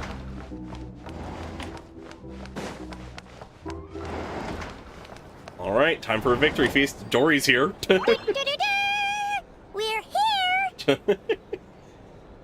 Oh, Traveler and Paimon! Perfect timing! We were literally just saying how there's no way we're holding this victory feast without you any longer, and we would have postponed it till tomorrow. How are you feeling today? Much better, thanks. Yeah, Don't worry about me. I'm so intrigued at Relieved where to the hear story it. is going now. If that changes, just let me know. Happy to check you over at any time. I feel like the worst case Yep. scenario is We're Act here 5 for starts you. with him Anything you just need, getting just let chucked us know. back into Tevat and Sordology appears next to him. But How that's are her eyes unlikely. doing? Nefer's right over there. Oh? I'm sure she'd love to catch up with you. I also see Varka in the background. I'm going to talk to Varka. This cannot be changed. I am talking to Varka. I thought of 1,000 ways to congratulate you, but... It's possible. Now you're here, words are failing me.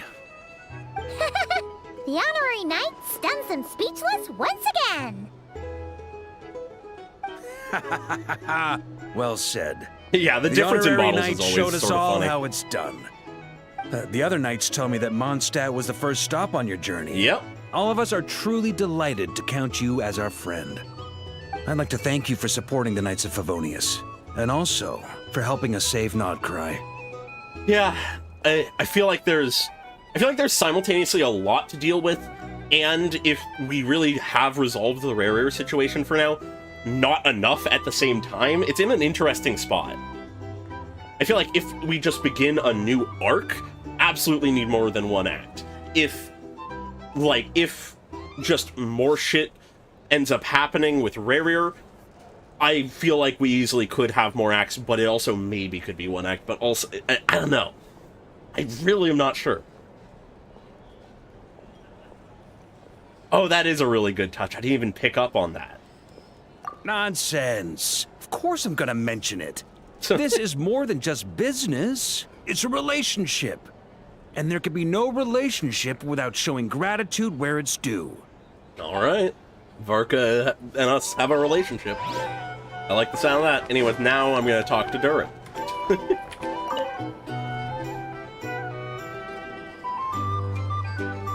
Unless this is just a repeat. It's just a repeat. We're here! Damn it.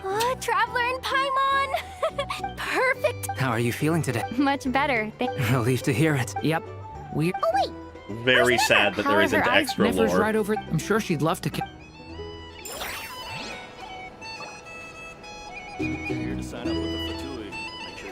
I'm fairly confident that Rare's story isn't over, just whether or not it is over for now, I think, is the real question. Because I could see them leaving it at that for now, but there is absolutely more to be explored. It's just possible they might leave that for later. I don't know, though. I see you've recovered? You bet! Snoozed her way to a full recovery. I'm doing much better, thanks for the checking up on me. Glad to hear it. A healthy body is paramount. Nothing else in life is possible without it. So take it slow. You can't afford an injury. I'm so grateful that you decided to help us in the end. Paimon, too! You really saved the day when you swooped in to open that gateway. I came to accept that although Rerir was my friend in the past, here and now, he was an enemy that must be defeated. Okay. Though I will never fully understand what happened between us, I could not let this crisis deepen any further. We fought a very necessary battle, and you played your part admirably. I would love that kind of conversation. Thank you. I know it was hard, but you'll get through this. Yeah! And if you ever need to talk, just remember, we're always here. I'll do that. I still can't get over that Dainsleif was just part of this. Alright, I'll talk to Dory literally just because she might have Alice lore. Hello, you. Recovered from the battle? Mostly recovered, thanks. I'm touched that you'd ask. Come on, what do you mean? Of course I'm gonna ask. I care about my friend's well-being, and we are friends, aren't we? Get yourself a drink. You've more than earned it. In fact, today, your drinks are on me. Really? Lord Sangamabe's got you covered. What's the most expensive drink we have at this bar? What about Paimon? Has she earned it too? Has she? Please? Well, you haven't been through quite as much as the Traveler, but... what the heck, sure. Wow, charitable Dory. Yay! Wow! Drinks on Dory! What a historic day. Hey, keep your voice down, or everyone else is gonna want in too. You... Have you heard anything I've been saying recently? Doing business in Nodcry has been an absolute nightmare. If I'm buying for everyone, I'll... Okay. Paimon will speak more quietly. Jeez. That's more like it. Don't you forget, Lord Sangamabe doesn't just go around buying drinks for anyone and everyone. Yeah, you'll lord this over us in the future. Alright. Nefer, how are your eyes doing? Her eyes are open.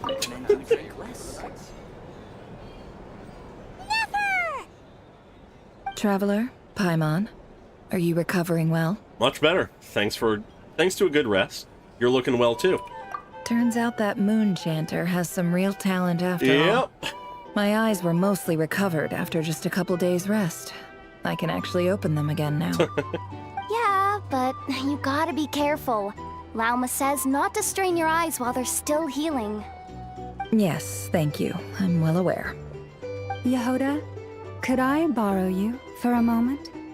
I could do with an extra pair of hands. Oh, sure.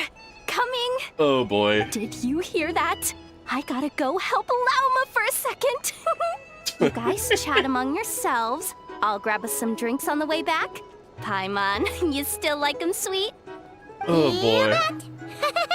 Make it Fucking- extra sweet. Fucking Yehoda and her two moms. Sure thing.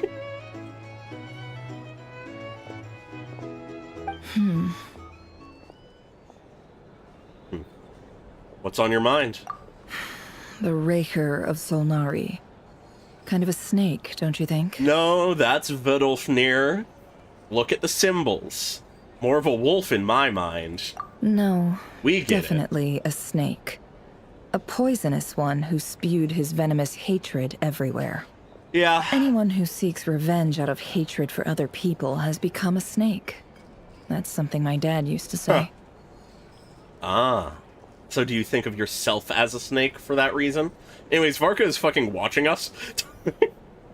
I guess he didn't like seeing people go down the path of vengeance. Perhaps. I'm sure it sounds like a very wise and open-hearted perspective to your ears. But me? I think hatred is a perfectly justifiable emotion. As long as you don't let it control you. What else is left when everything you depended on in life gets stripped away? Something's gotta fuel that drive to keep on living. When I look at your life, I see a lot of things that you can depend on. If you're worried about me, you can nip that in the bud. I'm not someone who gets stuck in the past. Yeah, It's I'm just, very intrigued by these comparisons between I Rare feel like and I Nefer. was wrong to call my father a liar. He was just a fool. That's why the academia turned their back on him. And why the other tribes ganged up on him. He wasn't a liar, he was just an idiot. Oh, father. How much better things could have been if you were a skilled liar. Look at the Ibis King. Thoth is a fiendishly cunning liar. And yet, strangely, he feels more like a father to me than my real dad ever was. Really? He's never brought it up, but I'd bet he feels the same way. Wow. Why else would he give me the power to perceive the truth, while at the same time training me in the art of deception? Sadly, I've never heard the Ibis King's voice. What's he actually like? Well, King Deshret banished him to Aru, which is essentially a prison, and posed 3 questions to him. He promised that he'd have his freedom if he could find the answers. His response was to take on a physical form and approach me, hoping that I could become his envoy and search for one of the answers on his behalf. Ah. Did he really think I'd fall for that? He's stuck there. He can't make me return what he gave to me. Sounds like he was nice enough to you. You definitely sound like father and daughter. So that's enough for you to decide he's nice, is it? He's a prisoner, and he was scared. So he decided to perform some good deeds to win people's approval. He lives in fear because he's a deceiver. How is Rerir any different? You can't work as a spy your whole life and expect a happy ending. It is a tricky It's career. preposterous. Yet I can't say I don't understand it. Liars live in the darkness of their own making. But it's still human nature to want to go on living. Yeah. They It all comes say back that to a that. liar's soul is the most worthless thing in the world. What do you think? I have to disagree. Oh, really? Well, it takes a very kind person to find compassion even for liars. If you ask me, the soul of a liar really is worth nothing. Because all they care about is themselves. For That's still example, something. when something good falls into my lap, I don't go sharing the news around. Stops other people trying to steal it from me.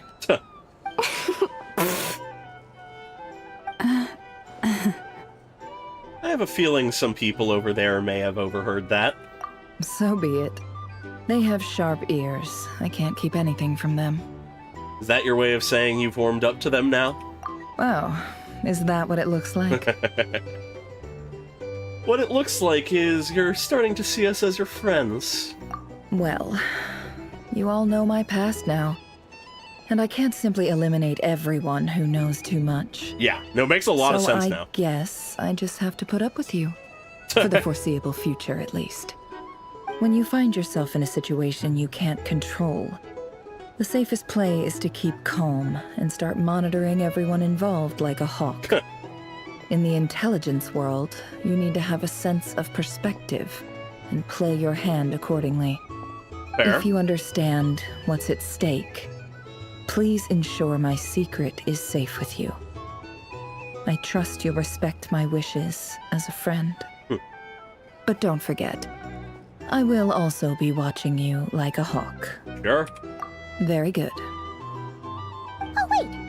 Now that the panic's over and we've all calmed down, Paimon suddenly remembered something. What is it? After all that build-up, our mystery ally never showed up even once. True. That is a good point. And that's the end of the act. Okay. Unless a noise is coming from indoors. Huh? Am I imagining things? The fake out? What's that about?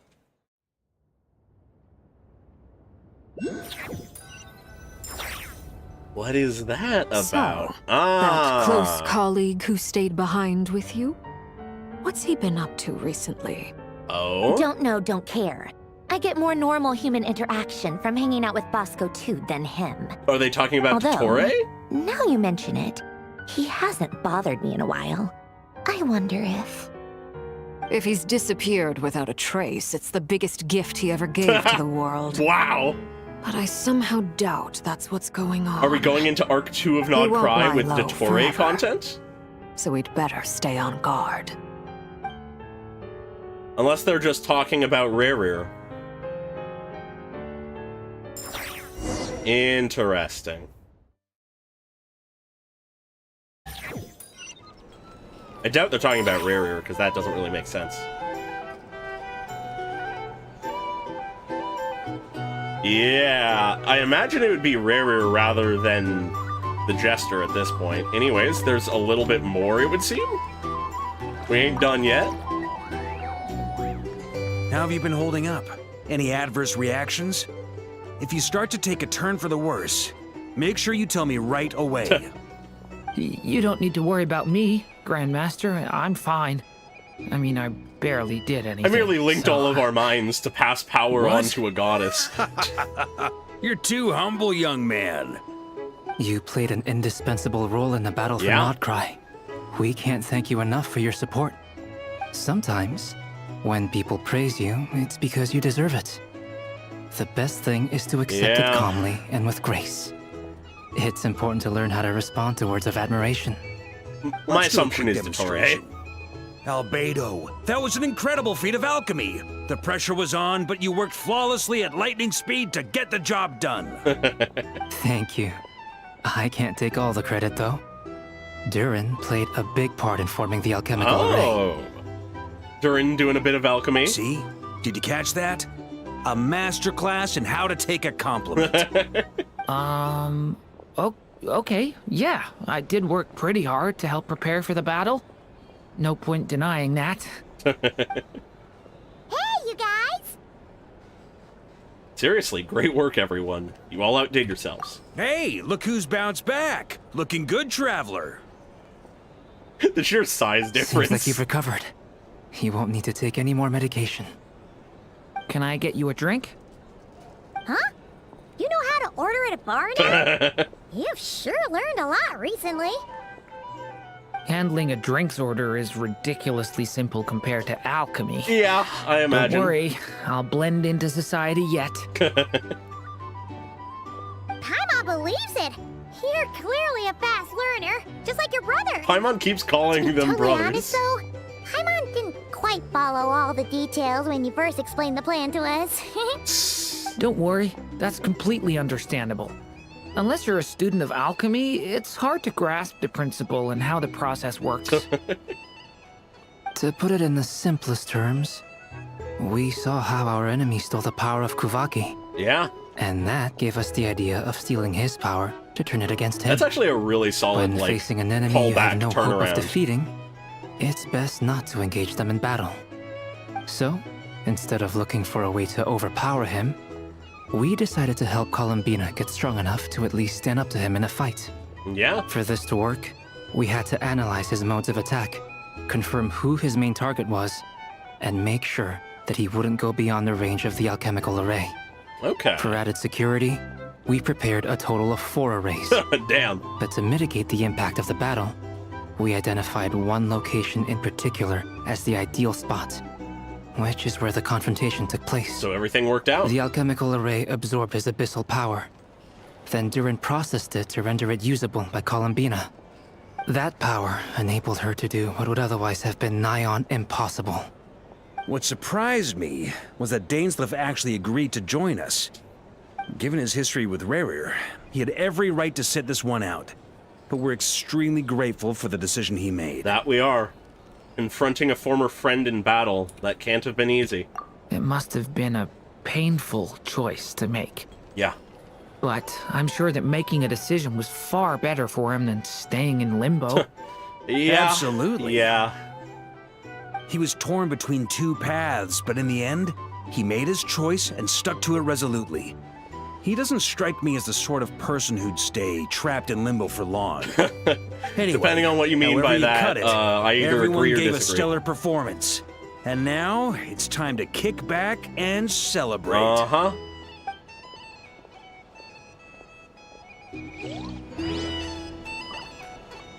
Alright. What even is the quest we're doing right now? Technically still Act 4. Okay.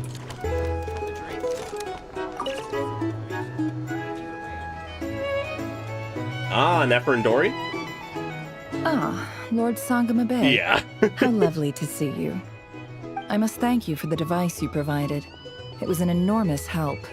Would I be right in thinking that it was developed by the Academia? Technically, yeah. Ask me when you clearly know already. I mostly came to thank you. That's more like it. A little gratitude goes a long way with Lord Sangama Bay. Play your cards right, and you might even stand a chance of becoming my long-term supplier.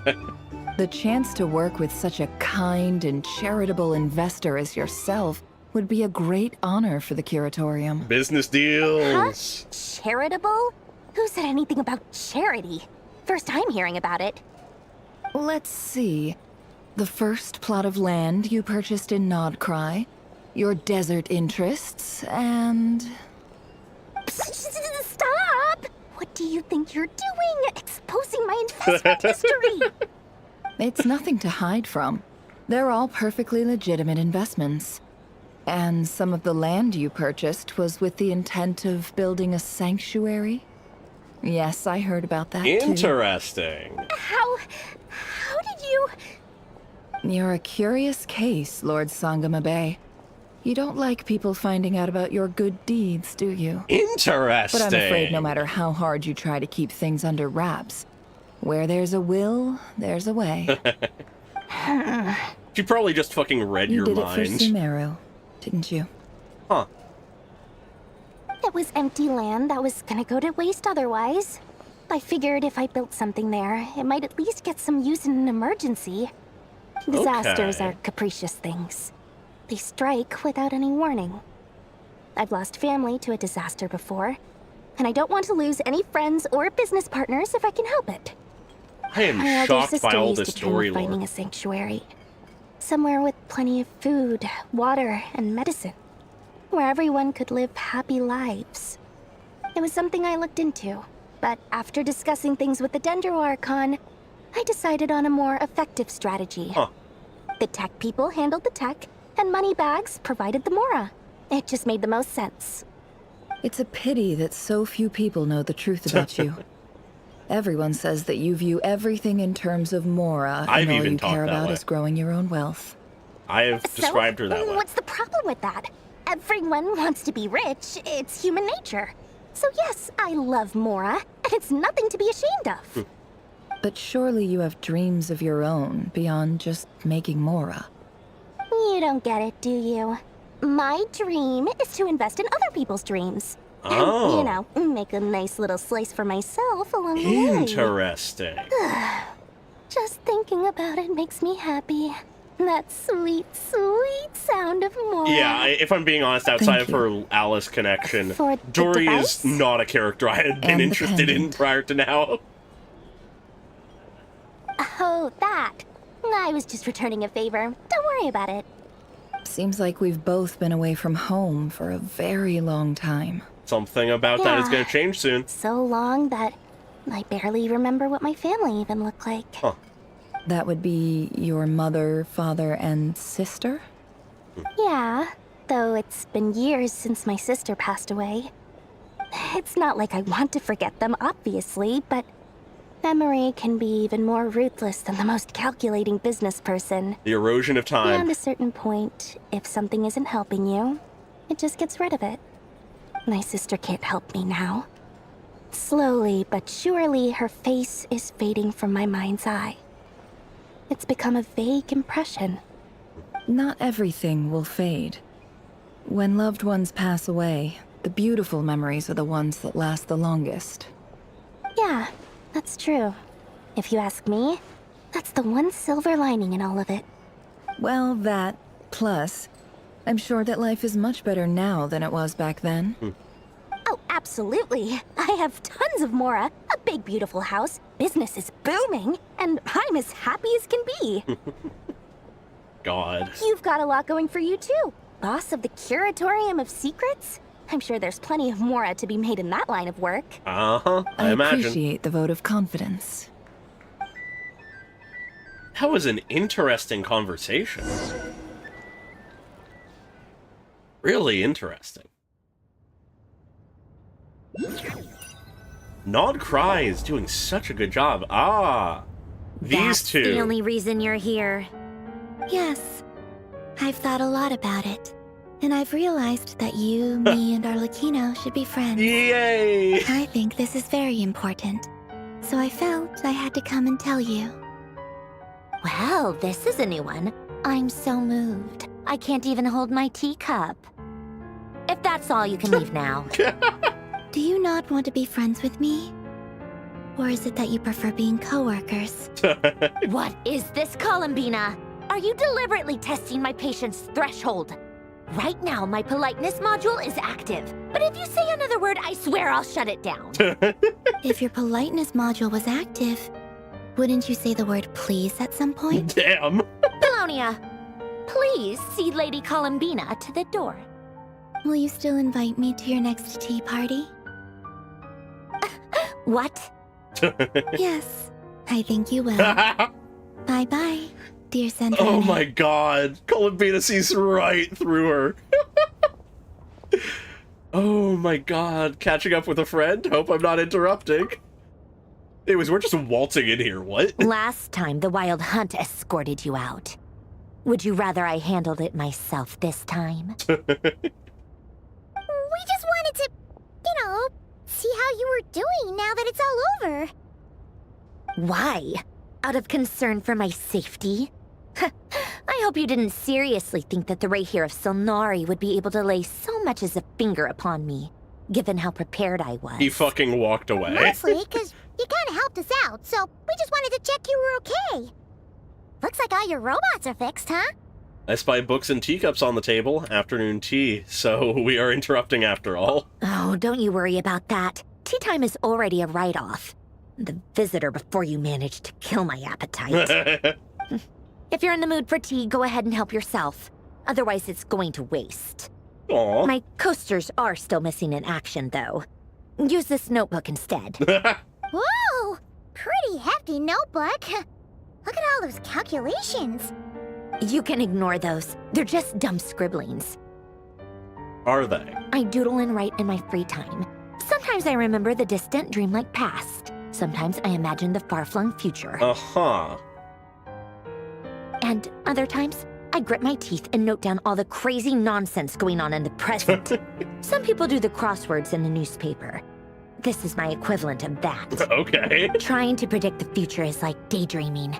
And writing about the present just makes me furious. The past is my favorite. Oh. If nothing else, it's already set in stone, so I don't have to rack my brains trying to figure it all out. Not that simple for some of the past. History is weird. Having said that, the only vaguely interesting memory in my past is probably that guy they call Lord Artificer. Lord Artificer? You mean Elaine Guillotine? Who else? Pretty much all the mecha and Fontaine are his personal handiwork. I didn't expect sudden Sandrone lore. Wait, are you saying you know him? Like, personally? As a friend? Or a creator? I mean, I guess we were friendly enough. So you've actually met him, but he lived hundreds of years ago. Yep. In fact, I'm probably the only normal person left who knew him at all. Normal in quotes. We used to chat occasionally back when he was still around. Before he passed away, he asked me to destroy all his manuscripts. Oh, okay. I honored his request, but I did read through everything first before destroying them. So they live on through her. I mean, I couldn't let the genius of Lord Artificer Alain Guillotin disappear like that. Would have been such a waste. So she actually, there's someone she actually That's where respects. the formulas in your notebook are from? I just told you. Those are my equivalent of crossword puzzles. They're just dumb formulas that I solve for fun when I'm bored. Fucking ancient inventor Alain's work manuscripts was like just handed over epic to us, poetry. basically. The formulas in my notebook are just silly little riddles in comparison. Wow. Not that there's anything Not making bad herself about out to them. be the best. I mean, at least solving those riddles isn't going to hurt anyone. Except me, because I lose a few brain cells in the process. Anyway, while we're on the topic, I might as well tell you about what happened to him and his friends. Okay. Alain Guillotin had two close buddies, Renee and Jacob. They spent their childhood years together in the Narzissenkreuz Institute. Wild that we're getting quite into this. competitive, so there was some rivalry between them, but it was a friendly rivalry. But beneath the friendship and the rivalry ran something deeper, a sense of nostalgia for the past. Unfortunately, childhood would end, the prophecy would come true, the apocalypse would arrive, and the future would never be.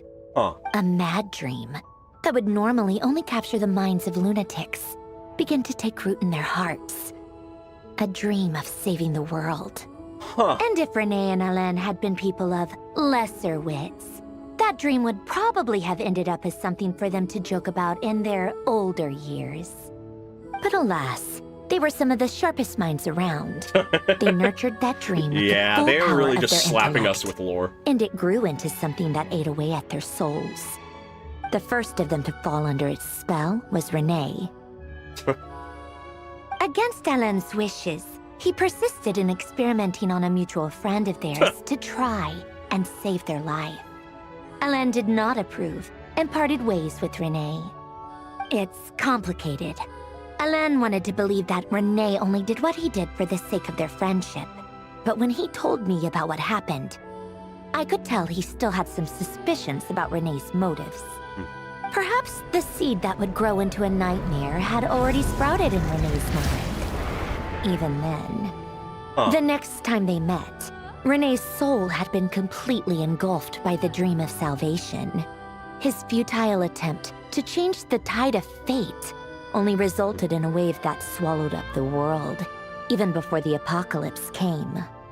And although that wave died down eventually, I hear that it just recently came back with a vengeance. As I understand, Renee wanted to live out his dream of salvation once more. But I'm told that the attempted resurgence finally died out. I wonder for how good. that happened. At long last, Renee awoke from his deluded dream. Though of course by then it was far too late. What do you think of Renee? Do you admire his transcendent genius? His view that any price was worth paying to achieve the lofty goal of saving the world? Or do you despise him? Dismiss him as an evil madman who wrought havoc on the lives of everyone around him as he pursued his delusional dream? Same difference, really. Just a matter of perspective. I don't know. What a cop-out. Fair. But I suspect you'd have a more incisive and insightful answer if we dug into it further. What about you? What's your take on Renee? I don't like fanatics who give up their whole lives for their ideology. Nor do I like fools who let their delusions take control. Maybe Yeah, I could nothing is that understand if simple. Renee had just been an ordinary person. But he had a sage-like intellect. And still managed to get himself lost in the labyrinth of his own desires. Yeah. What I'd say is I understand Anyway, him, that's enough not about that I Renee. admire him. Now, moving on to Alain Guillotin, the Lord Artificer. He managed to put a stop to the first storm whipped up by Renee. But after that, Alain lost his friends and family. To Yeah. his credit, I suppose, the loss of his family and friends was purely a tragic accident. It's not like Alain sacrificed them for his cause or anything. After that, the only thing supporting his work was the same dream that had dragged his closest friend down to the abyss. But although the desire to save Fontaine drove him to found the Fontaine Research Institute, Alain continued to reject any form of transcendental knowledge or power. Yeah. He was suspicious and fearful of it, having seen the way it had affected his closest friend. I think that formulas and machines derived solely from human intellect were the only thing that gave him a sense of spiritual comfort. Yet Alain's intellect was simply too great. It barely left him space to breathe in his lifetime. Once he realized that the end of his life was approaching, he finally accepted the truth. The Nazissenkreuz Institute needed someone, and a human being, to see its story through to the end. Okay. He quit working on his formulas, trading them in for the fairy tales that had played such a formative role in his childhood, but which he barely touched in his adult life. He told me that she's the just director telling of us the all this. Nazissenkreuz Institute used to read those fairy tales to the children as bedtime stories. Apparently, they worked wonders at sending kids off to sleep. I think that all he wanted at that time in his life was to be able to sleep deeply without being plagued by depression. By that point, nothing else really mattered. Fair, fair. At the very end, he laid down to rest in the ruins of the former Nazissenkreuz Institute orphanage, while the Fontaine Research Institute he had founded continued tirelessly with its work. Many years after that, tensions over competing dreams would once again cause a rift, this time between members of the Fontaine Research Institute. But the actions of those fools had nothing at all to do with Alain. And that is the story of two people from the Nazissenkreuz Institute who both wanted to save the world. And why are you telling us One this? went all in on his fantasy of salvation without ever looking back, and ended up calmly sinking to the bottom of the deepest sea. The other sought desperately to burn bright in his life, even though he wasn't sure where he was going. I do sometimes wonder, why is it that people like them have such grand hopes of saving the world? Even the grandest tree starts as a tiny seed. So perhaps, for each of them, their mission to save the world began with a very simple desire: to save themselves. Interesting They were young children idea. with friends and family who mattered to them, desires to explore the meaning of life, ambitions to have a successful career. They didn't want to see all of that taken away in one fell swoop. I mean, yeah. Or maybe they just wanted to find something to anchor themselves within the chaos, to stop them getting quietly swept away by the storms of life. But instead, the search for their own salvation took them down the rocky road laid out by fate. Do you think the desire to save oneself is enough of a justification to try and save the world? I mean, yeah, it's enough. I think anything is enough to try to save the world as a justification. The way you said that sounded just like Alain. I asked him the same question back when he was in his prime, putting all of his energy into his work. He gave the exact same answer as you did. No elaboration, just a quick short answer before getting right back to his work. He was always that way. All right, tea time's over. I owe Arlecchino a favor for telling me these stories. I'll have to bring a whole sack of gifts the next time I visit the House of the Hearth. Interesting. I'm gonna go tinker with Polonia now. You guys can do whatever you want, as long as it doesn't involve interrupting me. She's warming up to us. Polonia, exit hibernation mode. Begin diagnostics. Huh. Didn't expect a whole ass conversation about that. Wild. And that's just the end? Okay. Weird endpoint, but I'm not upset. Not at all. Huh. That was an interesting quest. Huh. I think I'm gonna keep post-quest discussion shorter than last time. Partially just because I got a lot of my thoughts of Act 3 out then, and a lot of them can apply here. But, I mean, I gotta say, it did not disappoint. This did not disappoint at all. Act 4 was so good. Just about as good as Act 3, I'd say. If not better. Yeah, I am so intrigued by Rare as a character, and I really do hope we see more of him.